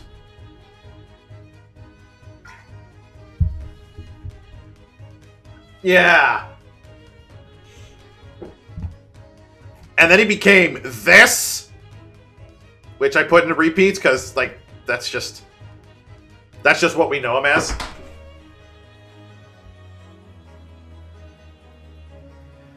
Like, I do like Simon. The only reason he's not my absolute favorite is because I feel like he's kind of not a throwaway, but it was almost as if at the end of development they kind of rushed it.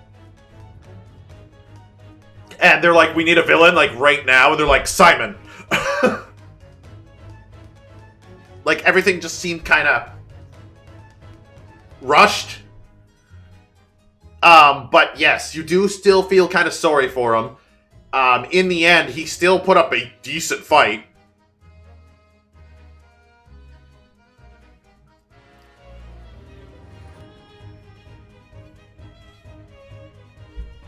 There was no build-up? Yeah, kinda no build-up. And he did have that fake breakdown, yeah. Like, compared to other villains, like main villains in the game, it's like, he's the most underwhelming.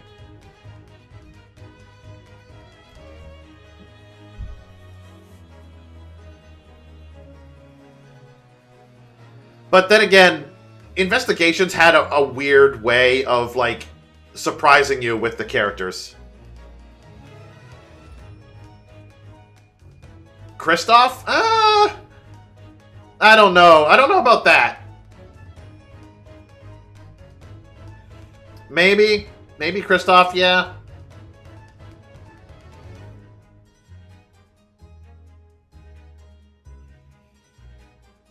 He manipulated the PSA chairman and many other people.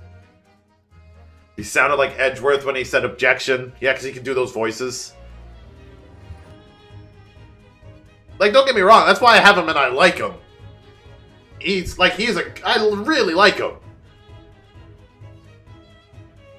But I still feel like it was a last-minute decision. Like, I don't think the game was made with him planned to be the villain.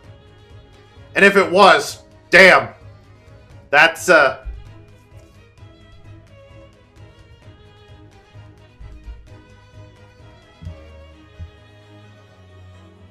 like, they played it up. They played him up really well.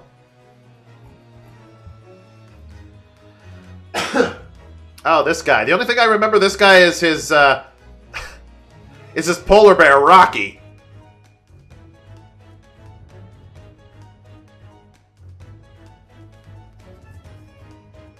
Bear guy.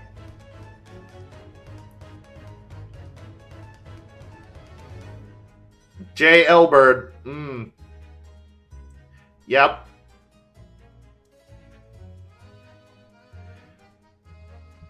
Did we actually point out the pun in his name? Jailbird? I don't even know if we actually pointed out the pun in his name. I think we just accepted that his name was Jay.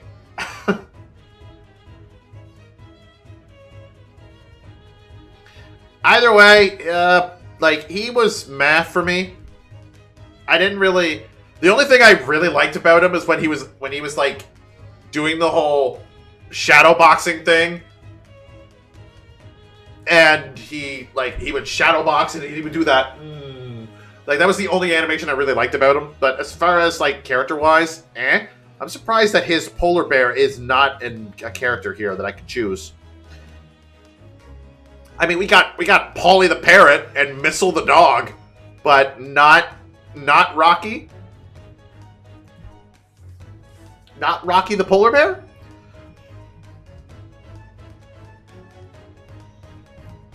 Patricia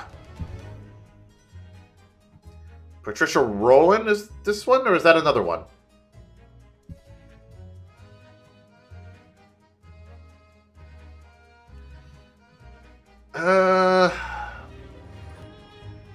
That's the one, yeah. No, stop. I'm trying to drag and scroll up at the same time. Ain't easy.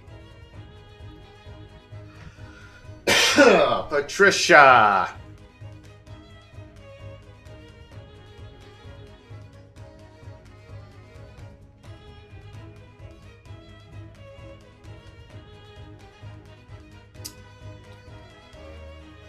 The one thing that surprised me was the fact that, like, her entire coat is made up of tiny little foxes. Like, that's what surprised me. I figured she only had the one fox around her neck, but it was all animals surrounding her. It's like, does she feed all of those? But, no, she was a good character. I will say she's good. I didn't like her as much as everyone else, but... Or as much as most characters, but I did like her. I will admit she was a good character. I don't know, there was just, like, the roller coaster ride of her being... Like, are you a good guy? Are you a bad guy? Are you the sus? What are you? Ha ha ha ha! Ah, Dogen.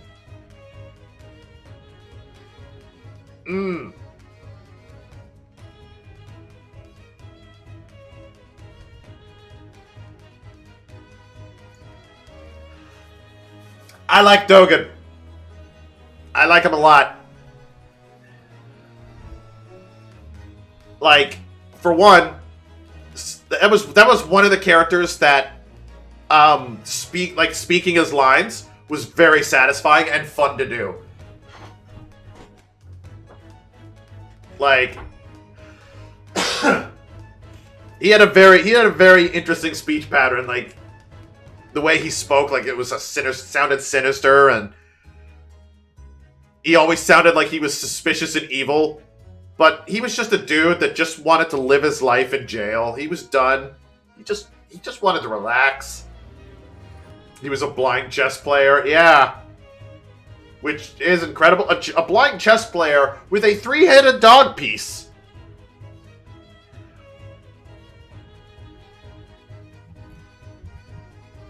And there's his dog too, but, you know, I have to put his dog with him because I can't separate the two. I can't just say Dogen is good because Dogen is not as good without his dog.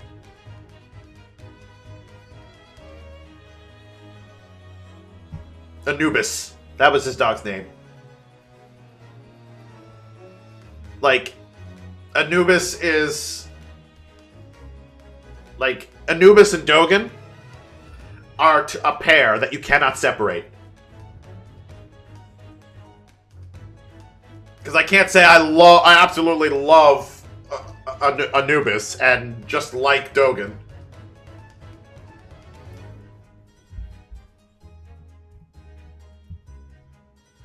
We already did Ray, so I could put him down in the repeats, because we already did Ray Shields. That's young Ray, but we already dealt with that.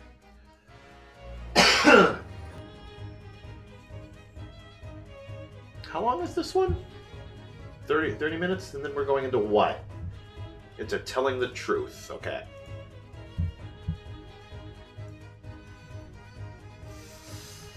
Yes, the good old Jeff Masters. And all his glorious hair. Honestly,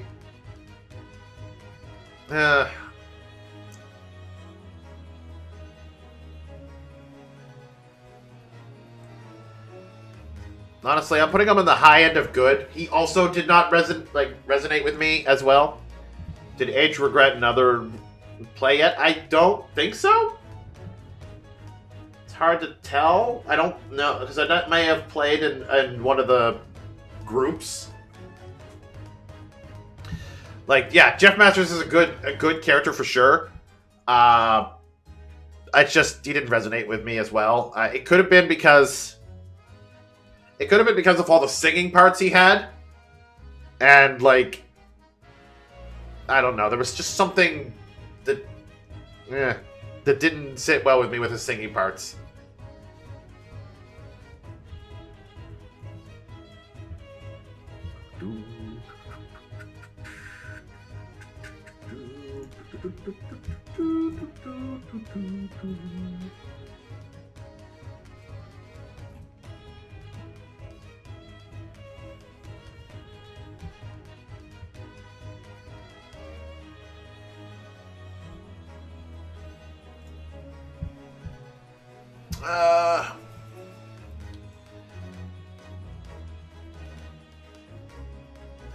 Oh wait, is that, I have both of them there, right? Or just her?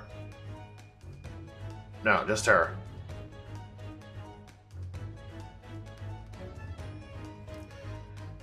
Alright, cool. Because I know that like there was the time skip, so they did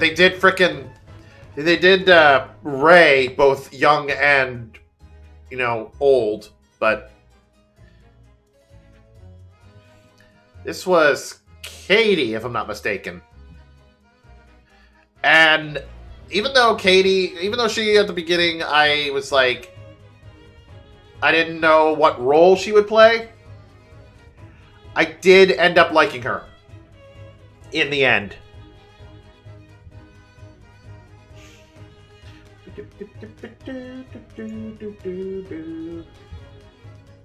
Yes, I did end up liking her at the very end.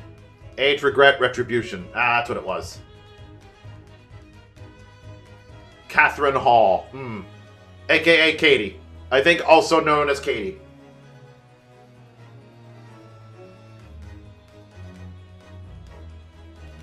No, I did like her in the end.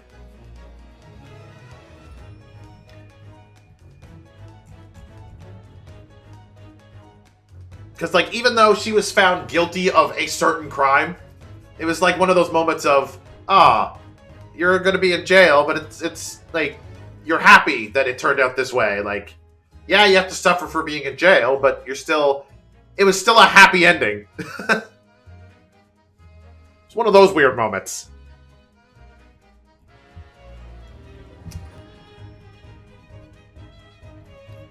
Like, okay, yeah, they don't do the time skip whatsoever.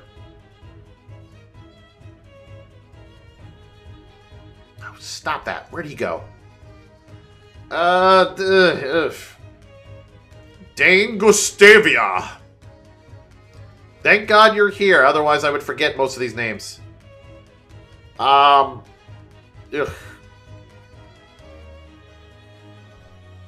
I am putting Gustavia in good.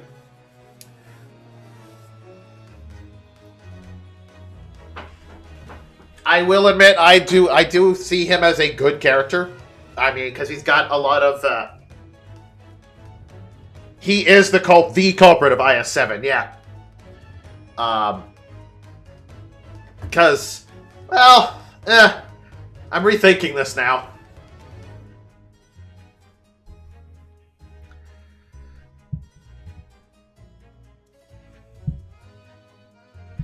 No, I'll put him in good. Yeah, because he set it all in motion, and he had this whole thing where he thought he was able to get away because he left, and many, many years passed, so the statute of limitations was up. But then, because he left the country, it's like, whoopsie. Then there's the whole thing with the son. Like, it all played into the main focus.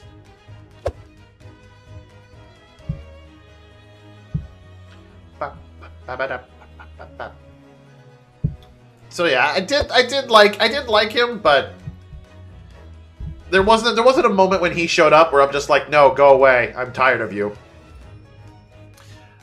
This guy though. Oh, stop. Where'd you go? Oh, perfect. You're right where I was going to place you anyway.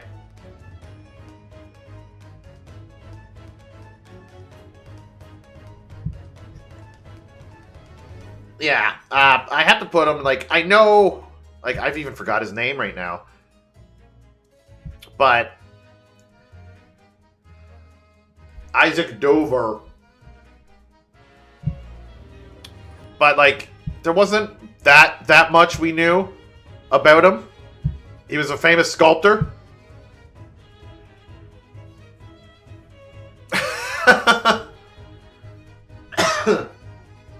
Like, but he was a murder victim. What more could be said? Yeah, a lot of the characters from this case specifically, I don't remember. He was also a big jerk. Yeah, stop. No. Oh, shit. Come back. Why did it skip like that? Good thing it saves. Otherwise, I would have been in trouble. Scones, where are you? Yep. Bit washed down. Yeah. Delicia.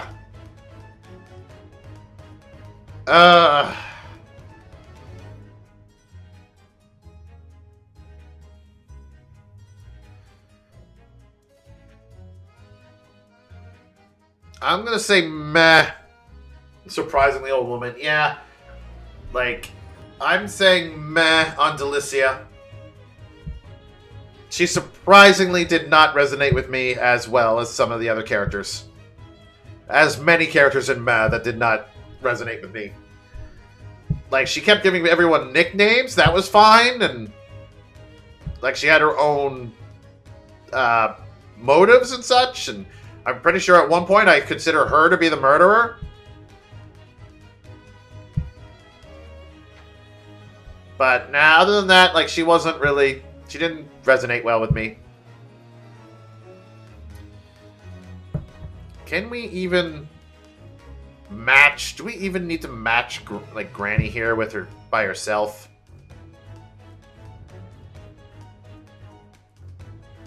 You know, Bonnie Young. Honestly, I have to put the two of them together. Even though they are separate characters, I do like them both as a duo.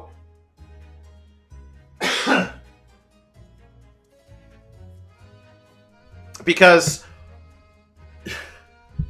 Bonnie's, like, don't remember the cute nurse's name. I don't remember either.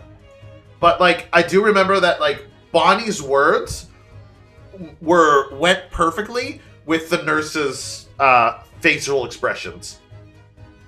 So, the two of them together were perfect, and I liked them. I liked them together. So I have to put them in, I like them.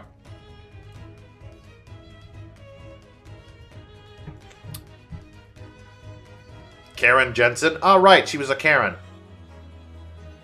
Then we got another murder victim. This one, I can't just exactly say who were you again, because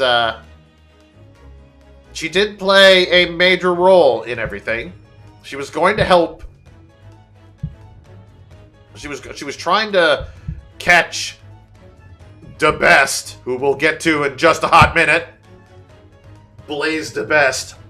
This is Jill Crane, yep. I'm going with... I did like what they did with Jill Crane, even though she's a murder victim. She's probably, apart from Knightley... No, she's not my only murder victim on good, yeah. No, she may be a murder victim, but I did like what they did with Jill Crane. and like everything was like we don't really get to know about her as much, but still, she seemed like she was willing to help out and was willing to do anything in order to catch Blaze the best. Oh, that started over there? No. Start at the beginning. I was probably listening to these songs before. Speaking of Blaze the Best, Blaze the Best was one of those characters that I really wanted to take down. I like him. I like that I hate him.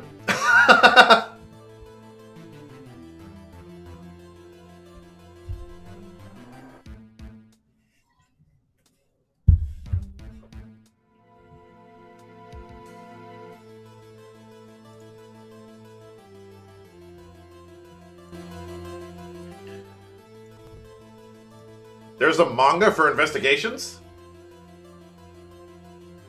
Interesting. Maybe they'll adapt it into an anime at some point.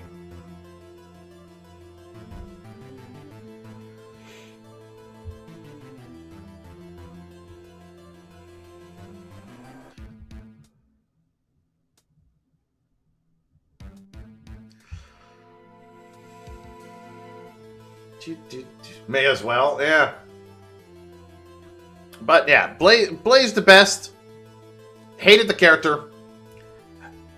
Because of that, and that's what he was designed for. I have to like him. I have to put him in there.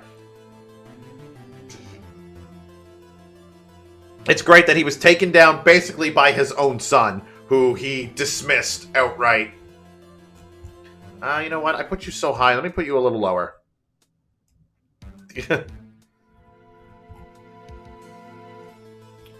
John! John's a meh on that end. Like,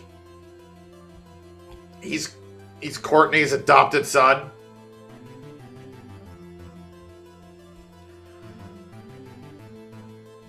Courtney's adopted son, the president's actual son, if I remember correctly, if that's how that went. Yeah, I did not like John as much as I did Cody. Yeah, that's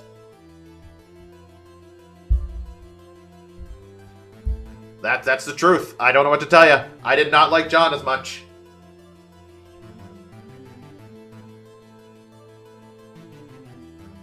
If Courtney actually had a child in this series. Well, I think you guys are hands full with John.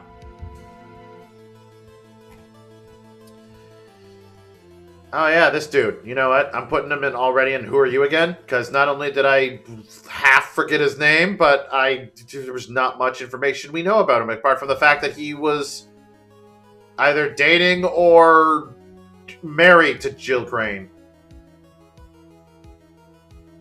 One of the two.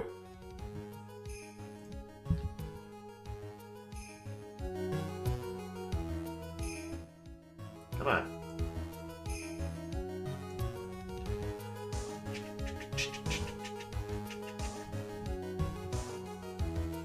But he a little moo? Yeah, it don't matter if he's a little moo.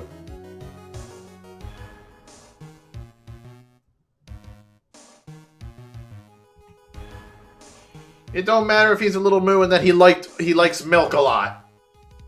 He did not resonate me. Just another victim and he was married to Jill. Yeah, that's Cameron. Right.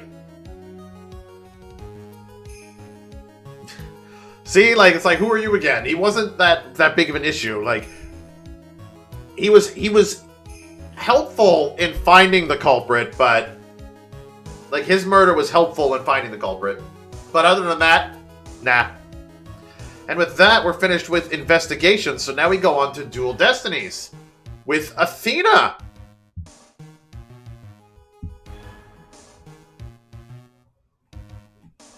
Wow. Feels like we've seen Athena a lot, that it's like I'm surprised that she's waifu Athena.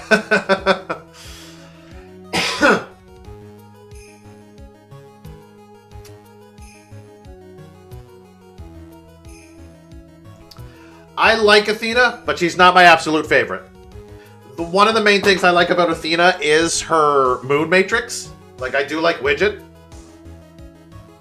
But it's just like, because she gets so held back, and we don't, and she herself doesn't handle a lot of cases, like doesn't take the lead in a lot of cases. Personality-wise, she's great. I do like her. But she gets pushed to the sidelines a lot. She doesn't get much for character development, apart from in Dual Destinies. But then after Dual Destinies, she gets, again, pushed to the sidelines. So, I want to love her, but I can't. So, she has to go to like her. Like him. Simon Blackwell.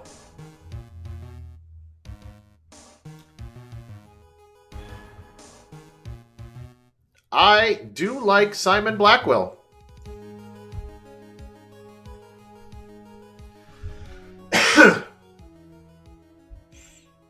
His, turn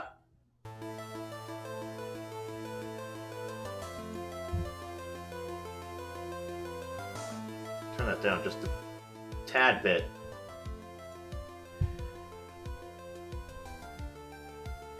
You love a lot of characters in Dual Destinies?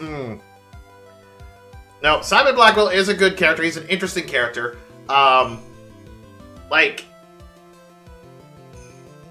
in Dual Destiny specifically, when it came to the point, it's like, oh, we have to investigate what he did. Like, it took me by surprise when it's like, you're allowing a criminal to prosecute? Question mark?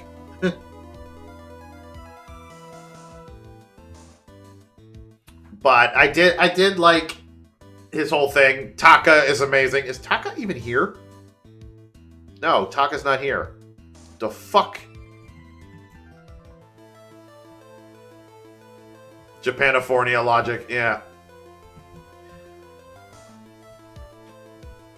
But no, Simon's a good character. I do like him.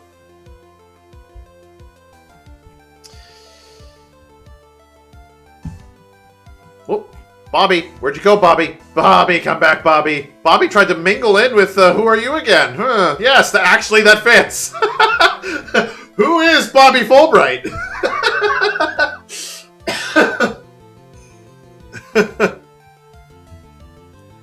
Bobby fucking Fulbright, yep.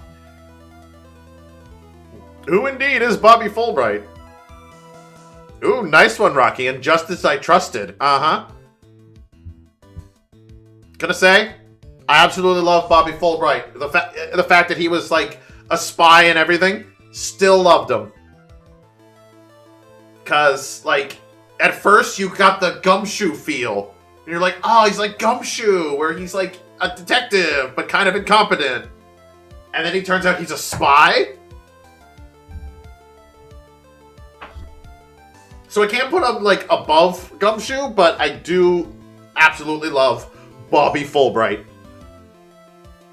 Like, Bobby fucking Fulbright. If it's somehow, some way, like, they bring him back, because he's still alive.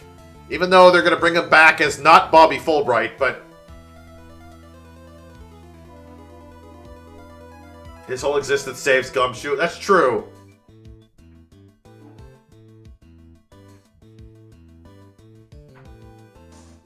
That is true. If Gumshoe returned and turned out to be the Phantom, all hell would have broken loose. That is true. So the fact that they brought Bobby Fulbright in and not Gumshoe. Can you imagine if Gumshoe was the Phantom the whole time? Or a spy the whole time? Like, from the very beginning? Yeah. Like, think back if you follow the timeline. From the very beginning, from when Edgeworth met Kay for the first time. And he also met Gumshoe. And then you didn't know until Spirit of Justice, or even Dual Destinies, that Gumshoe was a spy. Because that would not only affect the player, like, it would not only affect the characters, it would affect the player. Because they had spent so much time with this lovable character. And all of a sudden, boom, guess who's the villain? Oh, well, if it isn't Gasp in Pain. Do I have you here twice? I do. Gasp in Pain, we're going to wait on you. We're going to wait on Gasp in Pain. Because I feel like more of him comes out in Spirit of Justice than he does in Dual Destinies. Yeah, Gasp in Pain is twice. Juniper Woods. I like Juniper Woods. One, I like her her affection for Apollo. I find it adorable. And then their father scream in pain. That's probably what their father's name is. Or yell in pain. Nah, scream sounds more torturous. Unless it's moan in pain. Moon. His name's Moon. But no, Juniper Woods, I like her. I like her a lot. Like, especially since, like, you see her for the first time, and she's got one way of acting, and then you see her again in the Academy case, and she's acting totally different.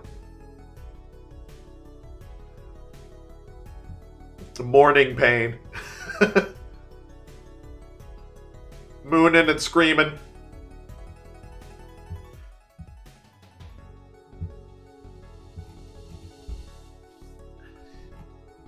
But no, Juniper is adorable, and I love her character arcs. I love her relationship with her friends, which we'll probably get to very shortly.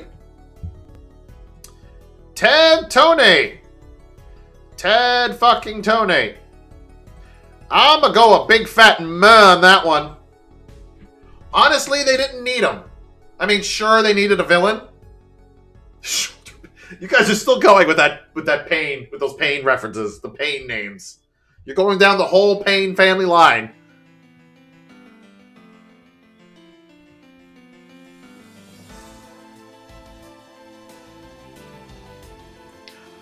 Mom name, I'm a Pain.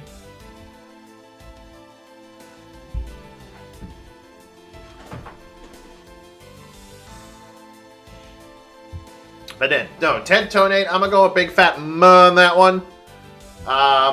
They did not need him. I mean, sure, they needed someone to come forward and be like, this is a bomb. It's about to explode. Kaboom! And then murder in the first case, sure. They needed a tutorial villain, but eh.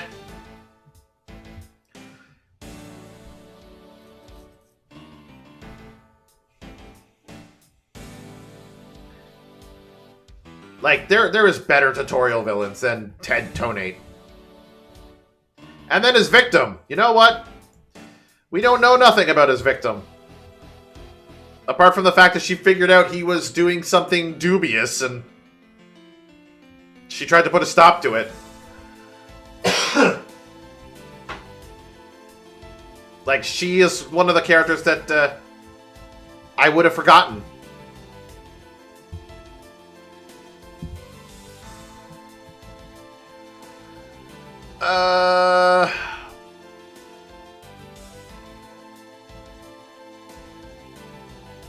Oh God, what was her name again?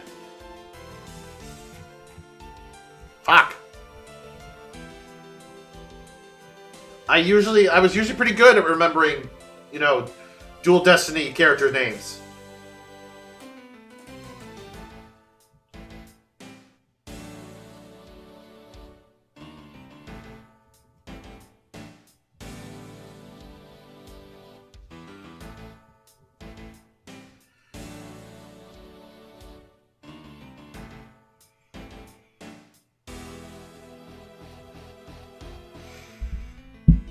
Come on, give me all the characters, please.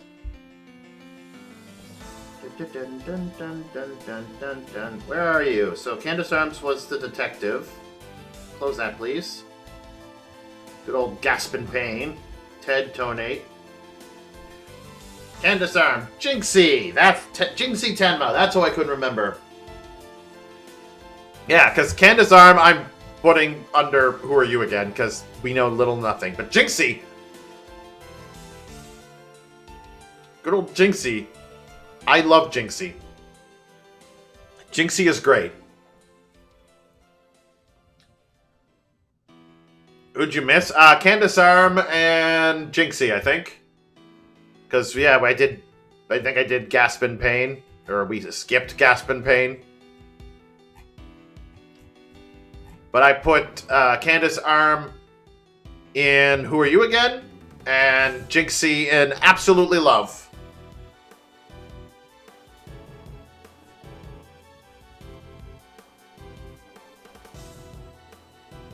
Because that was... Yeah, I liked Jinxie's whole arc. Like, her thinking everything was demon. Everything was demons. And then her love for her father.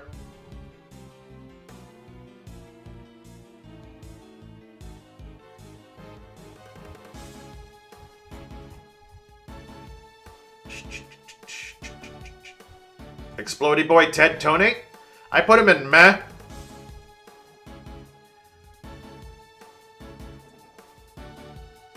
Because honestly, when it came to Ted Tony, I remember his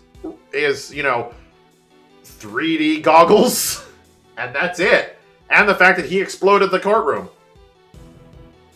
Like, he is just meh. Nothing really special to him. He's just another tutorial character, even though I ranked other tutorial characters higher than him. So, here's the thing. We got Damien Tenma and the Amazing Ninetales. He didn't actually explode anything. That's also true. Yeah. Damien Tenma and the Amazing Ninetales, who are actually the same person. So, Damien Tenma, I'm gonna say is a good character. I liked exactly how he's a very good cool guy. Yeah, he's like that cool dad. He's got that cool dad vibes. Like, he's a good character. He loves his daughter very much. And on top of that, he is the Amazing Ninetales, which is great. And it just sucks what he had to go through. And he is funny. Yeah, he's just very, very good. Rex QB. Yeah. I have to put him as meh, because we know enough of him that I can actually give him a meh. Diamond 2. Because, like, he was the alderman, and he... The fuck is going on with this? Telling the truth, English court. I forgot that the first case of Professor Layton versus Phoenix Wright had a lot of remixed themes. But yes, Rex QB was rumored to be the Ninetales. Like, a good character overall. Like, everyone loved him.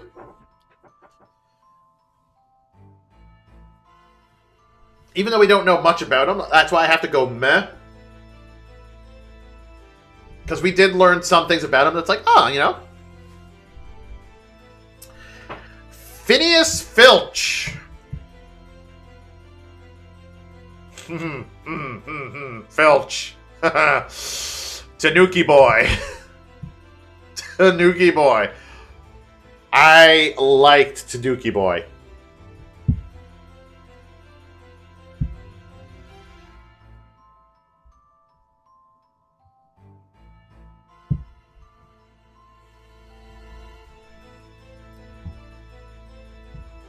Phineas Filch for Go Away? Kind of on purpose, yeah.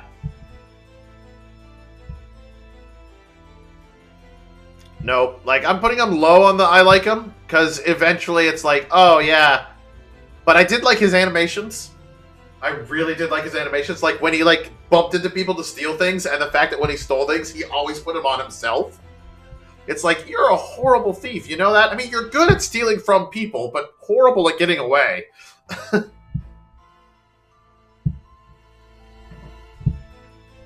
In the end, I did end up liking him.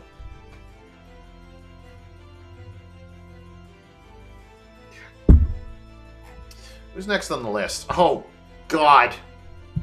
Florent Labelle. Oh, like, I know he's the villain, and I want to like him because he's the villain.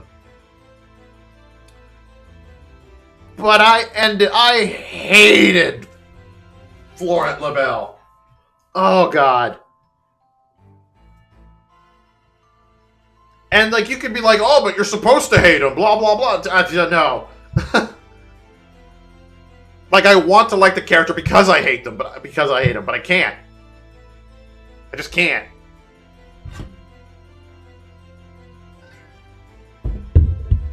Especially since every time we saw Florent Labelle, we always called him Red White 2.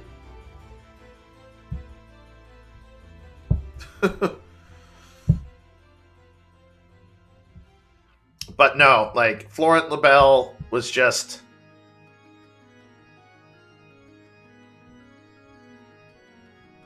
He is technically that, yeah. No, I could not like him. His speech patterns, the way he looks, his hair gimmick, yeah, no. It's just... Go away. Yeah, there was the moment when he looked like the Joker because he dyed his hair green. Ha ha ha ha. Ah. Aristotle means. The end justifies the means.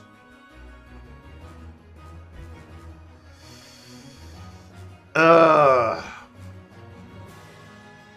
say it. He's a good character. Very good. I can't put him higher than that because he is a good villain. His case was the case where, like, I first found out who killed the victim before any of the other characters. Like, I, as the player, found out. Which basically brought forward Detective Corman, the persona. Yeah, and then, of course, yeah, this guy just scared me all around because he has his smile, and then there's that moment when he, like, flips his hair into a mohawk, and he's, like, super angry, and he's, like, banging on the chalkboard. But his breakdown, probably the best. Like, the moment... I don't want to say his breakdown is the best, sorry. His breakdown is probably the most satisfying. Where they're like, what do you think you should get? And he's just like, you know, writing on the chalkboard. It's like, jury duty? You're like, boo. Yeah.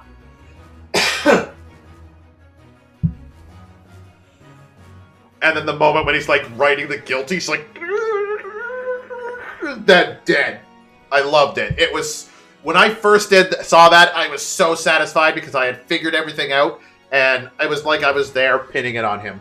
So, good character. I really wanted to break him, and I did, and his teeth broke him altogether. Really wanted to beat him, and yeah, good character all around. So, speaking of characters, how about his victim? Even though he done good at the murdering, yeah, we know little to nothing about Constance Court. I decided to just stop asking what the names were, and I have the list in front of me now. Her name is Constance Court.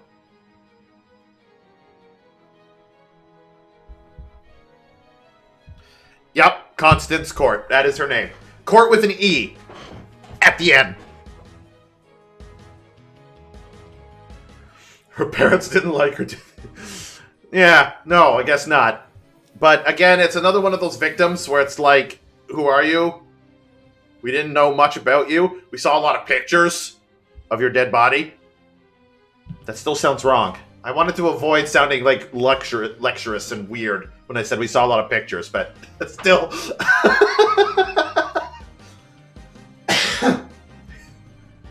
still sounded wrong. So yeah, like, again, when it comes to me and these characters, when they die, very few of them I resonate with. Like, a lot of the victims, because we don't get to see them or interact, except for Mia. Like, Mia's like one of the few where you interact with her, and even after her death.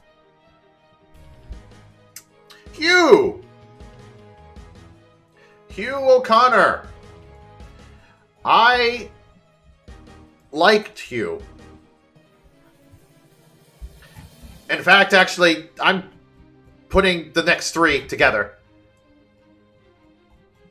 Hugh, Robin, and what's her face? Where is she? Miriam Scuttlebug.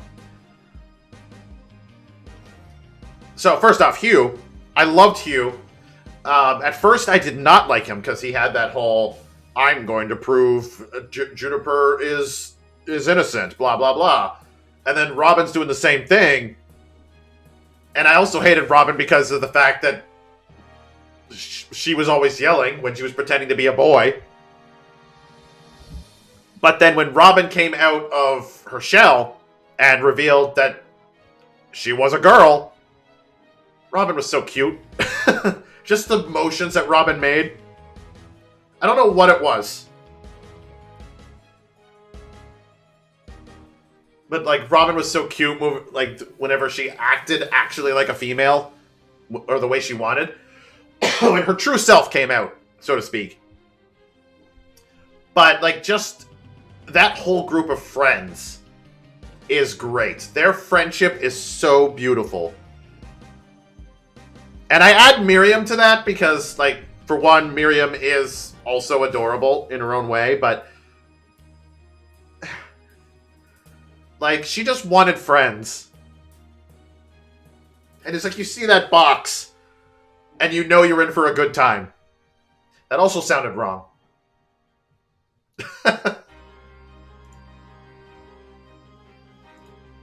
Yeah, you see that box, and you know you're in for a good time. Who's next? Next is... Where are you, dude? Solomon Starbuck.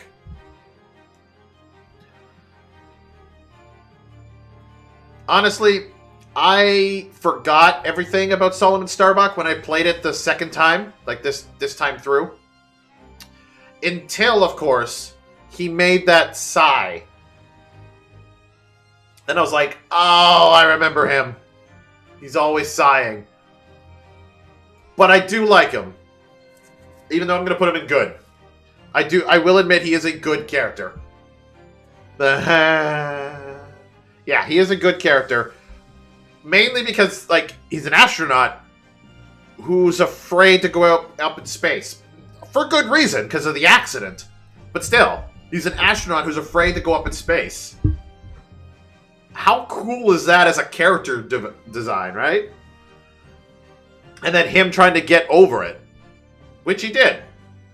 And his moment when he finally goes into space, lovely. Like, when he does that, I wouldn't be here if it wasn't for you guys. Like, that's enough to bring a tear to your eye.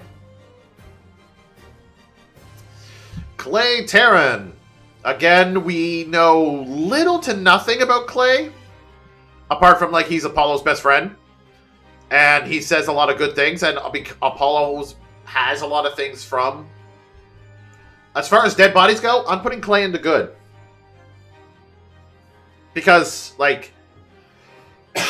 we saw a lot of what Clay can do, and we heard of a lot of what Clay can do from other characters, like from Apollo, from Solomon, from like just seeing him in the video carrying Solomon away from the explosions, like being a hero.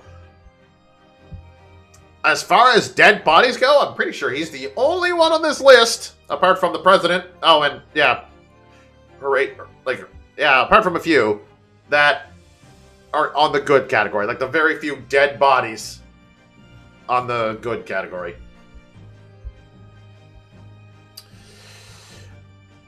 Yuri Cosmos. Yuri Cosmos is going on the meh side for me. Main reason? He annoyed the fuck out of me. Like, I want to say he's a good character, but he annoyed me with his, like, battleship talk, and I did love his little segue. And I still love the joke I made about his jacket, where he hit the star and it was invincible. But other than that, he still annoyed me. Even though I had fun with him. I think back to it now and it's just, oh my god, it's probably the best joke I ever made. Yeah, incoming attack! You can't harm me! Oh god. Ooh, Aura. I loved Aura. Aura Blackwill. Like, at first she comes off as a character you automatically don't like. But no, I loved her. I love the way they played her up. Like, she's also Simon's older sister.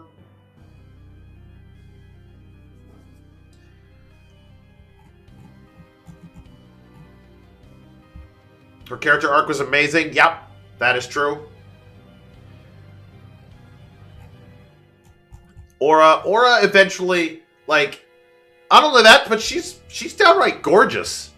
Like, at the end of the game, normally she has her hair up, but at the end of the game, when she's in prison, her hair is down. And I was like, that's Aura? I was like, holy shit, she's gorgeous. So, like, not only does she have an interesting character design on a normal day, but, like, when her hair went down, like, she's actually really pretty.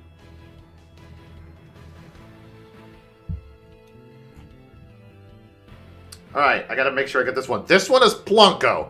Gotta make sure I get this one right. Plonko and Klonko. From a smaller distance, they look the same.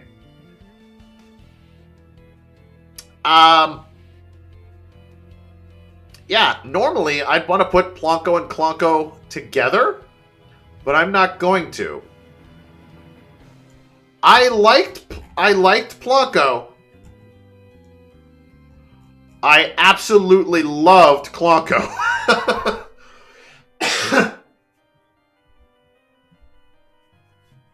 Again, it's probably because of Klonko interacted with Aura, and so Klonko's reactions were also Aura's reaction. Was also like a part of Aura.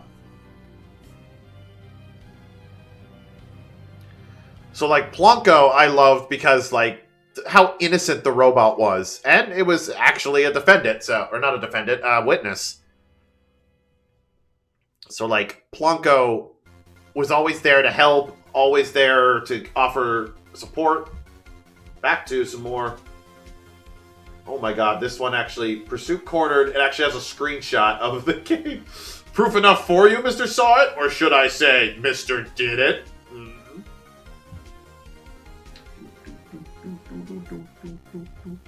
Good line, Nick. Yeah, got him. But yeah, Klonko I loved mainly because of its interactions with Aura. And even on its own. Like, it added to Aura's character. Then there's... Where are you? Metis. Back. Who did you miss? We did Aura, we did Plonko and Klonko. You missed a lot, actually. We got Yuri Cosmos, Clay Terran, Solomon Starbuck. But yeah, I put Aura and Klonko together and absolutely love, because those two go together, and I do love Aura. Everyone in the space case, yeah. I'm just about to do Metis now. Metis Sykes. And even though... problem with Metis Sykes is, like, yes, it's another... another dead victim. And everything went up and down to like what kind of person she was. It's like, oh, she was potentially doing is like... I haven't let go yet. I haven't placed her anywhere yet. Because it was like up and down. Because it's like first it's like, oh, you're doing experiments on Athena. How dare you? And then other times it's like, oh, you... Oh, Yuri. Oh. Yeah, I put Yuri in meh.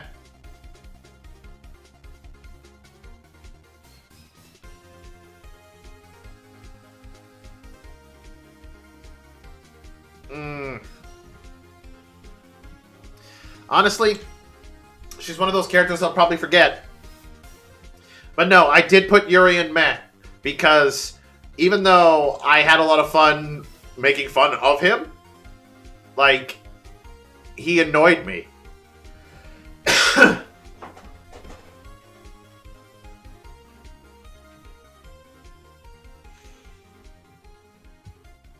Yuri Gagarin was the first person who went to space and lived in the USSR. Ah. What is it? Oh, different cornered one. This is from Trials and Tribulation. But no, yeah, I did put Yuri in meh because he honestly annoyed me. And the fact that he's not in Hate Him is because I made my own fun at him. And I did love his segue.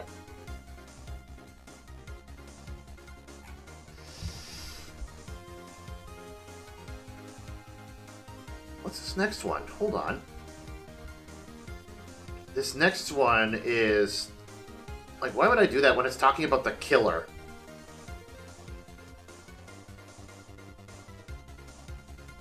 And we know who the killer was because we talked about it. That's Bobby Fulbright. So, that's a repeat.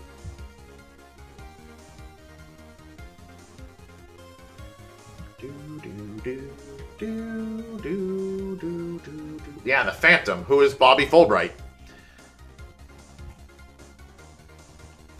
Pearl Fey we've already done, because I talk about each and every character, so we don't need to talk about Pearl Fey from Dual Destinies. Edgeworth already talked about. So...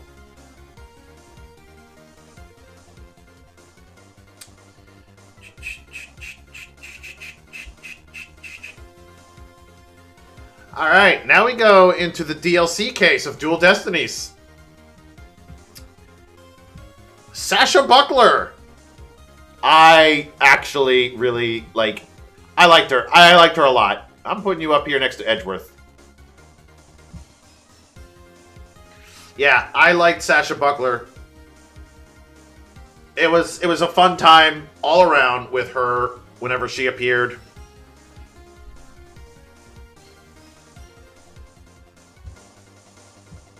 She's not a bad singer for starters, and always it was always great when she went in character.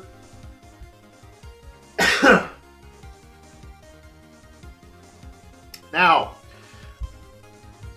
Aura, on the other hand, please, thank you. Aura's adorable. She makes fish puns, yeah. Aura is adorable.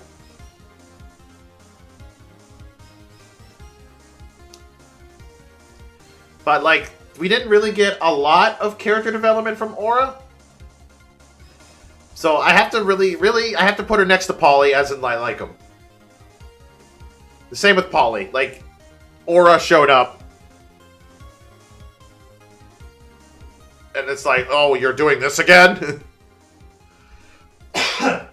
Still a lot of fun.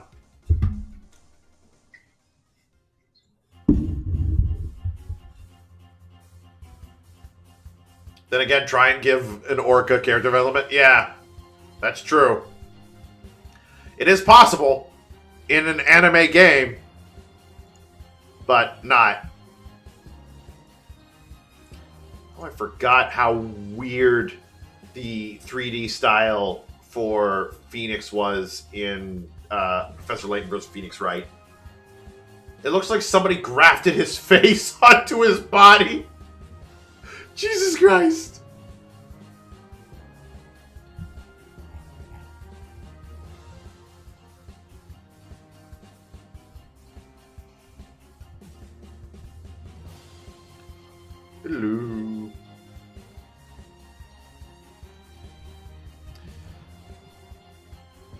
The rest of the Academy folks, too? Yeah, I put, like, most of them in I like them.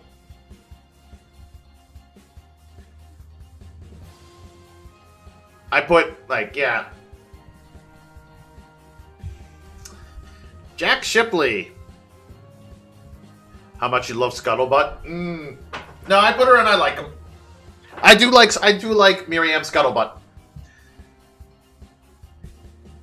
Like, at first, she was going to be that annoying character for me. But I do like her. Jack Shipley. Now, we know a bit more about Jack Shipley than any other dead person. A bit more. Because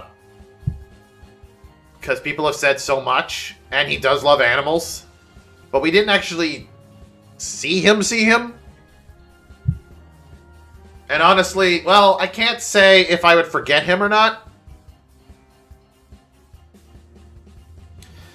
He was kind of the Russell Berry of that case. Yeah. It's hard to say. Because, like, that was the first time I ever did that case. So I'm going to put him in Who Are You Again? Because I get the feeling he's going to be forgetful.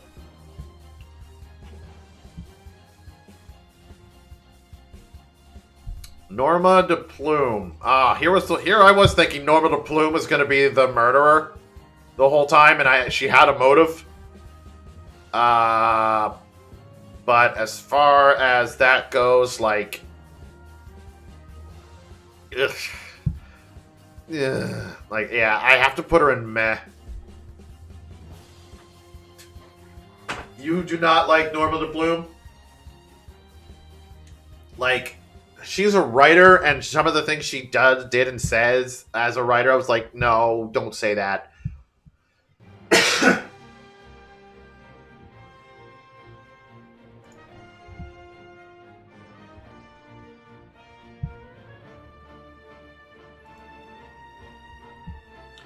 Is her singing voice? Even that. Well, yeah, that did work. Her singing voice did work. Yeah, but I think the problem with her singing voice is that Athena overshadows it.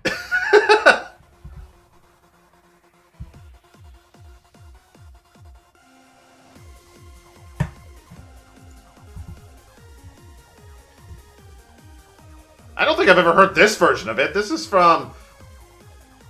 Oh, yeah, this is Ultimate Marvel vs. Capcom.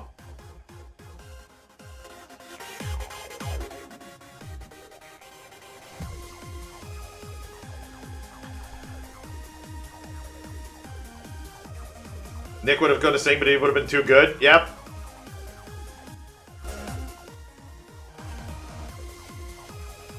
Honestly, any version of the old Pursuit music is good. This is the theme every Marvel character hears in their nightmares.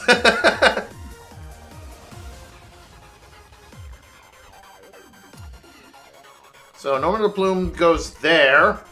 Marlon Rhymes. Oh, God.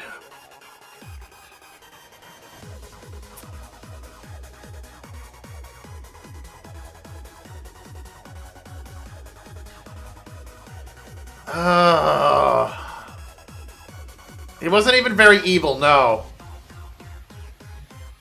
And his frickin' rapping, like, rap is not my thing.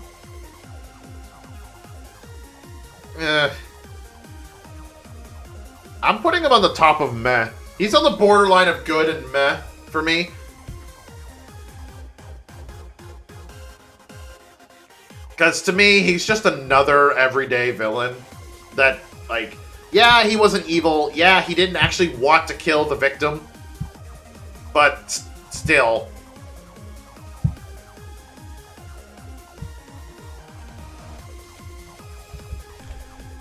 Rifle! Oh, Rifle. Yeah, I gotta put Rifle in. I like him.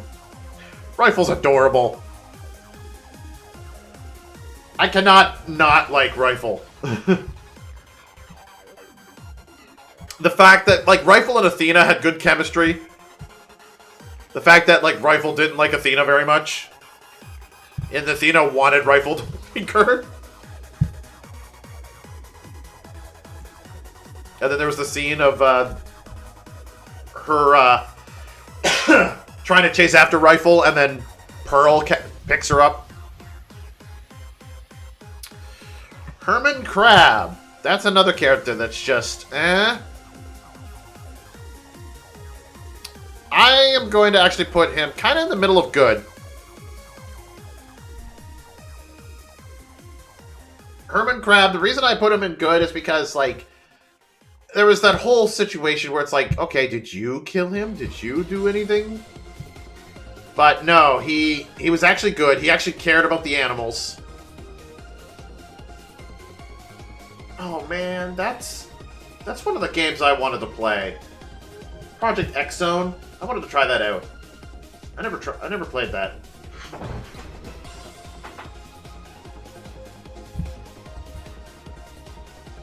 Kind of culprit-like, but he's a very nice guy at heart. Yeah.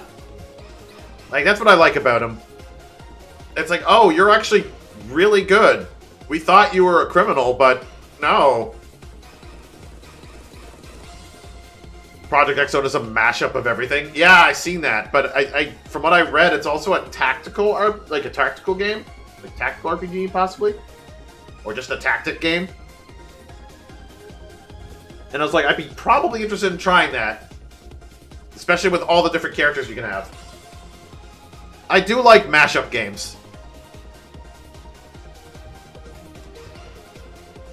And then Azura Summers. Well, we didn't know much about her. She's cute, but we know, like, we know she loves animals. We've seen her. Yeah. And that's it.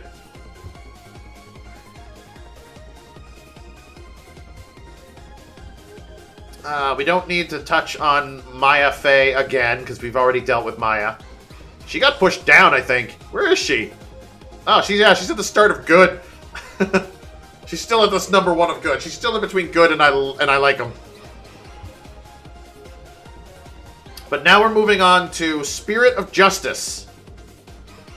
And then we still have Spirit of Justice, The Great Ace Attorney 1 and 2. And that's it. We're almost done.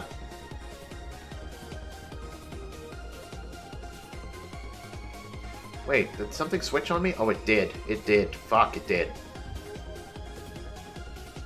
Rayfa. Yep. You know what? Good old Rayfa. I absolutely love Rayfa. I didn't even think she was that annoying at first. Like, at first, when I first seen her, I was like, okay, she's a character that has to be beaten. Like, she's just another character to prove wrong, other than the prosecution. But she's kind of in the same boat as Sebastian DeBest, where it's just like she has that turnaround point, and that moment when she had her turnaround, and she had that moment where it's like she had to believe in herself, where she couldn't believe in anyone, and she had to learn to believe in herself. Even playing it again, it brought a tear to my eye. Like, I think that was one of the few moments that actually brought a tear to my eye.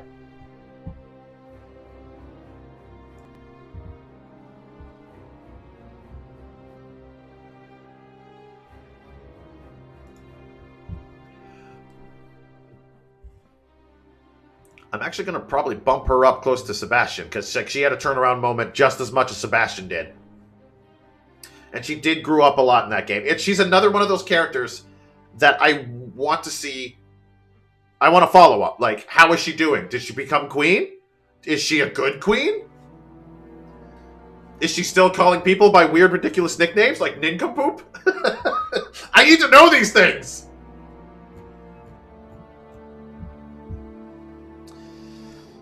Nayuda!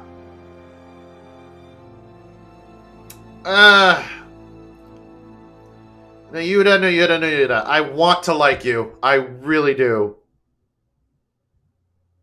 But I can't. I mean, you're good. Barbed head, horn head, bride head.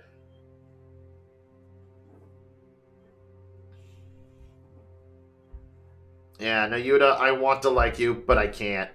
You're a good character. And he does have a good turnaround point, but, like...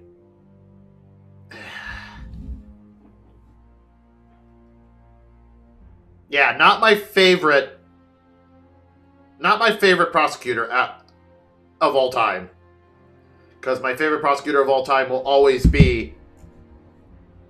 Clavia Gavin.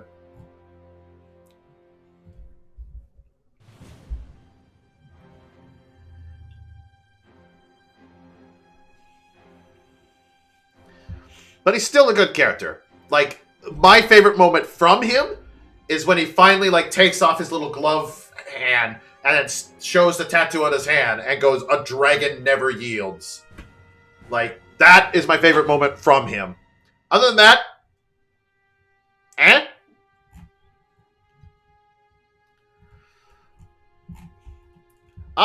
the Kurain judge. Different than the actual judge. The Kurain judge.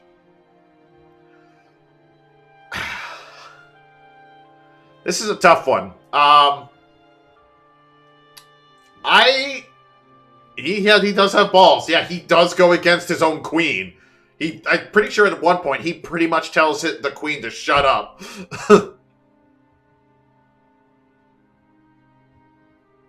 In a sense, he doesn't actually say, "Shut up, I'm doing this." No, I like him, but I think I prefer the other judge more. But that's probably because we get more time with the other judge. With the Kurain judge, we only get to see him, 3 times? The first trial, I told Raifa that, yeah, she was being unreasonable. That's true.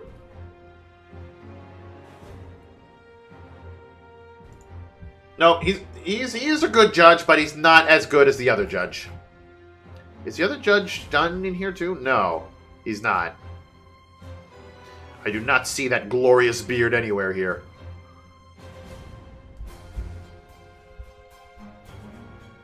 Albie! Oh god, Albie. I'll be your guide. Apart from having probably the worst punny name in the entire game series.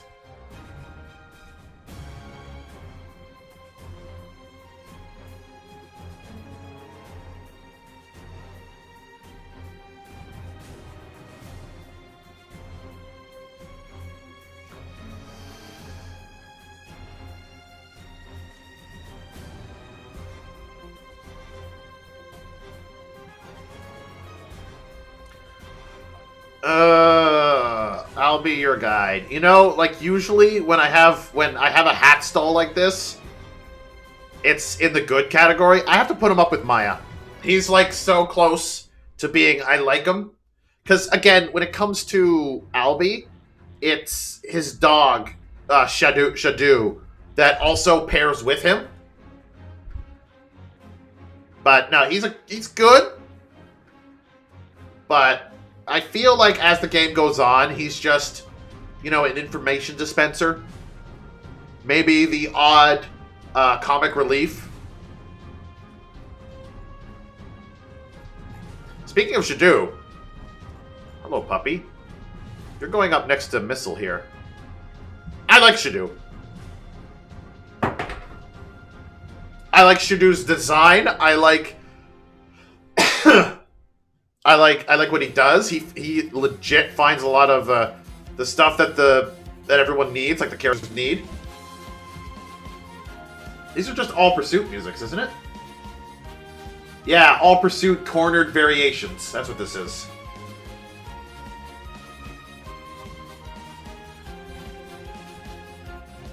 Oh, nice. Now we can go into Gaspin Pain. Because we skipped him earlier.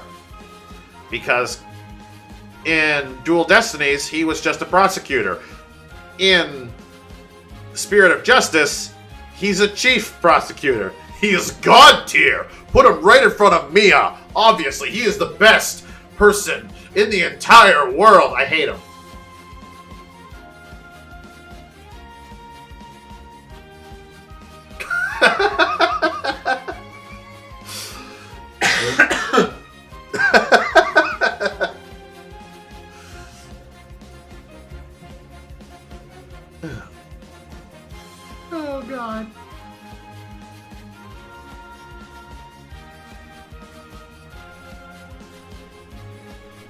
Moving on. Yeah. It's just, what's more to say? It's the same as Payne. It's the same as Winston Payne. Mr. Love and Peace. Oh, God. Peace lovin'. Oh. Oh, God. Also, hate. I, like... Metal Jesus? It's like, I'm sorry. It's just... It would have been okay. It would have been okay if he was singing his songs and he just played on his thing. But the fact that he went Metal Jesus, I'm like, what the hell?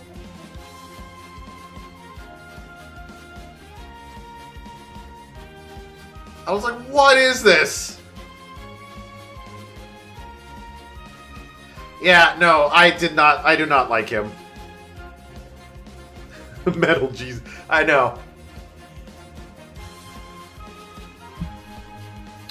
Ah, right. Pat Roll. What do we know about Pat Roll? Well, he was patrolling. He's a guard. He got clonked on the head. He pointed his gun at Albie.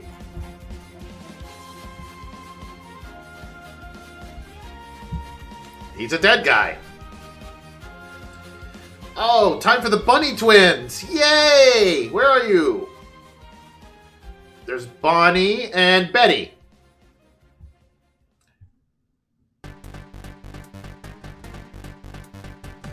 The fuck version is this one?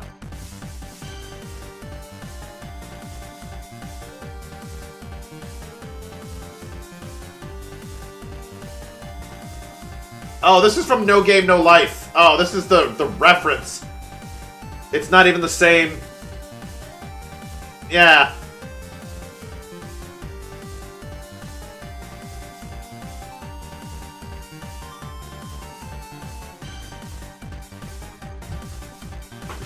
It's not even Ace Attorney.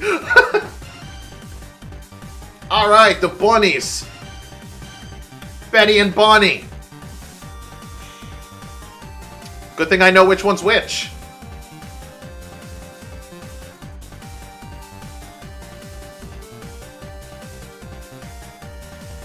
Skip this song. Which one's next? Turnabout Courtroom. Courtroom medley. There we go.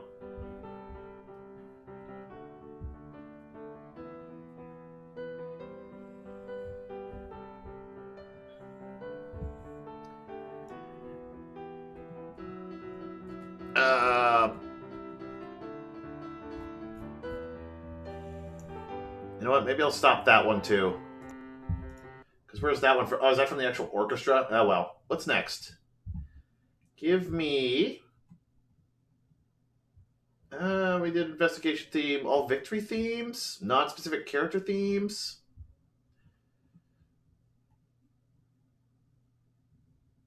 Yeah, they're both very cute. Cornering together, all fake turnabout. Oh, wait, let's go back to... Oh, didn't want that. This. The Ultimate Pursuit medley.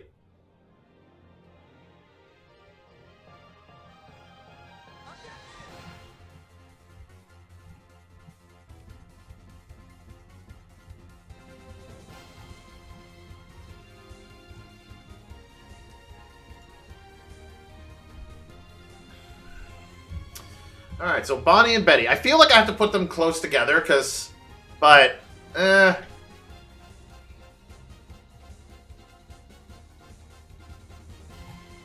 Like, naturally, I didn't see it coming that there was two of them, and that's how they got their teleportation trick done. I like Bonnie, and you know what? Betty is on, like, the like to good thing, but... I do like them both.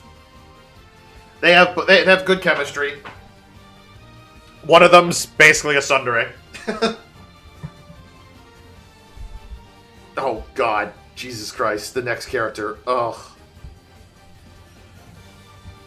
Roger Rettins.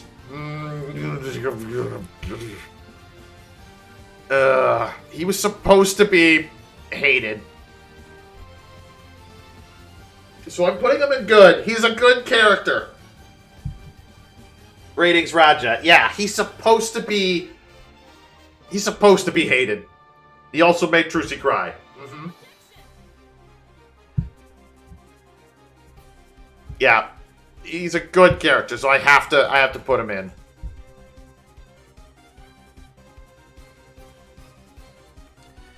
The great Mr. Reese, Mysterious. He's a dead man.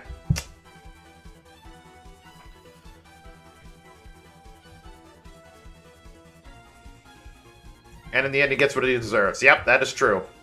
He got everything.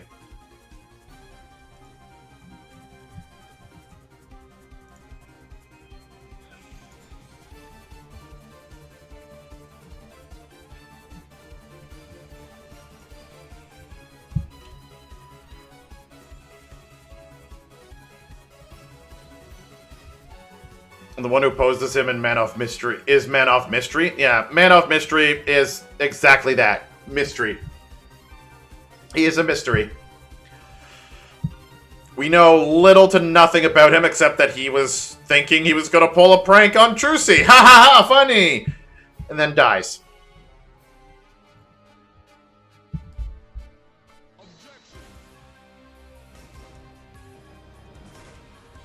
And then we got the good old In-Me family. Trust. Oh, Trust. We only saw a little bit about you, but you actually appeared in front of us as a witness to your own murder, so to speak.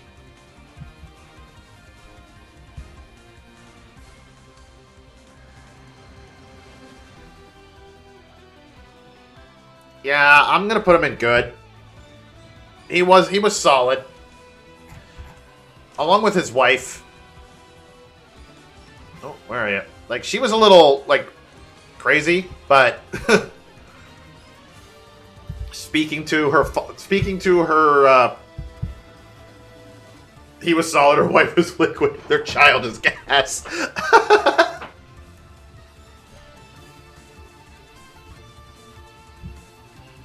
Yeah, no, like, she was a little because of the fact that she spoke to his picture like he was still there. But eventually, once she finally, like, stepped out and was like, I'm gonna fight against the regime, yeah, she became a powerful character that they never used again.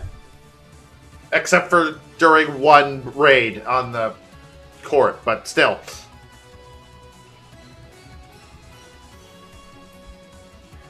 We do not need two versions of our wonderful friend, Dats Arbol. Dats, though. I like Dats. I like him.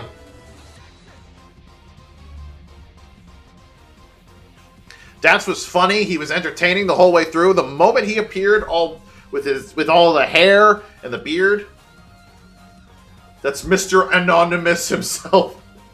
Oh, I'm sorry, Mr. Anonymous. You're a repeat. It doesn't matter if his name changed, it's still the same person. Ooh, I am digging this version of Apollo's of Overtaken. I do like it.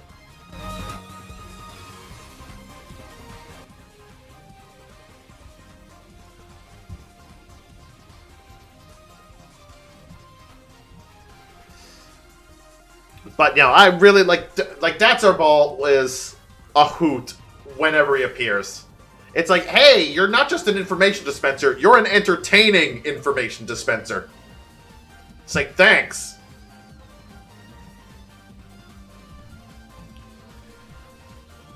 Then we got our wonderful Pere Zealot. Kind of reminds you of Larry. Yeah, I wonder if those two would get along. If Larry and Dats would get along.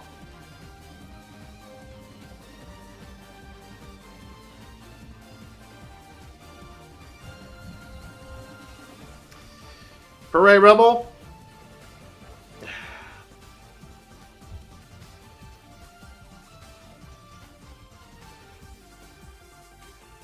I'm putting Purre Rebel in Who Are You Again? Because he's a murder victim. We learned nothing about it. We saw a picture of him smiling.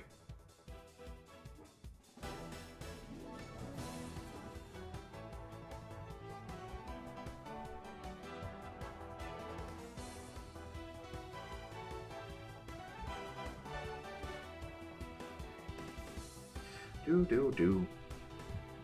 He is Lady Kira. That is also true. But still, like...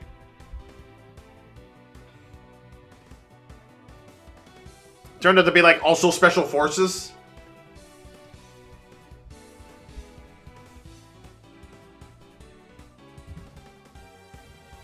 If anything, I'd bump him up to meh, but I think I'll put him to Who Are You Again?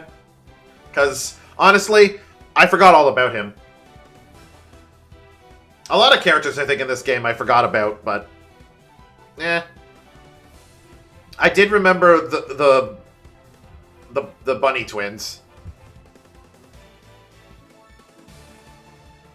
Next is Bucky Wet. Bucky. Did not really care much for Bucky. Like... just I didn't care much for him. I'm putting him in meh. Because at least he was entertaining to watch. Somewhat. When he was rolling around. He was just there, yeah. Like, there's not much to say about Bucky apart from the fact that... Because that case in general was... Like, why? Why is it there? It was just a filler case. It had no... importance whatsoever. It was just to, like...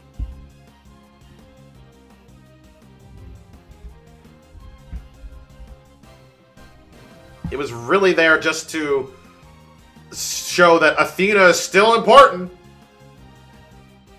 Morning, Fluffy.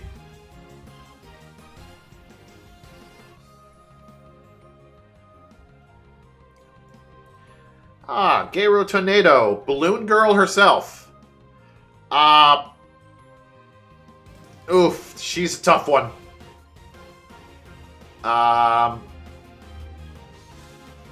She was the killer. But I'm gonna have to put her in between the two other killers for meh. 1, 2, and Balloon. Yep, the 2 balloons, alright. And they burst. Yep, the judge really was paying attention to her balloons.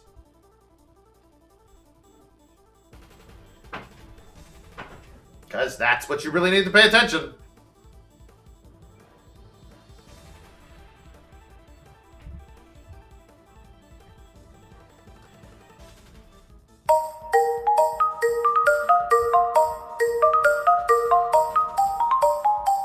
Luffy's a little late to the party, isn't he? Wow. It's January, Bluffy. What are you doing? Oh, is it going to do that all the time? Oh, no.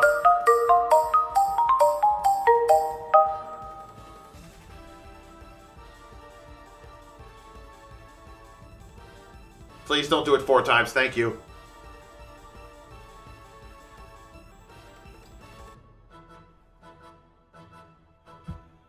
$4 a.m. Wow. Still got a lot more to deal with. Oh no, we're not really trying to blitz through these. Uendo Tornado. Hey, I actually like this character. It's gonna be just the one, right? Yeah. Uendo. Tornado. Yes, Uendo was interesting. The whole split personality thing, like, for one, didn't see it coming. 2, was really surprised and okay with it. Yeah. And then there was the whole 4th personality that came at the end. Like, damn. Uendo, Patches, Kisagawa, and Owen. Yep.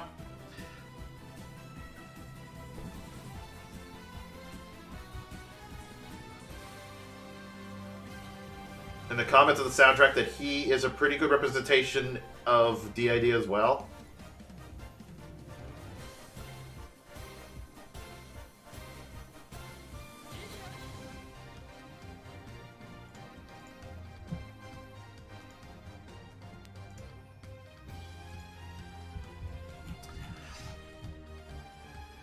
Another dead guy we heard laughing and enjoying his...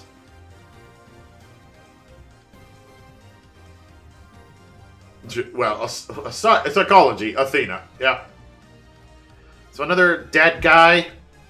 Which was his name again? Taifu Tornado. Yeah. We didn't know much about him. We know that he was, like, good, but... Eh. Oh, Dirk.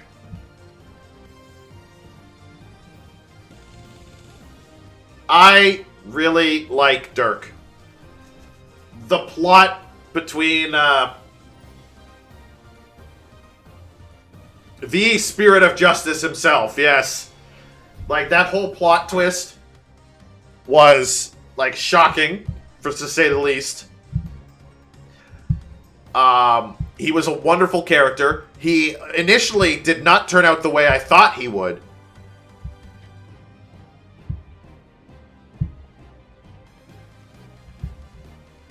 So, like, at first, as soon as I seen him, it's like, oh, he's the evil guy. We gotta take him down. But then he turns out to be, like, a really good dude. And a total dad. So, yes. I like Dirk a lot. Oh. No. Do we have to deal... Do we have to? Do we have to deal with Paul? Do we have to talk about Paul? Can we skip Paul and deal with Army? Army buff? Army buff? Absolutely love.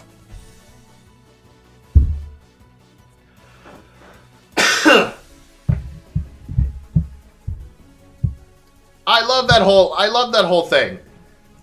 Where it's like, first we thought it was a boy, and then it was like, oh, look at this little drone. Army is lovely, yes. Especially since she got off, like, she stood up on her own feet. And it's like, oh yeah, I could walk the whole time, I just didn't. Because she wanted to stay inside the building. She figured being in the wheelchair would give her an excuse to stay inside her room. Everything about her is great. But alright, let's talk about Paul. Paul Addison. Loathe entirely, and I mean at the very bottom. Even worse than Sal.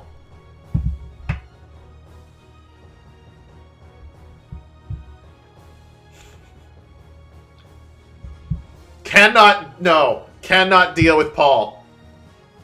I cannot. I am sorry. I just cannot deal with Paul. Like, that character... No, he's not even adorable. I'm sorry. I don't even find him adorable. Look at that smirk. That is a smirk of a smug asshole. His breakdown was pretty good. I will say his breakdown was pretty good.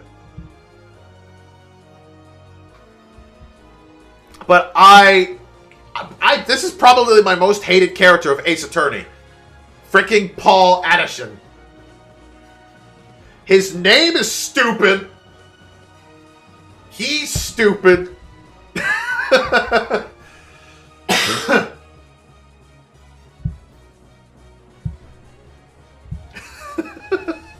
I may be laughing, but I'm dead serious. I really hate politician.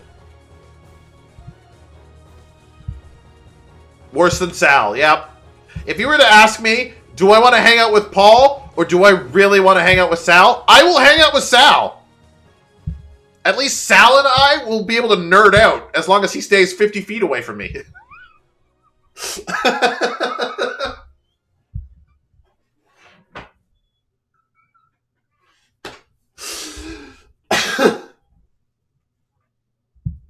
You would still take Paul over Walkie? No, I deal with Walkie. I would listen to Walkie talk over, like, dealing with Paul. Like, dear God, do I hate Paul.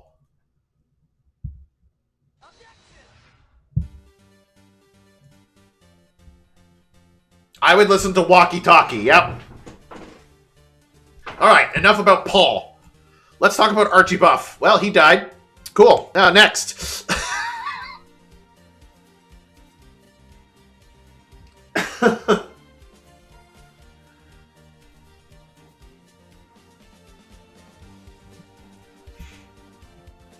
Yeah, I can see. Like, I can understand why you would hate Walkie.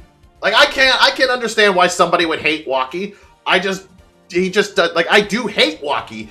I just, not as bad as some people.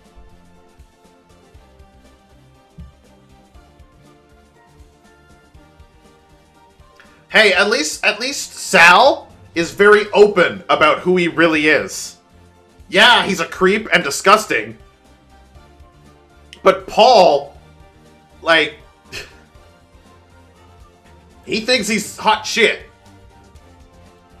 It's almost as if, like, Sebastian DeBest, who grew up and didn't have his moment to shine.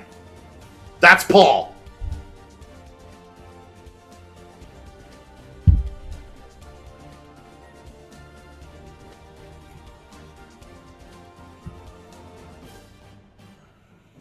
I put pink hair. Yes, I put April May on hate him. I hate April May. I do not like her. I do not think she's a good character. She is only there to be something to look at for the judge. Really, nothing would change if she was not there.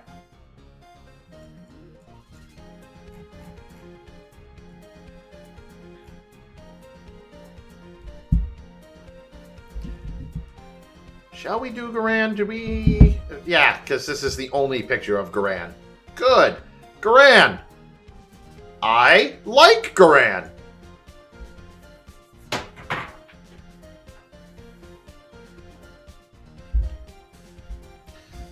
Queen Garan? I did like her as a character. Garen. You loathe her? I actually liked her. Worse than Walkie? Like, initially you're supposed to be like, okay, she's the queen, blah, blah, blah. But then afterwards you're like, oh, she's actually the villain. Okay, let's try to take her down. I do hate her for all the things she's done, but I like that about her. Like, it's the same with, who else did I put here? Where is he? Yeah, it's the same with, like, Alba and Blaze the Best. I put Meekins and like him. He's right here. Yeah, no. I forgot. You hated her because she disliked fortune cookies. But that's neither here nor there. I like Garan. Garan is good. Garan is good times. Inga, on the other hand, not so much. Inga, I will say, is a good character. But I feel like they, like... No. Let's not go to his full name, please. Do not.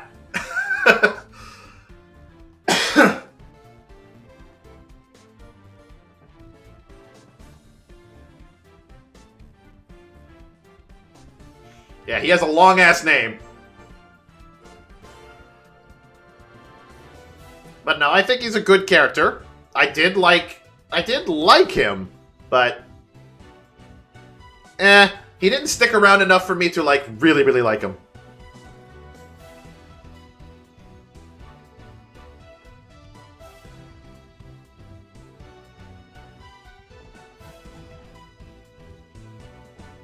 Yeah, a lot of people put Maya high, but no, Maya is on the good section for me. She's not...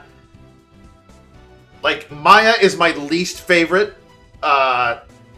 judical assistant. And I've already stated everything.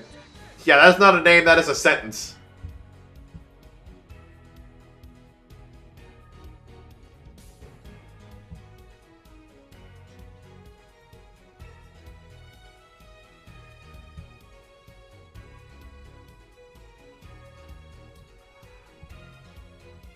Oh, okay, we're gonna swap Nina out of here because Nina is also Amara. Amara. Very, very pretty, for sure. Character design, really appealing. The hair and everything, and like her outfit with the little circular...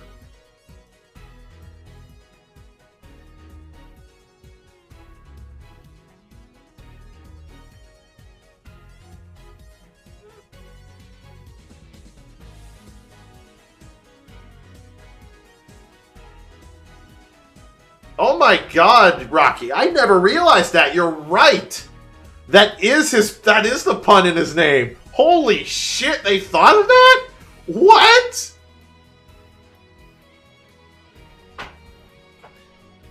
Inga Karkul, how could this name be any longer or more pompous than it already is in Kuren the Third? Inga Karkul, how could this nam biani laga orno pompous dinan Aridis Kuren the Third? Yes! It legit is. Where did I put... Okay, I just put Amara and Lycum.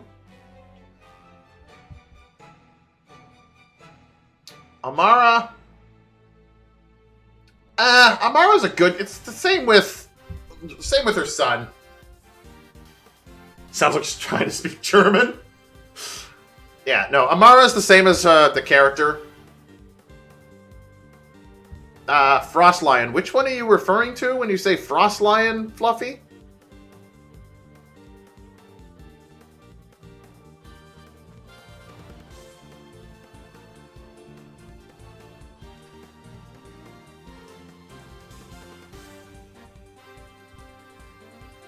He's got a white face and mane. He isn't good.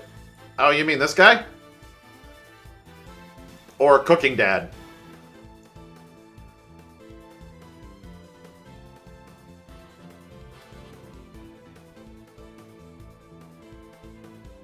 First one. Ah! That is Aristol Means. Mr. Means. That is Aristol Means. Where he always liked to say the ends justifies the means. He was the villain. He's a murderer. He done murdered. He's named Frost Lion now.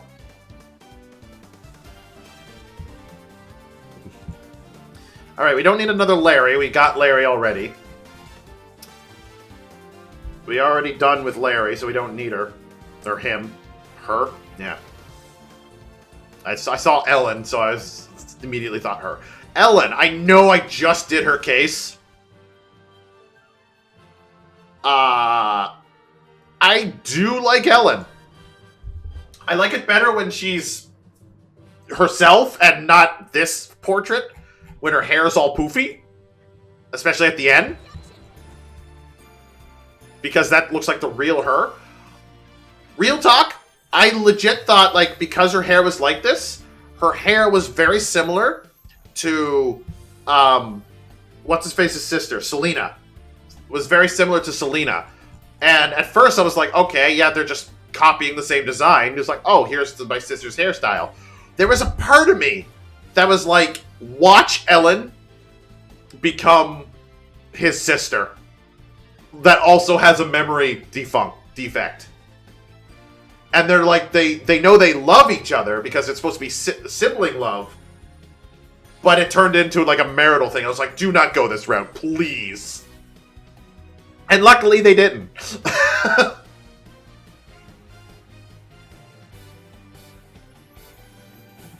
Yeah, she has so many animations.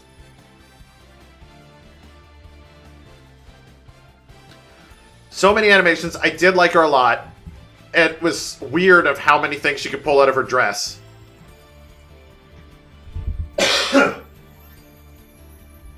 Speaking of her husband, Soren. Did not like Soren that much. I like the idea of his memory defect. But him as a character himself, just eh. The only reason I put him in good is because of his memory defect, where he can't remember anything after he wakes up. Pierce, on the other hand. Oh, pretty boy Pierce. And then he didn't get pretty anymore because he went to his surgeon ways. But still, he was pretty.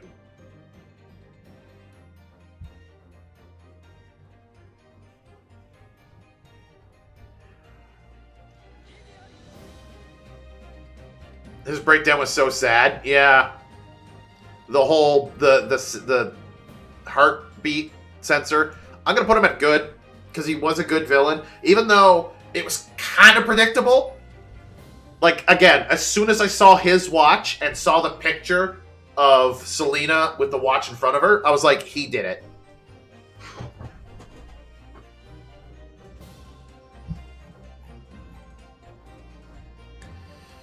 And then we got the frickin' Doomus Gloomsbury, Mr. Doom and Gloom himself.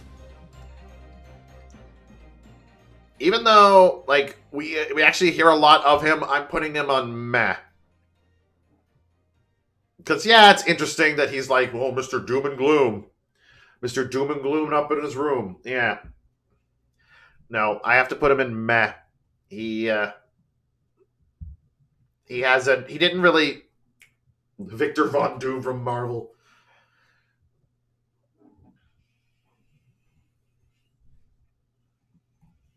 Really, Clav? You're going the Fairly Odd Parents route. You're gonna go that route. Selena, again, we know little to nothing about her. So she was a murder victim. I have to put her in Who Are You Again? I'm not going to fight you. I'm busy. I am not going to fight you. Otherwise I would, but I can't today. No fighting today. And finally, we're into the Great Ace Attorney characters. Hell yeah, we're almost done. We got 2 more games to go. Hell yeah. Oh, you're gonna go? You're gonna go, Rocky?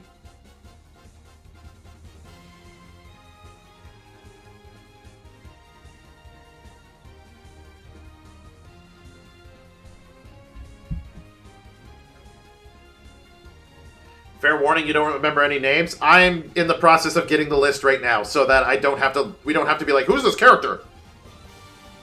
That's not what I wanted. Don't give me the full list of character names. Give me just the Great Ace Attorney, please.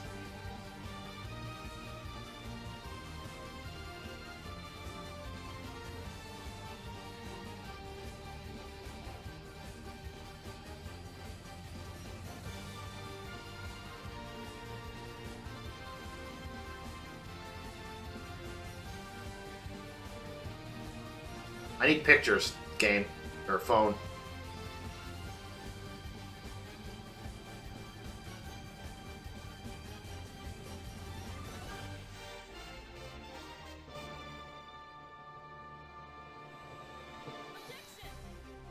Oh, at last, not alas.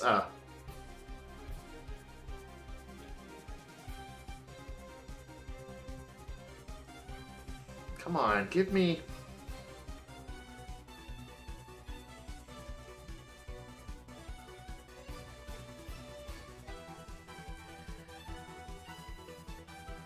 That's the list of Ace Attorney characters. I want the Great Ace Attorney characters, please. Alright, I'll just have to go with the names without pictures. Thank you.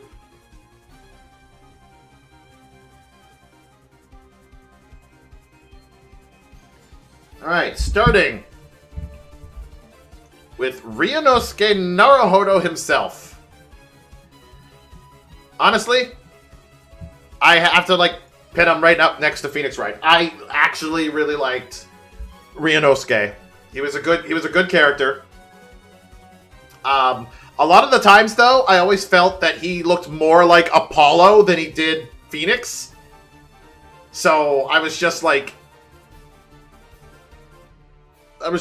why is he Phoenix's descent? Why is he Phoenix's ancestor when he looks more like Apollo? And I'm like, whatever. We'll just roll with it. One of the more capable attorneys? Yeah, actually. He is really good, considering the fact he defended himself knowing, like, little to nothing about law. Yes, he had help, but he managed to pull it off. Based on how capable there are? I know I want to do that at some point on a YouTube video. But that'll be, like, later.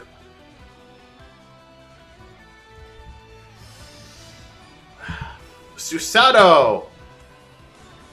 I really absolutely love Susato, actually.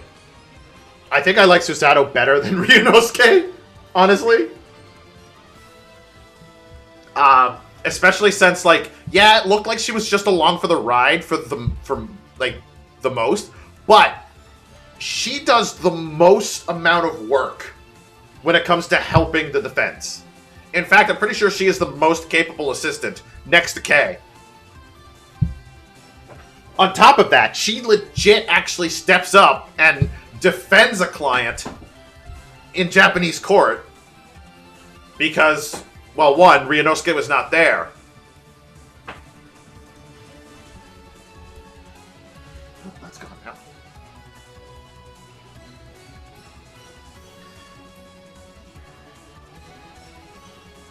And in an age where women are looked down upon, yeah, she probably did the most. Like, holy shit. Who's next? Kazuma! Like, the Great Ace Attorney had just had so many good characters. I like Kazuma. Like, a lot.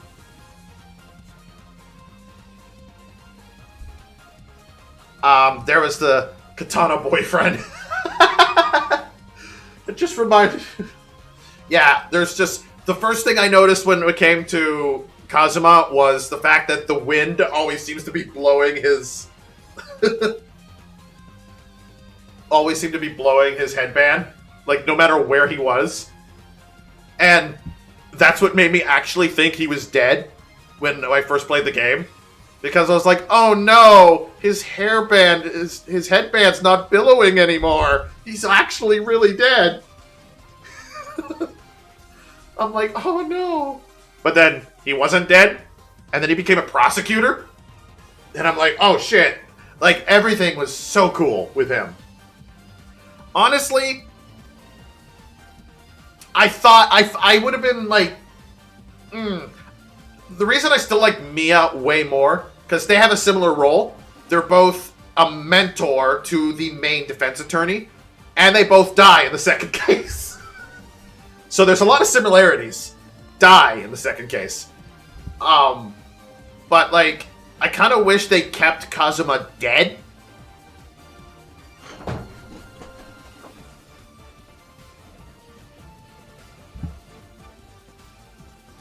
What's playing right now is... Wrong thing. Yes, it is Overture. It is Overture right now. That is what's playing right now. Is now it switched.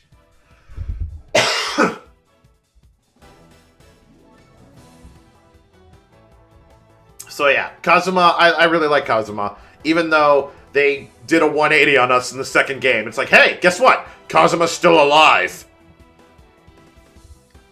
Ah, the great Herlock Sholmes.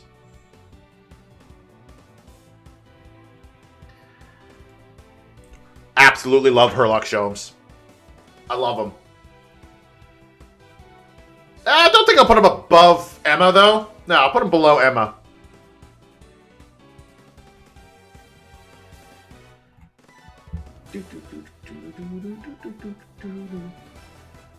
No, Sherlock Holmes was one of those characters that's like... I knew a lot about, like, who he's based off, Sherlock Holmes. I know a lot about the character in general. So seeing an Ace Attorney version of that was really cool. And there were moments when it's like, hey, you're an idiot. And other times where it's like, oh, you're actually competent and really good and really smart.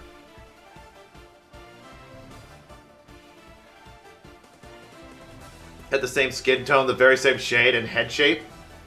And then, yeah, no. Herlock Sholmes, best character. One of the best characters in The Great Ace Attorney. Next to... Iris Wilson. Sorry, Herlock Sholmes. Move aside. Still feel like he just acted dumb to help Rio become smarter? Maybe. Who knows?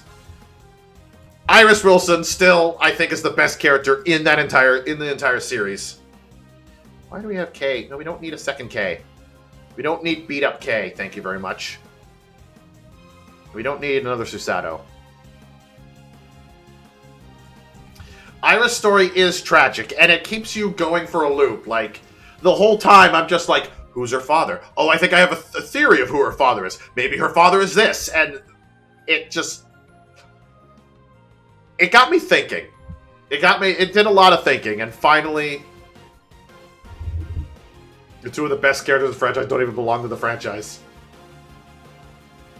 Are you talking about Professor Layton? But no, Iris Wilson, best character in The Great Ace Attorney. Her theme song, probably the best theme song in The Great Ace Attorney. Absolutely love her. Actually will put her above Emma. And above Apollo. Still love Mia better, though. Barak.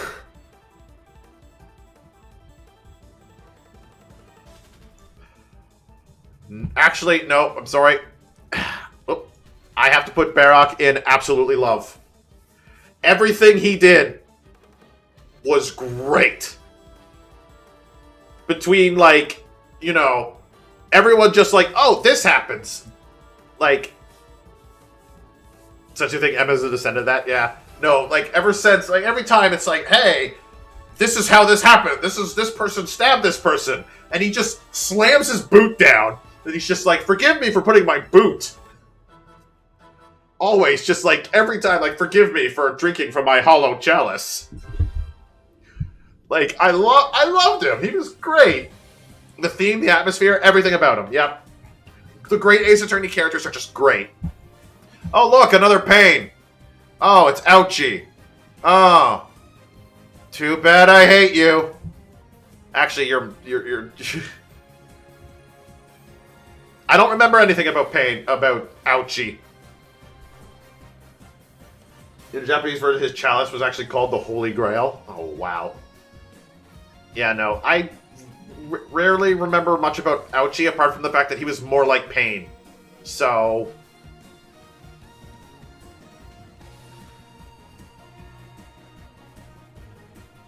The Steel Heel. Forgive the discourtesy of gravely entering various members of the public gallery. You better be, you son of a bitch! That's where... It was because of Van Zeeks that Public Gallery Guy exists, okay? I mean, exists. We came up with a character Public Gallery Guy because Van Zeeks was just like...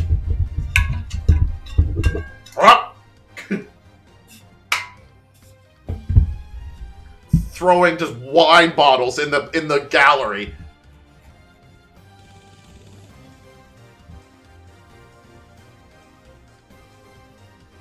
Oh, this guy, one of the victims. Yeah.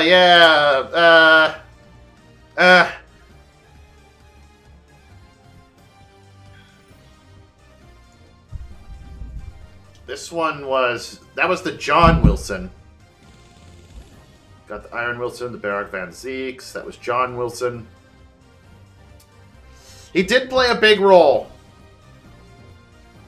But honestly, he did not... Like, I have to put him at meh. He didn't really mesh with me that much.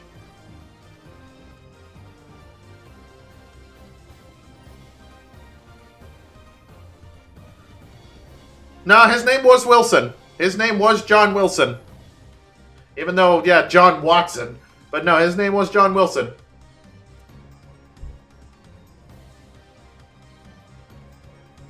He was based off of John... He was based off of Watson. From the Sherlock Holmes. He even looks like him.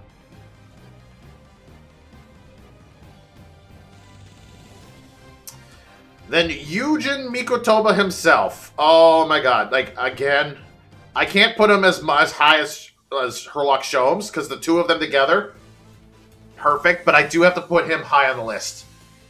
Like, I do like him. No, I can't put you in front of Anubis. I'm like crazy. Yeah, I do have to put him high in my list. Because he is a great, awesome guy. In the first game, he didn't really play a big role. But the second game, ooh, yeah. He is awesome. This one is... Who were you?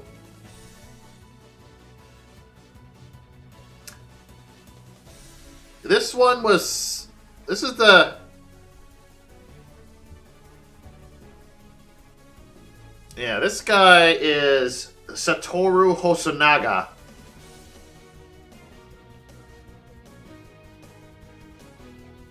The Japanese detective, yeah.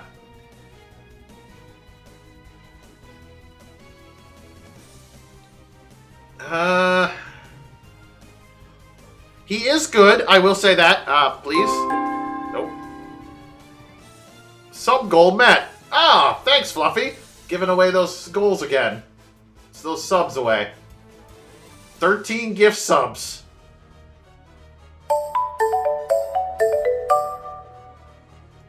But yes, Hosonaga, I'm going to put into the good section. He didn't really click with me as some people, but I did find him a good character. Like a good reoccurring character. I was okay with him. Oh, God. Ayesa Nosa. Oh. Oh. I really liked... Yeah, I really liked Ayesa Nosa and his baby. I did. Even though they only showed up for that one case, I did like them. Put you above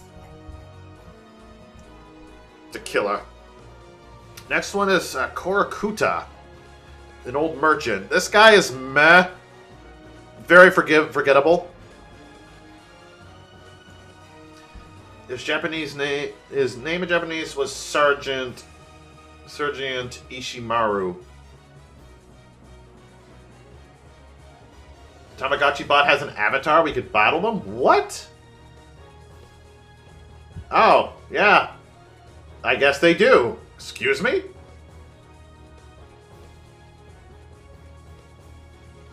Why would you attack Bluefy? Why? Why though? Why would you attack Bluefy's bot?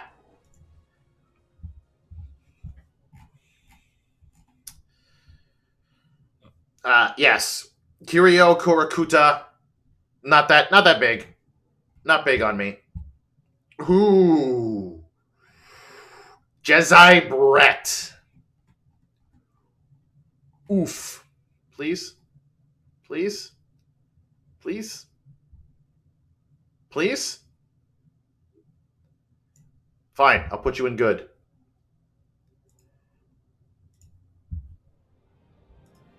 Yeah, aka Assassin. Otherwise known as Assassin, yep. The puns. The puns were very relevant for that game. No, I liked Jedi Brett. It was like that immediate character that's like, I gotta beat you. I have to win. And it had a whole, like, her actions spread all around, yes. So yeah, she was a very good character because they kept bringing her back. And it's like, oh, what? That Jedi Brett? Oh my god. Is that... Which one was that one? That one's Strong Enough. The next one is Strong Enough. Biff Strong Enough. And his Snick.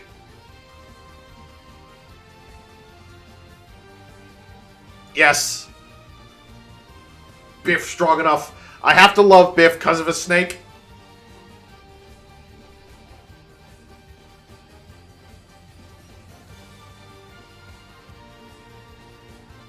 Shadu's icon as a human. Oh, God. Something Mitroff. No, he was very great, funny, and it's like, dude, at first I was just like, why do you have the things around? But then as soon as it became apparent that a snake was involved, I'm like, oh. Actually, I think Clav, you might have pointed that one out before I did. The next one, we're gonna skip this one because this is still Nikolina Pavlova. I liked Nikolina. I thought she was a very good character. I really like her. Like the fact that she was like trying to escape and she disguised herself as a Russian revolutionary. Whether unintentional or not, she did. But she didn't do a good job because her long blonde hair was sticking out of the back. And it acted as a perfect tutorial for... But, like... Grimsby Rylot? Yeah. Quote-unquote Grimsby Rylot. Roylot. But the one thing I do remember is her whole thing when Herlock Sholmes is saying his entire deduction. And the music went so well with her reactions. I was like, oh, that's when like, her moment is when I realized that I was playing a good game. I was playing a game I was going to like. I still remember it. Like, whenever Herlock Sholmes would say something, and she's in the background just... Like, her little reactions were adorable, and I like them. Villain Bolshevik. He appears later as, like, a jury member, which I'm surprised nobody even knew he was the revolutionary.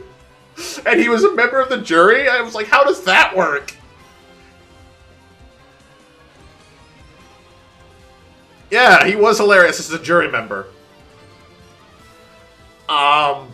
So much so that I like him. Like, the fact that he was there. Somebody was just like, you're gonna be a jury member.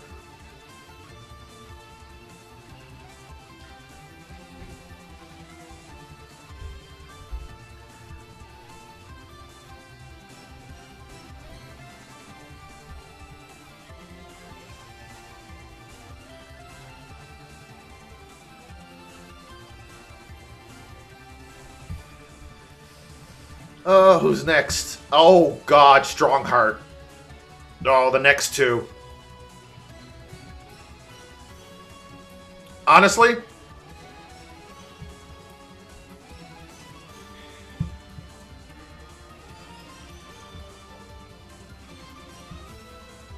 I really like Strongheart as a villain.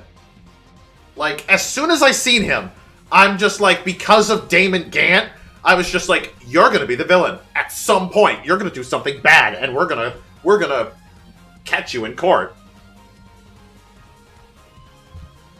And finally, like, yeah, Gant too. But even so, they made me wait, and it was well worth the wait. Because it wasn't until the second game that he finally got caught. But I did like his little actions, like him reaching in, pulling out a pocket watch, and just, go. Tell me why you should be a lawyer. Go. In 5 minutes or less. Hurt Vortex. And then fucking McGilden. Magnus McGilden. Love that he was Irish.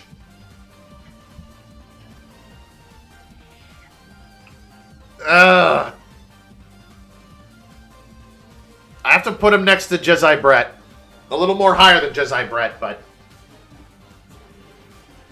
Intimidating grand villain? Like, he wasn't even really that intimidating.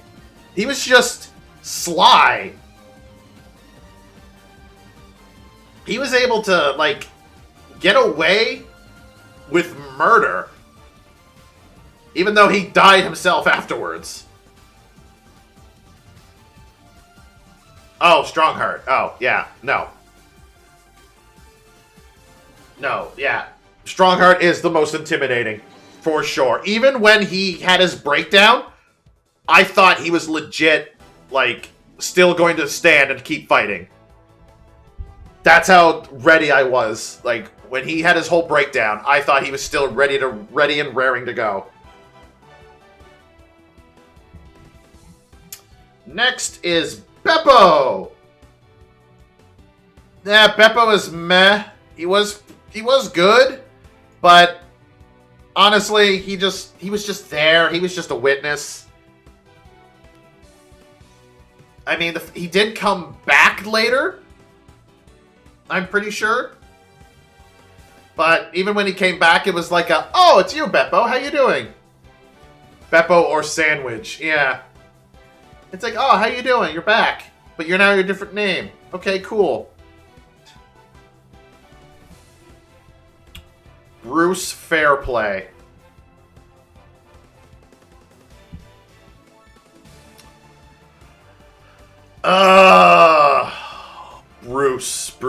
Bruce.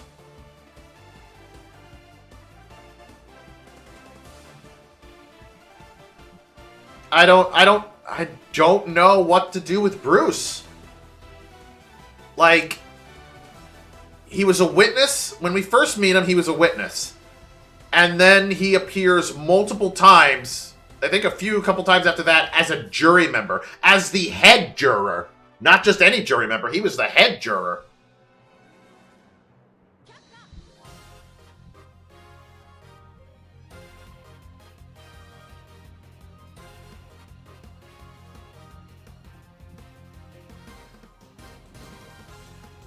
I think I'm gonna have to put him like on the low end of good.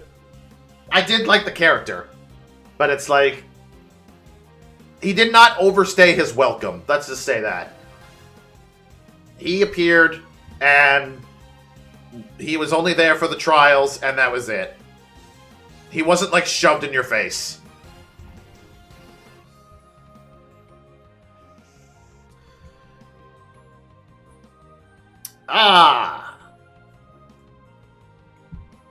Lady first. Well, we'll put you down at the bottom of the list. Alright, next. Now, who are you again? Lady first. Oh, God. He's actually tough. He's actually really tough. This is the guy that I noticed afterwards that he is like a bunch of emotes wrote in the one. Like, you could use them as emotes.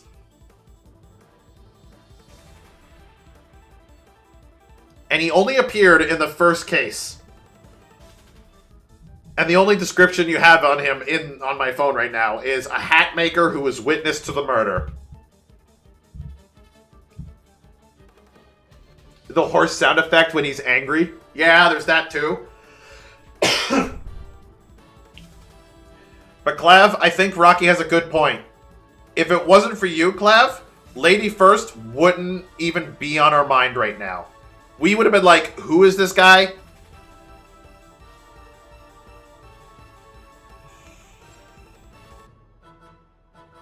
I think it was because of you, Clav, that like, you made an impact, yeah. Well, it's because of you that we were like, oh, wait, could it be that this is his brother? Could it be that this is his father?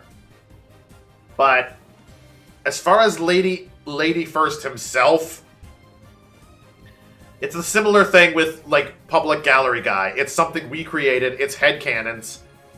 But he himself...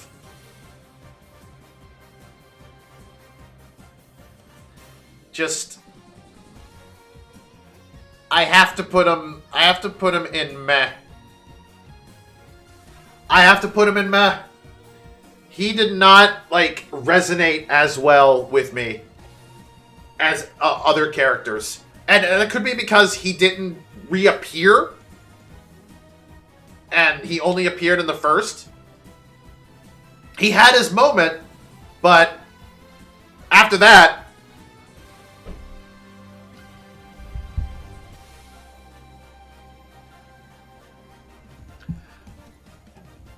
Like, just take a solace that I like Meekins more than First, actually.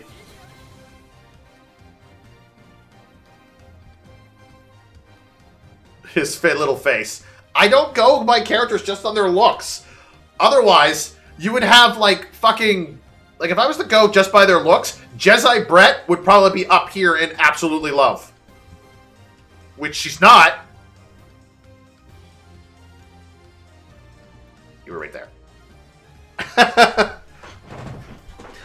If I was just going by looks, Dahlia Hawthorne would be... Oh, right, she's already in I Like 'Em.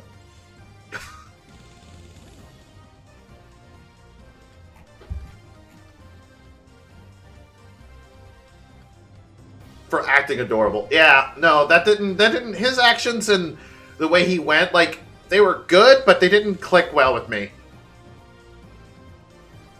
It was just, it's like, he's just another character. Only lady first, yeah, that's all you missed.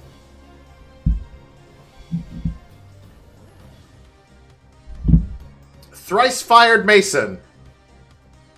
His nickname is hilarious. Other than that, he's a dead guy.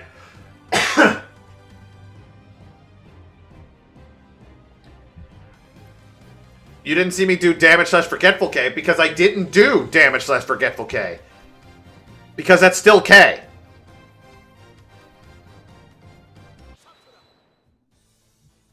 Like, that's still K. I still have K and absolutely love. Damage and Forgetful K is in the repeat. Because it's still technically K. But yes, Thrice Fired Mason, we didn't really get to see him. We heard of things of him, but we didn't really get to see him. So he's in the Who Are You Again, because I'll probably forget who he is.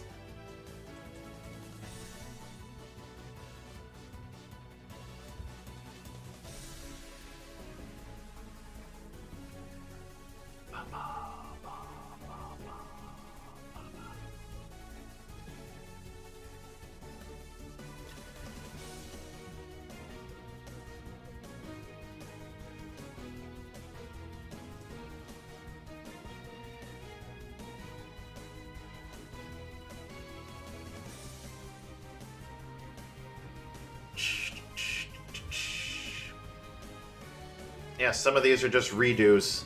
Let me put this into repeat, and we'll take the Gina from the second game, and we'll add the Gina. Bop, bop, bop, bop, bop, bop, bop. Gina, all the way up. Gina, in front of Mia. 100%, absolutely love. Probably favorite character. At first I was like, okay, she's a thief. This is cool. This is a good idea. But the moment she went to become Inspector Lestrade and she had Toby with her, she automatically became my favorite character.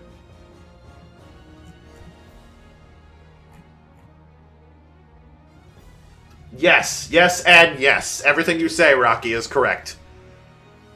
You see, when I first seen her, I was a little hesitant to say that she was cute. Because I was like, yeah, people could take this the wrong way. But then the second time you see her, she becomes 18. And I'm like, hell yeah, she's cute, she's adorable. I'm saying it right now.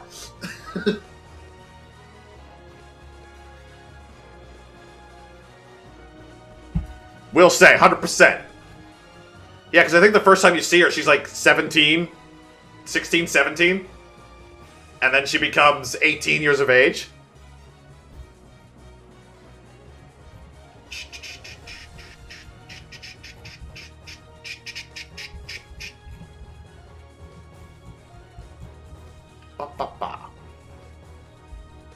How old am I? 32. Yeah, 32. I had to think on that one. Sausage. Yeah, suss away. Ah. Gregson.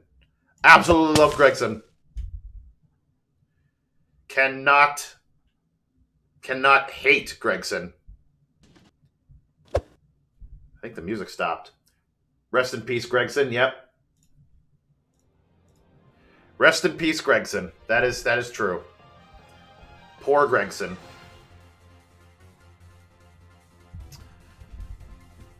Because, like, that right there is how you pretty much do a character death, was what they did with Gregson. Like, you have him in the first game, he's all the way through into the first game, and then you kill him off in the second game? Boy, did that hit. Like, on top of that, Gina is my favorite character, and Gina looked up to Gregson, and she was very upset about it.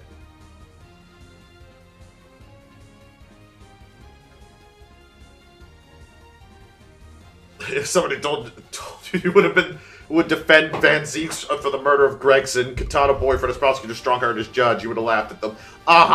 That case was like, holy shit. It's like, no, we had to find justice. We had to find the one who killed Gregson.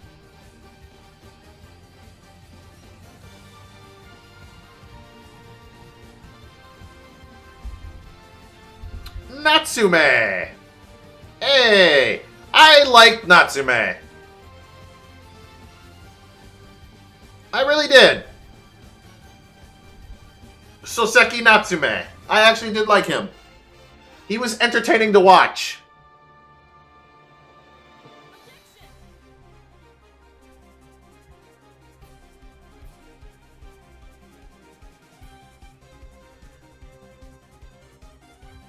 Soseki is cool. And yes, every time I saw Gregson, I really wanted fish and chips. And a few times I actually ended a stream and went and got fish and chips. Yeah, Soseki is a wholesome guy. I do like him.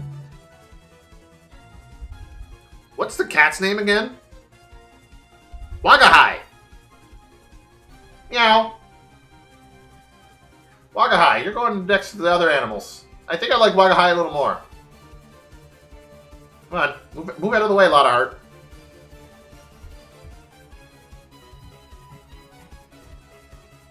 Where's the final... Do we not have the final animal? Where? There we are. Gimme. No. Gimme.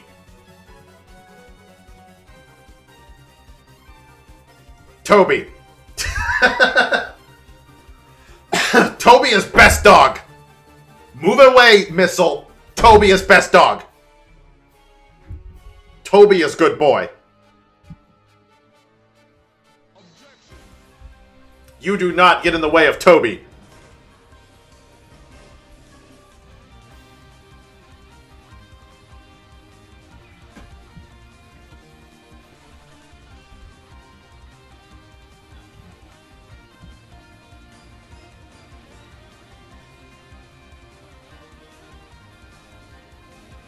Lotta looks kind of like a fish. I know what you mean. Seems to be like a weird fisheye effect that's going on with her portrait. Garadeb! Right? That's John Garadeb. I wanted to know his first name. John Garadeb. Like, I like the character enough. We'll put him right in between there. Is his wife here too? Yes! Give me both Garadebs, because, yeah, they're on the same par with me. Yeah, John and Joan Garadeb. They were a really interesting couple.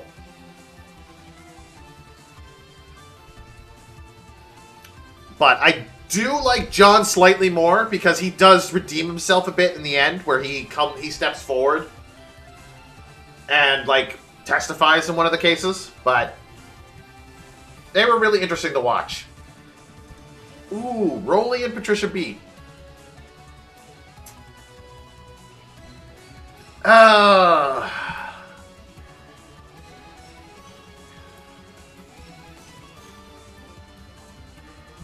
Sleepy Man, yep.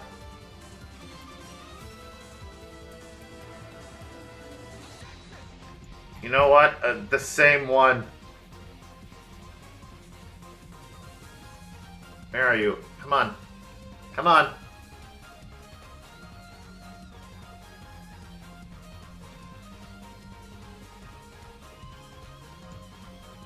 Pat Rolla. Yeah, see, that's... They already did that joke with Patrol.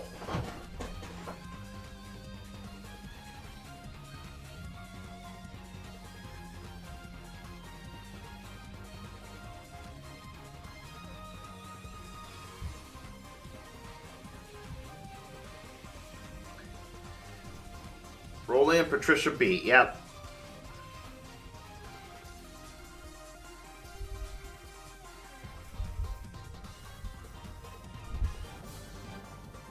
Wait, isn't Rolly's real name, like, Patrick? Like, 100%? Like... Also kind of think their descendant is Patricia Rowland? Possibly?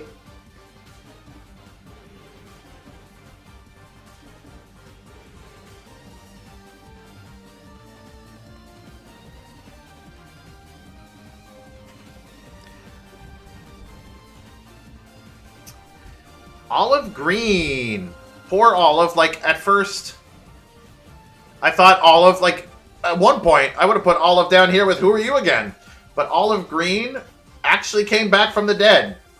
She was not murdered. Even so, she did attempt to try to kill herself a few good times.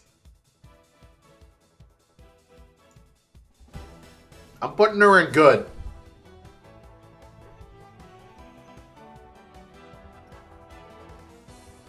Yeah, poor Patricia, like poor Olive, poor Olive Green. Like she just needed someone to hug her. That's all she needed. Pop Windebank. We did see him. Pop Windebank. Speaking of people that were always attempting to. Always attempting to, you know, kill themselves.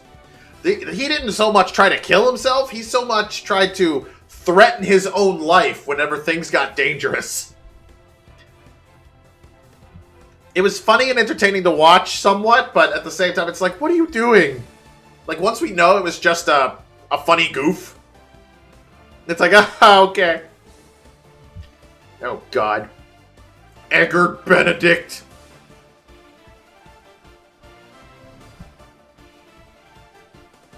Eggs Benedict, yeah. Oh, damn it. Where'd I drop you to? There you are. I cannot remember what is...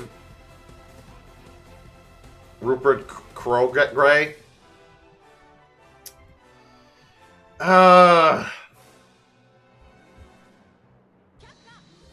He was a meh for me. Yeah, it doesn't say what his real name is. This is episode 5.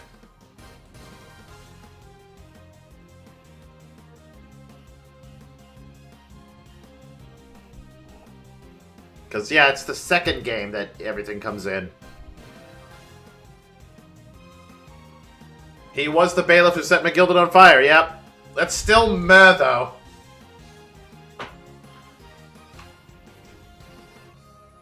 He doesn't, like, I completely forgot who he was.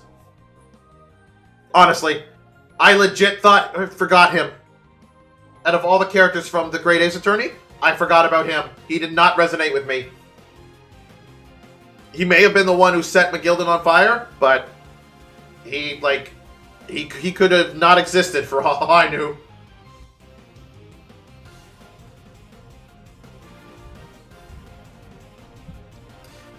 Ah, the two brothers. Right? They were brothers? Where are they? Nash and Ringo. These two were fun. You know what? I like these two. I like these two. Like, there's that moment when they were doing the whole hand clapping and they kept missing. And then they hit each other and they just, like, looked at over. Ah, it was great. These two were great. The Skulkin brothers.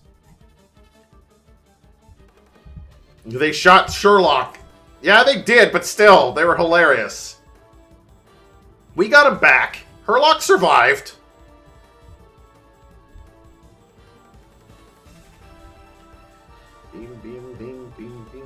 we in the second game, I think? Oh, the judge for the English court. Yeah, there's Jikoku. I'll get to him in a second. The judge for the English court. Oh, good old Santa? Yeah, where did Santa go? I dropped him. Santa, I dropped Santa, and I don't know where Santa... There's Santa. Come back here. You're going in the meh.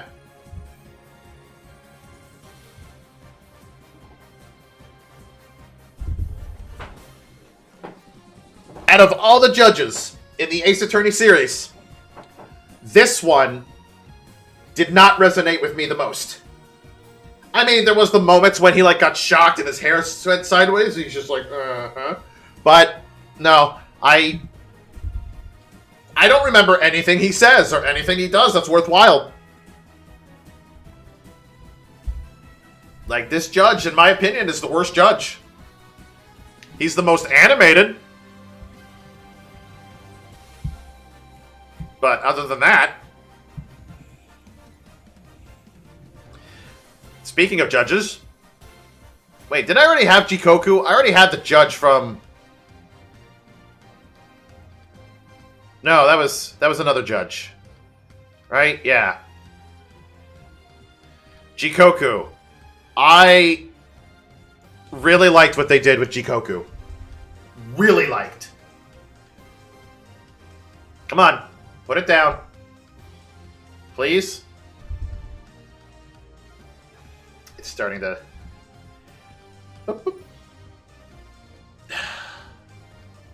Ah, snap. This website keeps crashing because they just have too much. You don't give a judge a name for nothing? That's true. Okay, good. He got placed down. Yeah. No, I really liked what they did with him.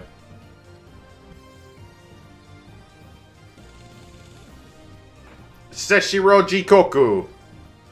No, he was a really good character. I loved how he actually, in both the case they talked about in the past and the case you dealt with him, he breaks. He's literally the only person to break the witness stand.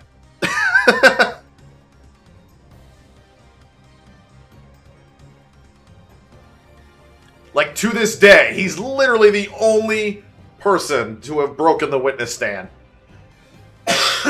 Many people have banged on it, and many people have maybe damaged it, but he is the only one, to date, that has broken it.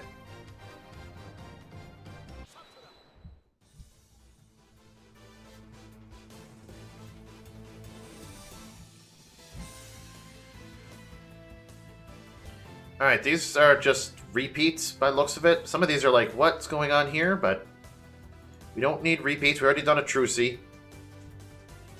These were the animals that dealt with, like, there's money.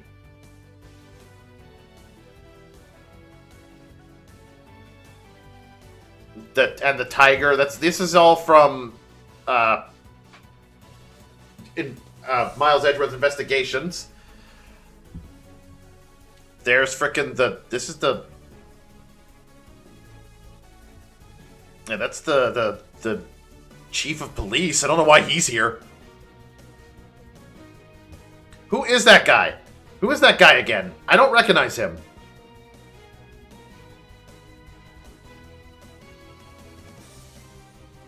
The guy is Adam Mata.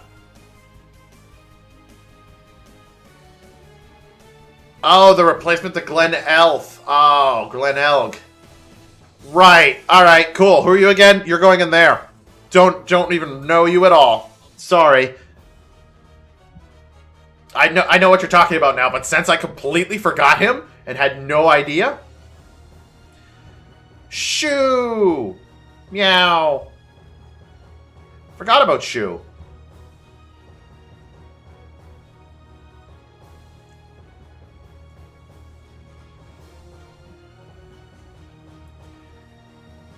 Like, some of these animals, I'm just like, who are you again? I remember Money. And then, there's the tiger. And then the lion.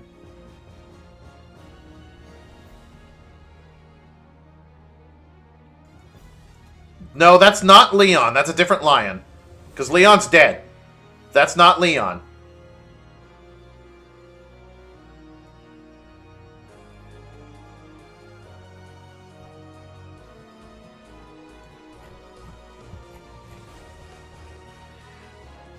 Do I have any other candidates? Yes. The unnamed lion that attacked, that attacked Simon. I'm pretty sure he did not have a name, but it was in Investigations 2.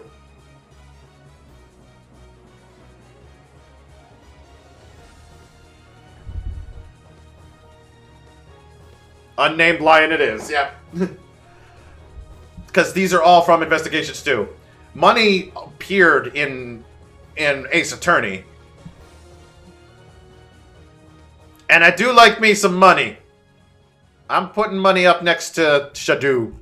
And, where's... Yeah, we'll put up, Meow. We'll put Shu up there, too. You don't like money? What's wrong with money? Regina... not Regina, like, Regent. Regina's Tiger. Like, that one's going on the good end. Like, that one was just for a one-time goof. Or two. And same with the lion.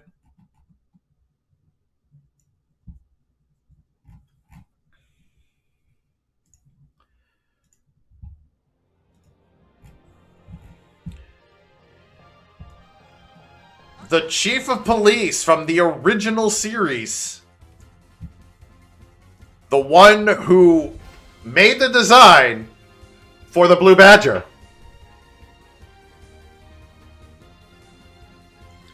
I say he's a good character. I'm surprised they don't have the guard.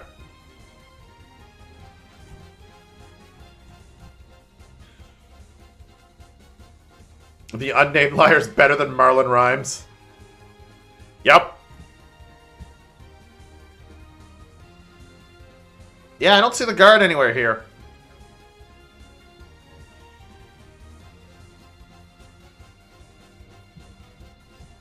Alright, we got a few... Holy shit, do we ever have a few things we gotta go through. We still gotta go through the the jurist from the first Great Ace Attorney game. We don't need to do Kazuma anymore. We've already done him multiple times.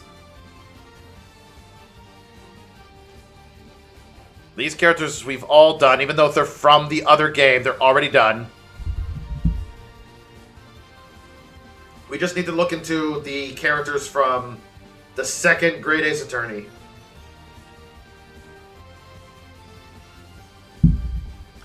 Gas Man, yep.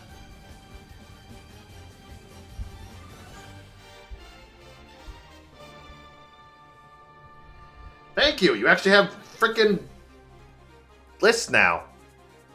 Okay, good. She is there. Alright, Gas Man, where are you?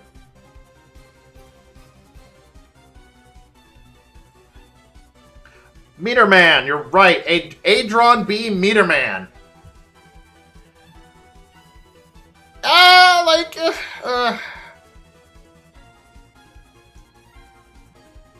I did like him enough. Like, I liked his quirk. I like what they had going on there, along with Queen Bee here. Quinn Bee, sorry. I think I like Quinn Bee better than Popeye Wannabe.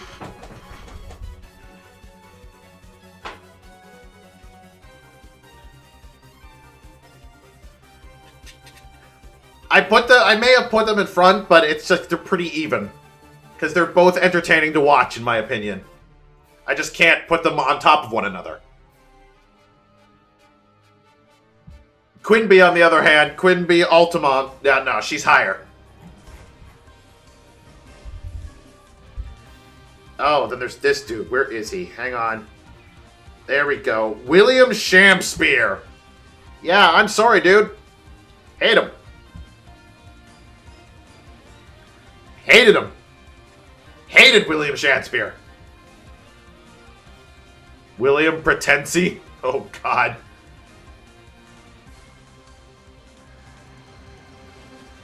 Where much did I hate you? I think I hate you. Yeah, you're right. You're right next to Rock Jesus. His movements were majestic, but I hated him. Oh, this little dude. Where were you, dude? Hang on, I'll find you. I'll find your name, dude. Where are you?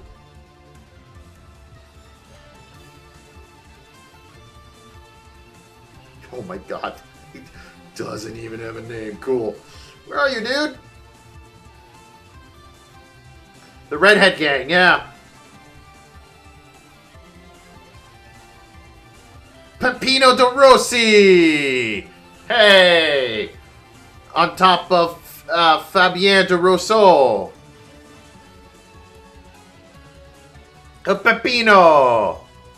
I actually liked Peppino. I am putting that in the good section. You know what? That's going around that tiny guy. Where's his partner? There's his partner.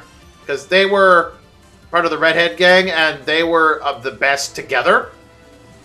Peppino was probably more hilarious than Fabian, but they were both really good together.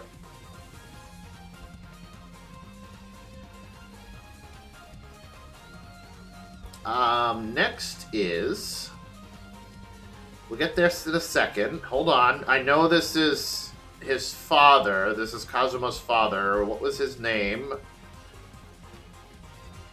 Please?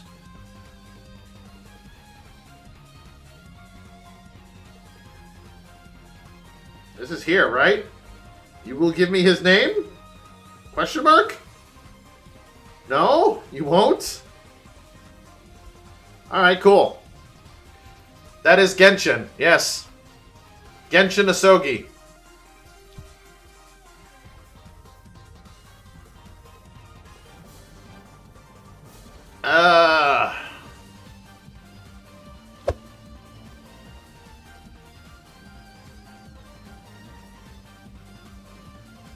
So many goddamn characters. So many characters. Genshin Asogi. Where to put you?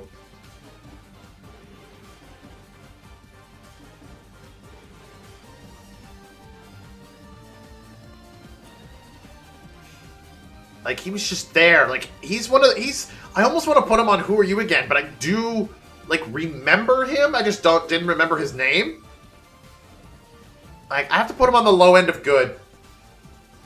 Like, he is a good and well-written character. Everything that went on with him. But still, just...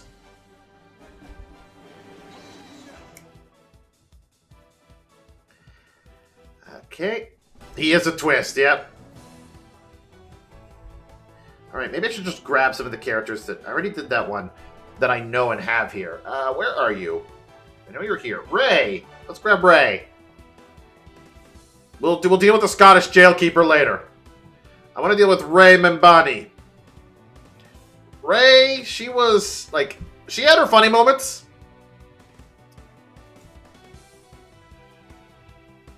You do not remember Ray Membani? She was Susato's friend. Yeah, she was Susato's friend.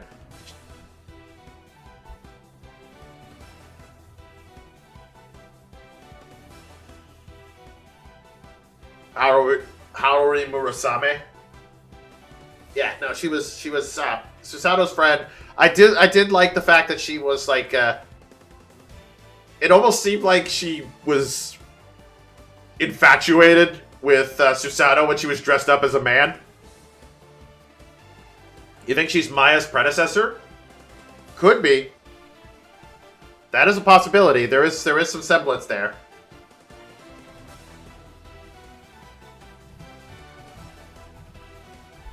Next on my list, I already did that one. Oh god. Writing many memos.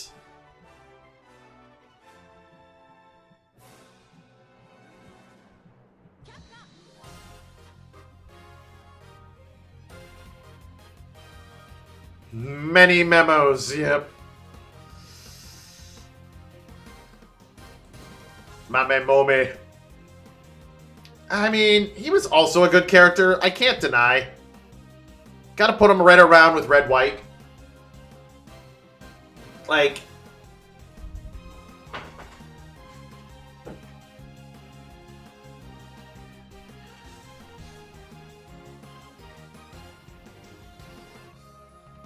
yeah, I gotta put many memos around the same with Red White. Like, you know, he had that. He was a good character. He was a well-written character, even though I hated him in the end.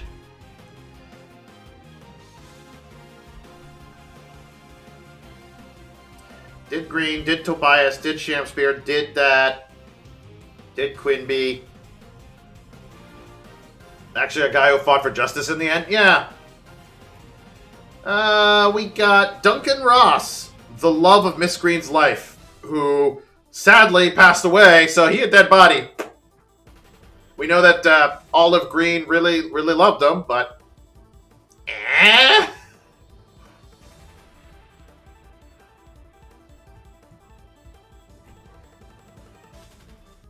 Like, I completely forgot about him until now, so... Yeah, sorry, Duncan. The next person. Mr. Odie Asman.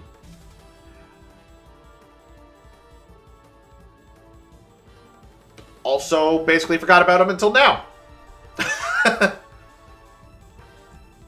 Even though I know he's like the backer to Hairbrain. Rich guy got killed in teleportation machine. Yep, Mr. Dead Victim. But, we didn't really get to see him in action or do anything. Because he was already dead. Speaking of Hairbrain, let's grab Hairbrain. Yep, Albert Hairbrain. That's what they called him. H-A-R-E, as in hair as a rabbit, and B-R-A-Y-N-E.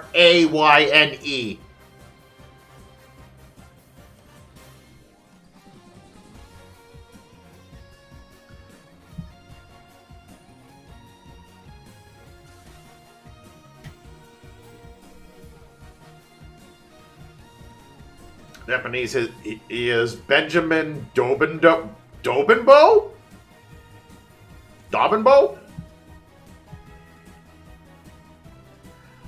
Either way, I'm putting him right around Meekins.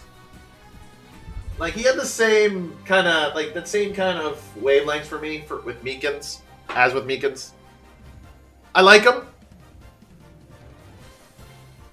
I do like him.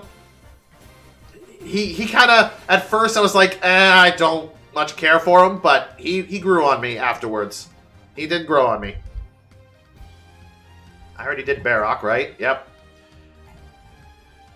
Masked Man, Gina Lestrade's first and third. Ooh, this is a tough one.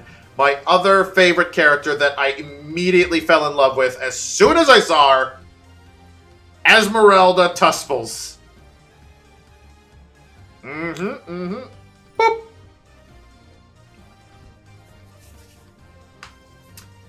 You remember her, yeah.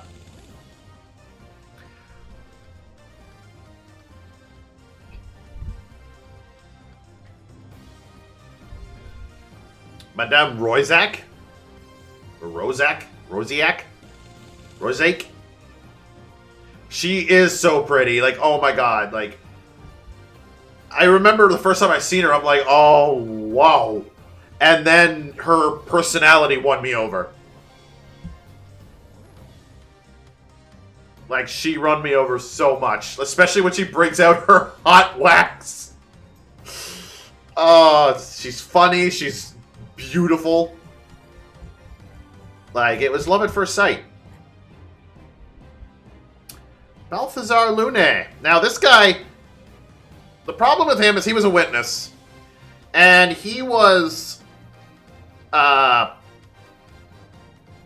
theme is so good. That is also, yes. And I was glad she was not the culprit. Yes, this is Balloon Man. Problem with Balloon Man is he only had one good... Like, I have to put him at meh. Maybe higher up at meh. Because he had one good thing. And that was with Balloon Boy. That was with Bohemian Boy, sorry. Real name, Wilhelm Gottstreich.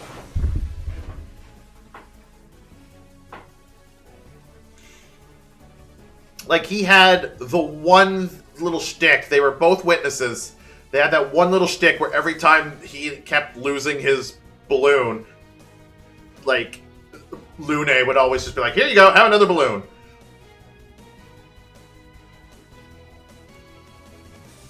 It was a funny thing between them, but other than that, they were just that's it. They were a witness, they had that one thing.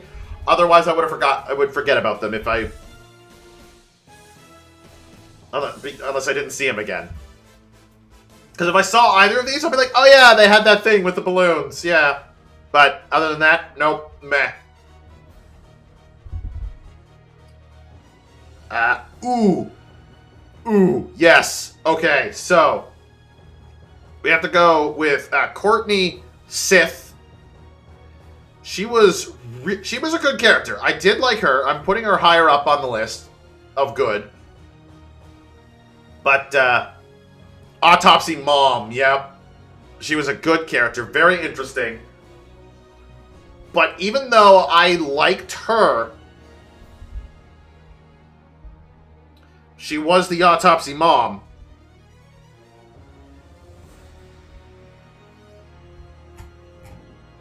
And even though I liked her, I really loved Maria. Come on. Like, Maria Gori was... Maria was, like, the linchpin of everything. My favorite moment of hers, I think it's clipped. I think Clav may have clipped it. Playing Dr. Goth, Autopsy Daughter. Yep. She is the best thing ever. Next to Gina. But I think the clipped moment that I really remember of her and that I find hilarious is when the judge is growling her for something, and all she does is whoosh, puts the mask on. Because I think the judge was growling her for tampering with evidence or something, or stealing something. And she's just like, meh. Whoosh. And I treated it like it was like she basically gave the judge the middle finger in her own way.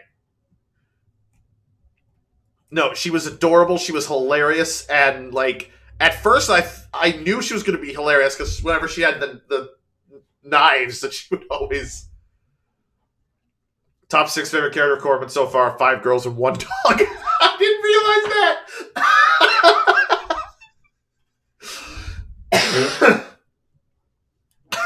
that! Damn! That dog, though. That's a... That dog is really great. That's a good dog.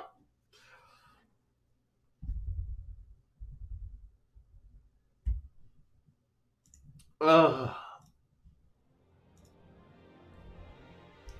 right, so after Courtney, like, yeah, Courtney is Autopsy Mom. That's the only thing I remember her for. I remember her being a very good character, but Autopsy Mom. Next, the good old Enoch Drebber himself. I remember really liking his whole design, his whole character, everything. I do remember liking Enoch. Even his name is like Enoch Drebber.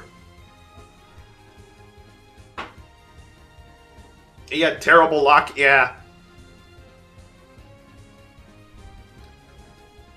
He is such an interesting and cool character. And his movements, too. Like, all his animations where he's just, like, moving robotically and...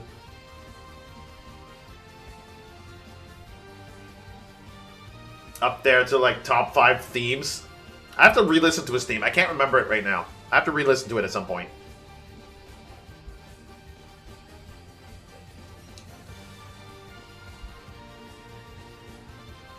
Who are we missing here? Why do I not have... There we go. Okay, so we'll go with Barry Caden. Or Caden? No, Caden. Barry Caden.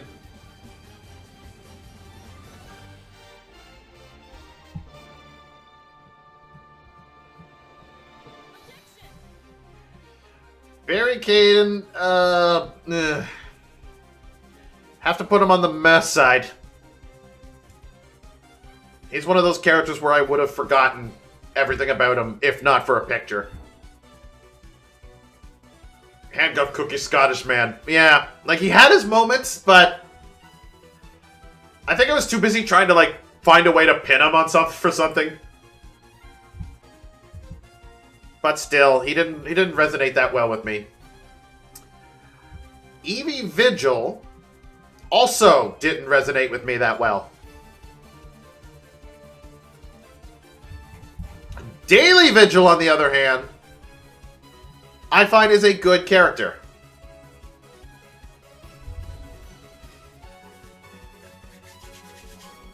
Like, Daily Vigil, I find, was a very good character.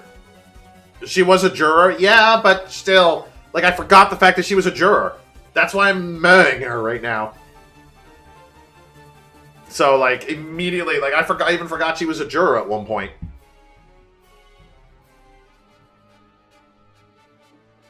But yeah, Daly was a very interesting guy. Very interesting character, and I do consider him a good character, even though I don't, like, place him on, like, my high end. Okay, this is just Daily Vigil in another... That's just gossip. Venus! Honestly, I do remember liking Venus. Like, there was a few moments of her, but I've got to put her on the low end of good. Venus is pretty, yeah. But I do remember liking her in some form or fashion. Her gimmick was not just fire, it was like firecrackers. Like, she would kiss them.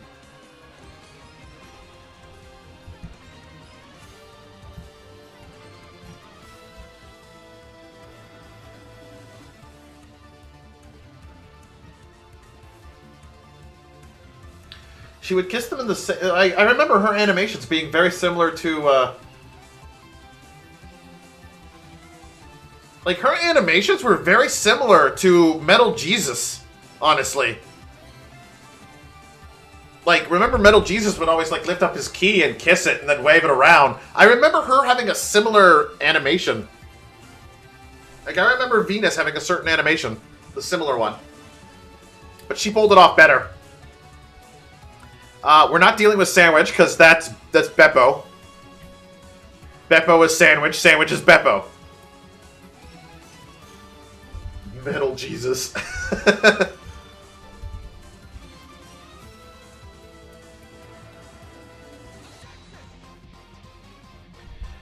Alright, well, we're missing a few characters here. A lot of these are just the jurors. I wouldn't be able to remember... Oh, that's because... This one has the jurors. They're at the bottom here. And I think the main reason why I don't have any of these jurors here is because they don't have any names. None of these have names. Like, the jury does not have any names. So, yeah, we'll deal with that first. But we got a couple more we got to deal with, and I think they're just, you know, they're not very memorable, but like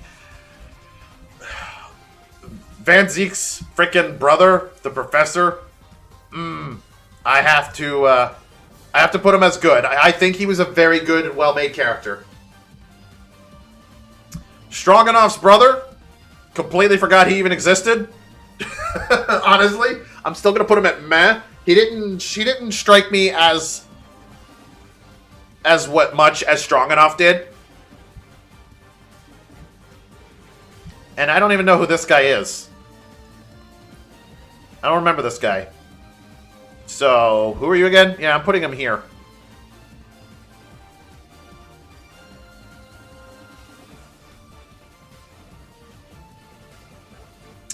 And then, from that point on, we're dealing with Professor Layton versus Phoenix Wright characters. But we go into the juror. Juror number 2, the maid. She was always like clean spot, yeah. Anything about these jurors that,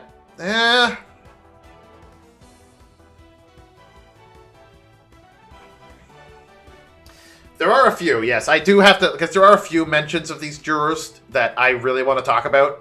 But for the most part, they're going to be like meh, because they're the jury. They weren't meant to be that memorable. Some of them were, though. For instance, the old guy. I like the old guy. I really liked him. Where am I putting you, old guy? I'm putting you, like, right over here. I like the old guy. Like, the first time you see him, he's just like, what did you say? What's that? You gotta pee? Yeah. But then the second time, when he comes back, he's a doctor, and he doesn't want to touch anything with his hands. So when he's giving his guilty verdict, he slams his face down on the desk, and that's what causes it to... I loved him. He was great. He was a funny jury member. The next one that I remember and really liked was this dude. Again, I think he was jury number 3. Where is... Yep, put him... The reason I like this guy is because he brought forth the whole look at the 2 pictures and cross your eyes thing. And that cracked me up. Like, he was the one who brought it forward. He was the one who taught everyone. And then everyone did it, except for Van Zeeks. Because Van Zeeks had the machine. And every time, it killed me. Even thinking about it now. Just the judge, just...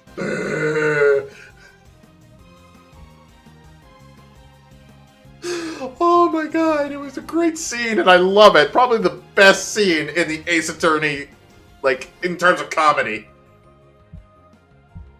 Oh.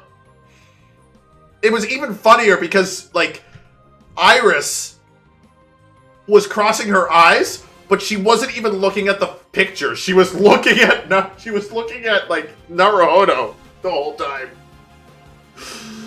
She wasn't even looking at the photos, and she had her eyes crossed. And it just doing that whole bling, bling, bling. Best scene ever, and it's all thanks to this guy right here. So I have to put him in like him.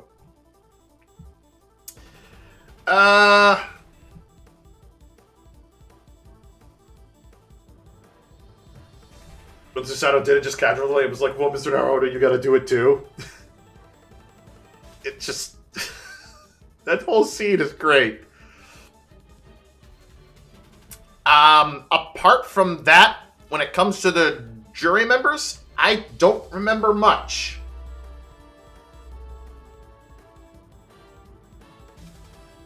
Who the hell's the big-headed guy? Which big-headed guy? They're all big-headed.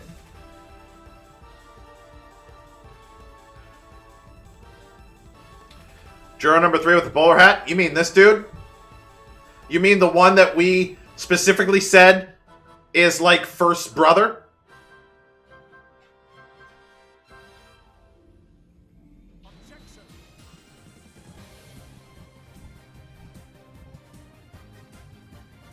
Well, I have to put them by... Like, look at that! Look at those two side by side. Look, you got first and you got this guy. Tell me they're not brothers.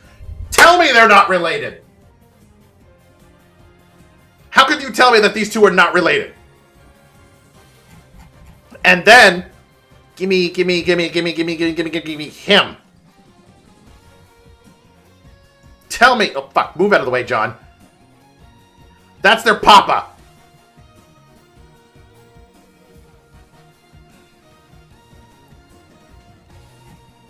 Who are you again, Tyr? Oh, yeah. Who's this big-headed guy? I don't remember him. I do not remember him at all.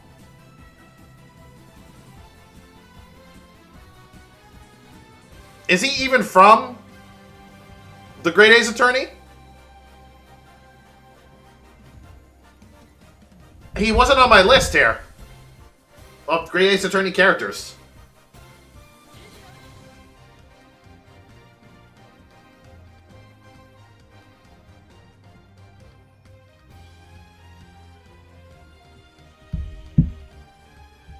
He must be. He's not from Layton. I know he wasn't from Layton because he was before like he was before another character from the Great Ace Attorney, so I knew he had to be from the Great Ace Attorney, but I do not remember him in any way, shape, or form.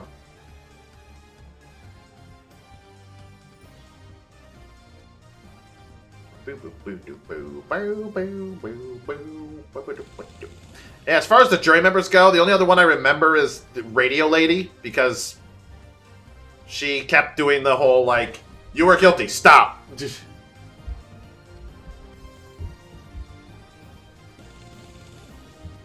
And, of course, Maid Girl. But they weren't around enough. Like, a lot of these jury members will be putting on to Who Are You Again?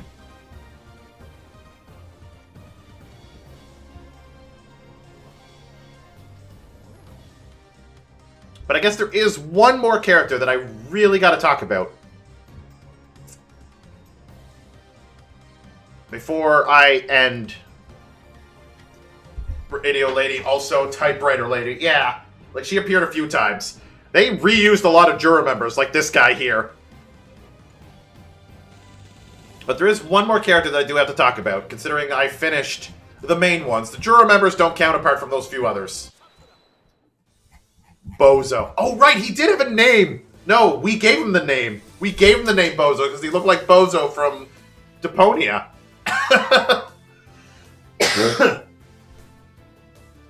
Yeah, we named him Bozo. Forgot about that.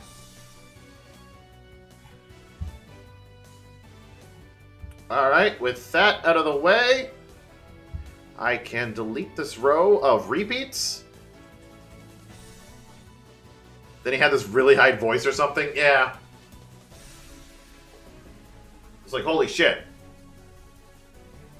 So, the last character that I have to talk about, I won't have a picture for him, but I'll be able to place them wherever I see fit. Who the hell is Rosalea? I don't know. Who is Rosalea? Why does that name sound familiar?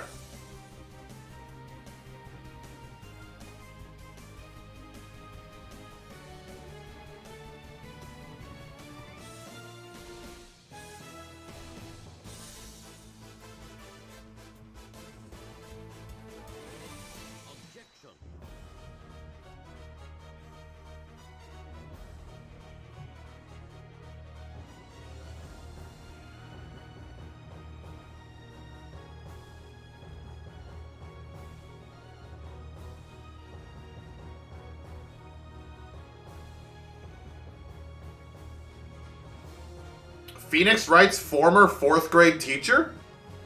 I'm sorry? They gave her a character? Yeah, part of the musical. Okay. Makes sense.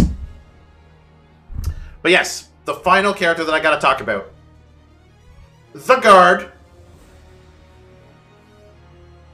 I gotta put the guard in. I gotta put the guard somewhere.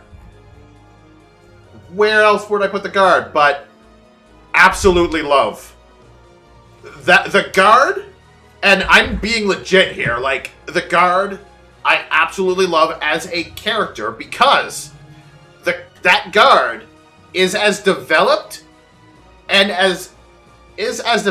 not developed as the player sees fit.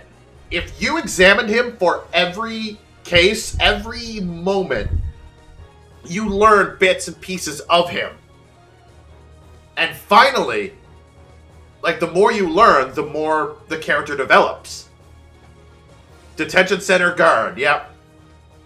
So that detention center guard is as like developed as you want it to be. That's what's great about him. In my playthrough, he was good at trivia, and Athena couldn't make him laugh. And he really loved Trucy's Magic Show. And he was hiding behind the camera to hopefully maybe get to sleep. Yeah, that's the guard for me. Maybe playing it for yourself, you've examined everything.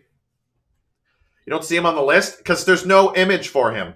You know what? We'll make it this guy. This guy right here.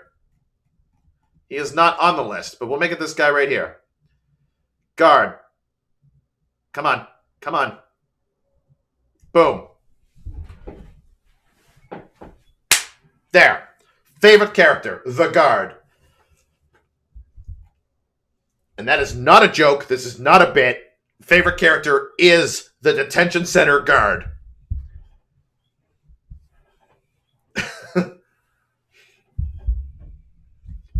Add a male character to the list.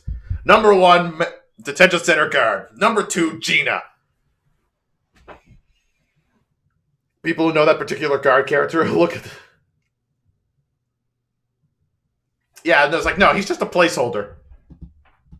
He is the best character, detention center guard. Hands down, best character. And that's it. We finally did it. I've ranked every character. It has been a journey with all of these characters. We've met them all. We've listened to their words. We've heard their testimonies. Almost 8 hours. I didn't think it was going to be this long. It shouldn't have been this long. I needed to go shopping today. But there you have it. I'll probably go more in depth when it comes to like my top 10 in a YouTube video or something. But otherwise, this is it. These are my favorite characters, my least favorite characters, and the ones I like absolutely hate. Paul. Paul is the least favorite character. Frickin' Paul. If there's anything you got from this, say that Paul sucks.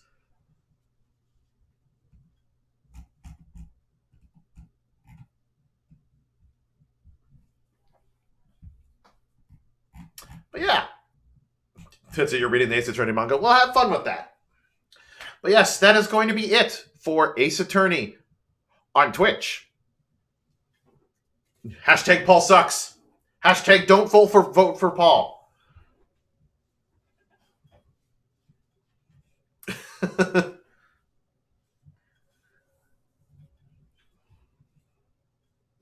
Hashtag Paul's okay, just don't let him be president. Vote for Guard. Yes! Guard for Prez.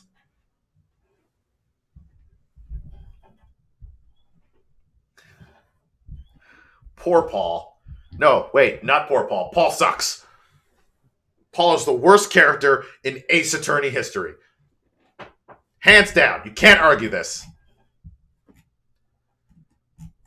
I will find the evidence.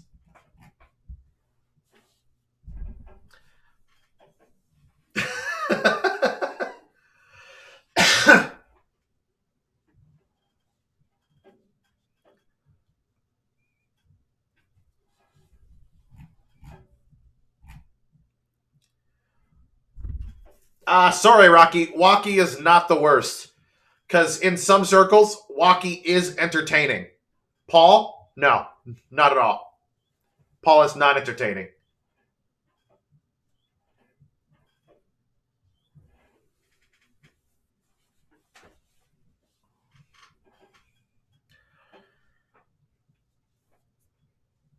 I'm pretty sure most people like Waki over Paul. But yes, that is going to be it. Thanks so much for joining me on this long and arduous journey of recapping all the wonderful characters, looking back on them, seeing them. All of the forgot about characters were all victims. Yeah, pretty much. That's the sad part.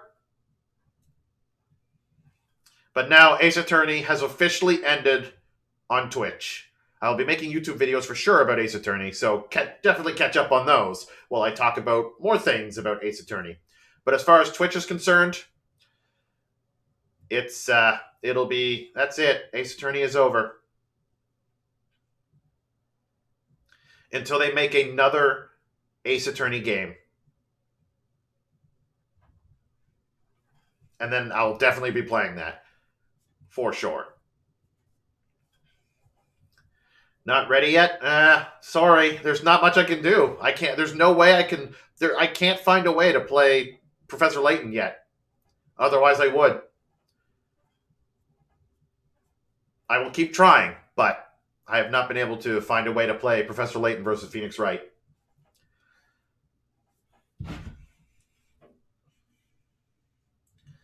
Let us see.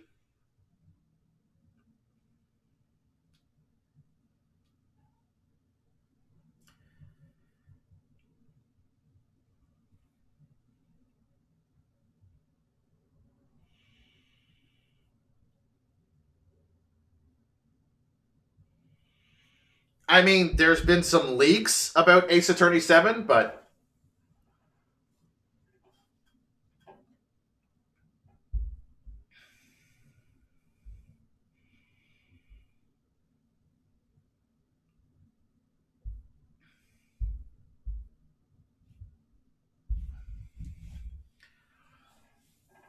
gotta rank my assistants. I can't do that. All of you have been like invaluable. I'll be ranking the Judical assistants maybe at some point, giving like my top 10. Spoiler alert: Maya's not in the top 3.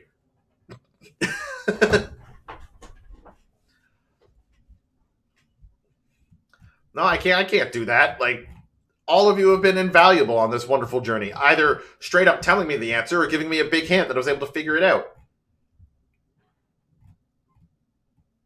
Like, what made this whole journey playing these games so magical is the fact that I, like, for some of the games that I was playing that I was seeing for the first time, it was also the first time some of you have also seen it.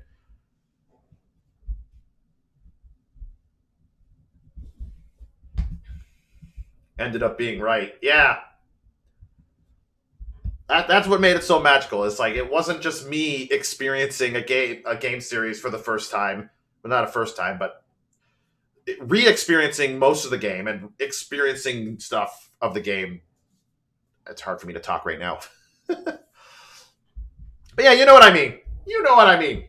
Yeah, I mean. But yes, that is it. Rethink a lot. The Ace Attorney series is a great series, and I hope they continue it for many years to come. I will be there to play it, and I will definitely need my lovely assistants to come and help whenever I need to solve a case. But until then, I'm going to be back tomorrow, probably with some Pokemon Brilliant Diamond, and then after that, I don't know, Dragon Quest 9 or maybe Mario RPG. It depends. And yes, thanks for watching, YouTube. If you watched through this whole thing, all freaking, what are we at? Like 8 hours? 7.5 hours, 7 to 45 minutes. Thank you so much, YouTube. Like, wow. Is the first Ace Attorney on DS? Yes. Phoenix Wright Ace Attorney was on DS.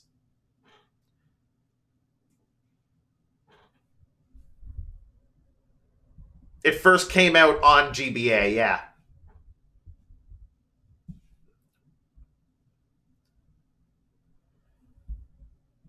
But yeah, the DS version had the fifth case, which the GBA did not.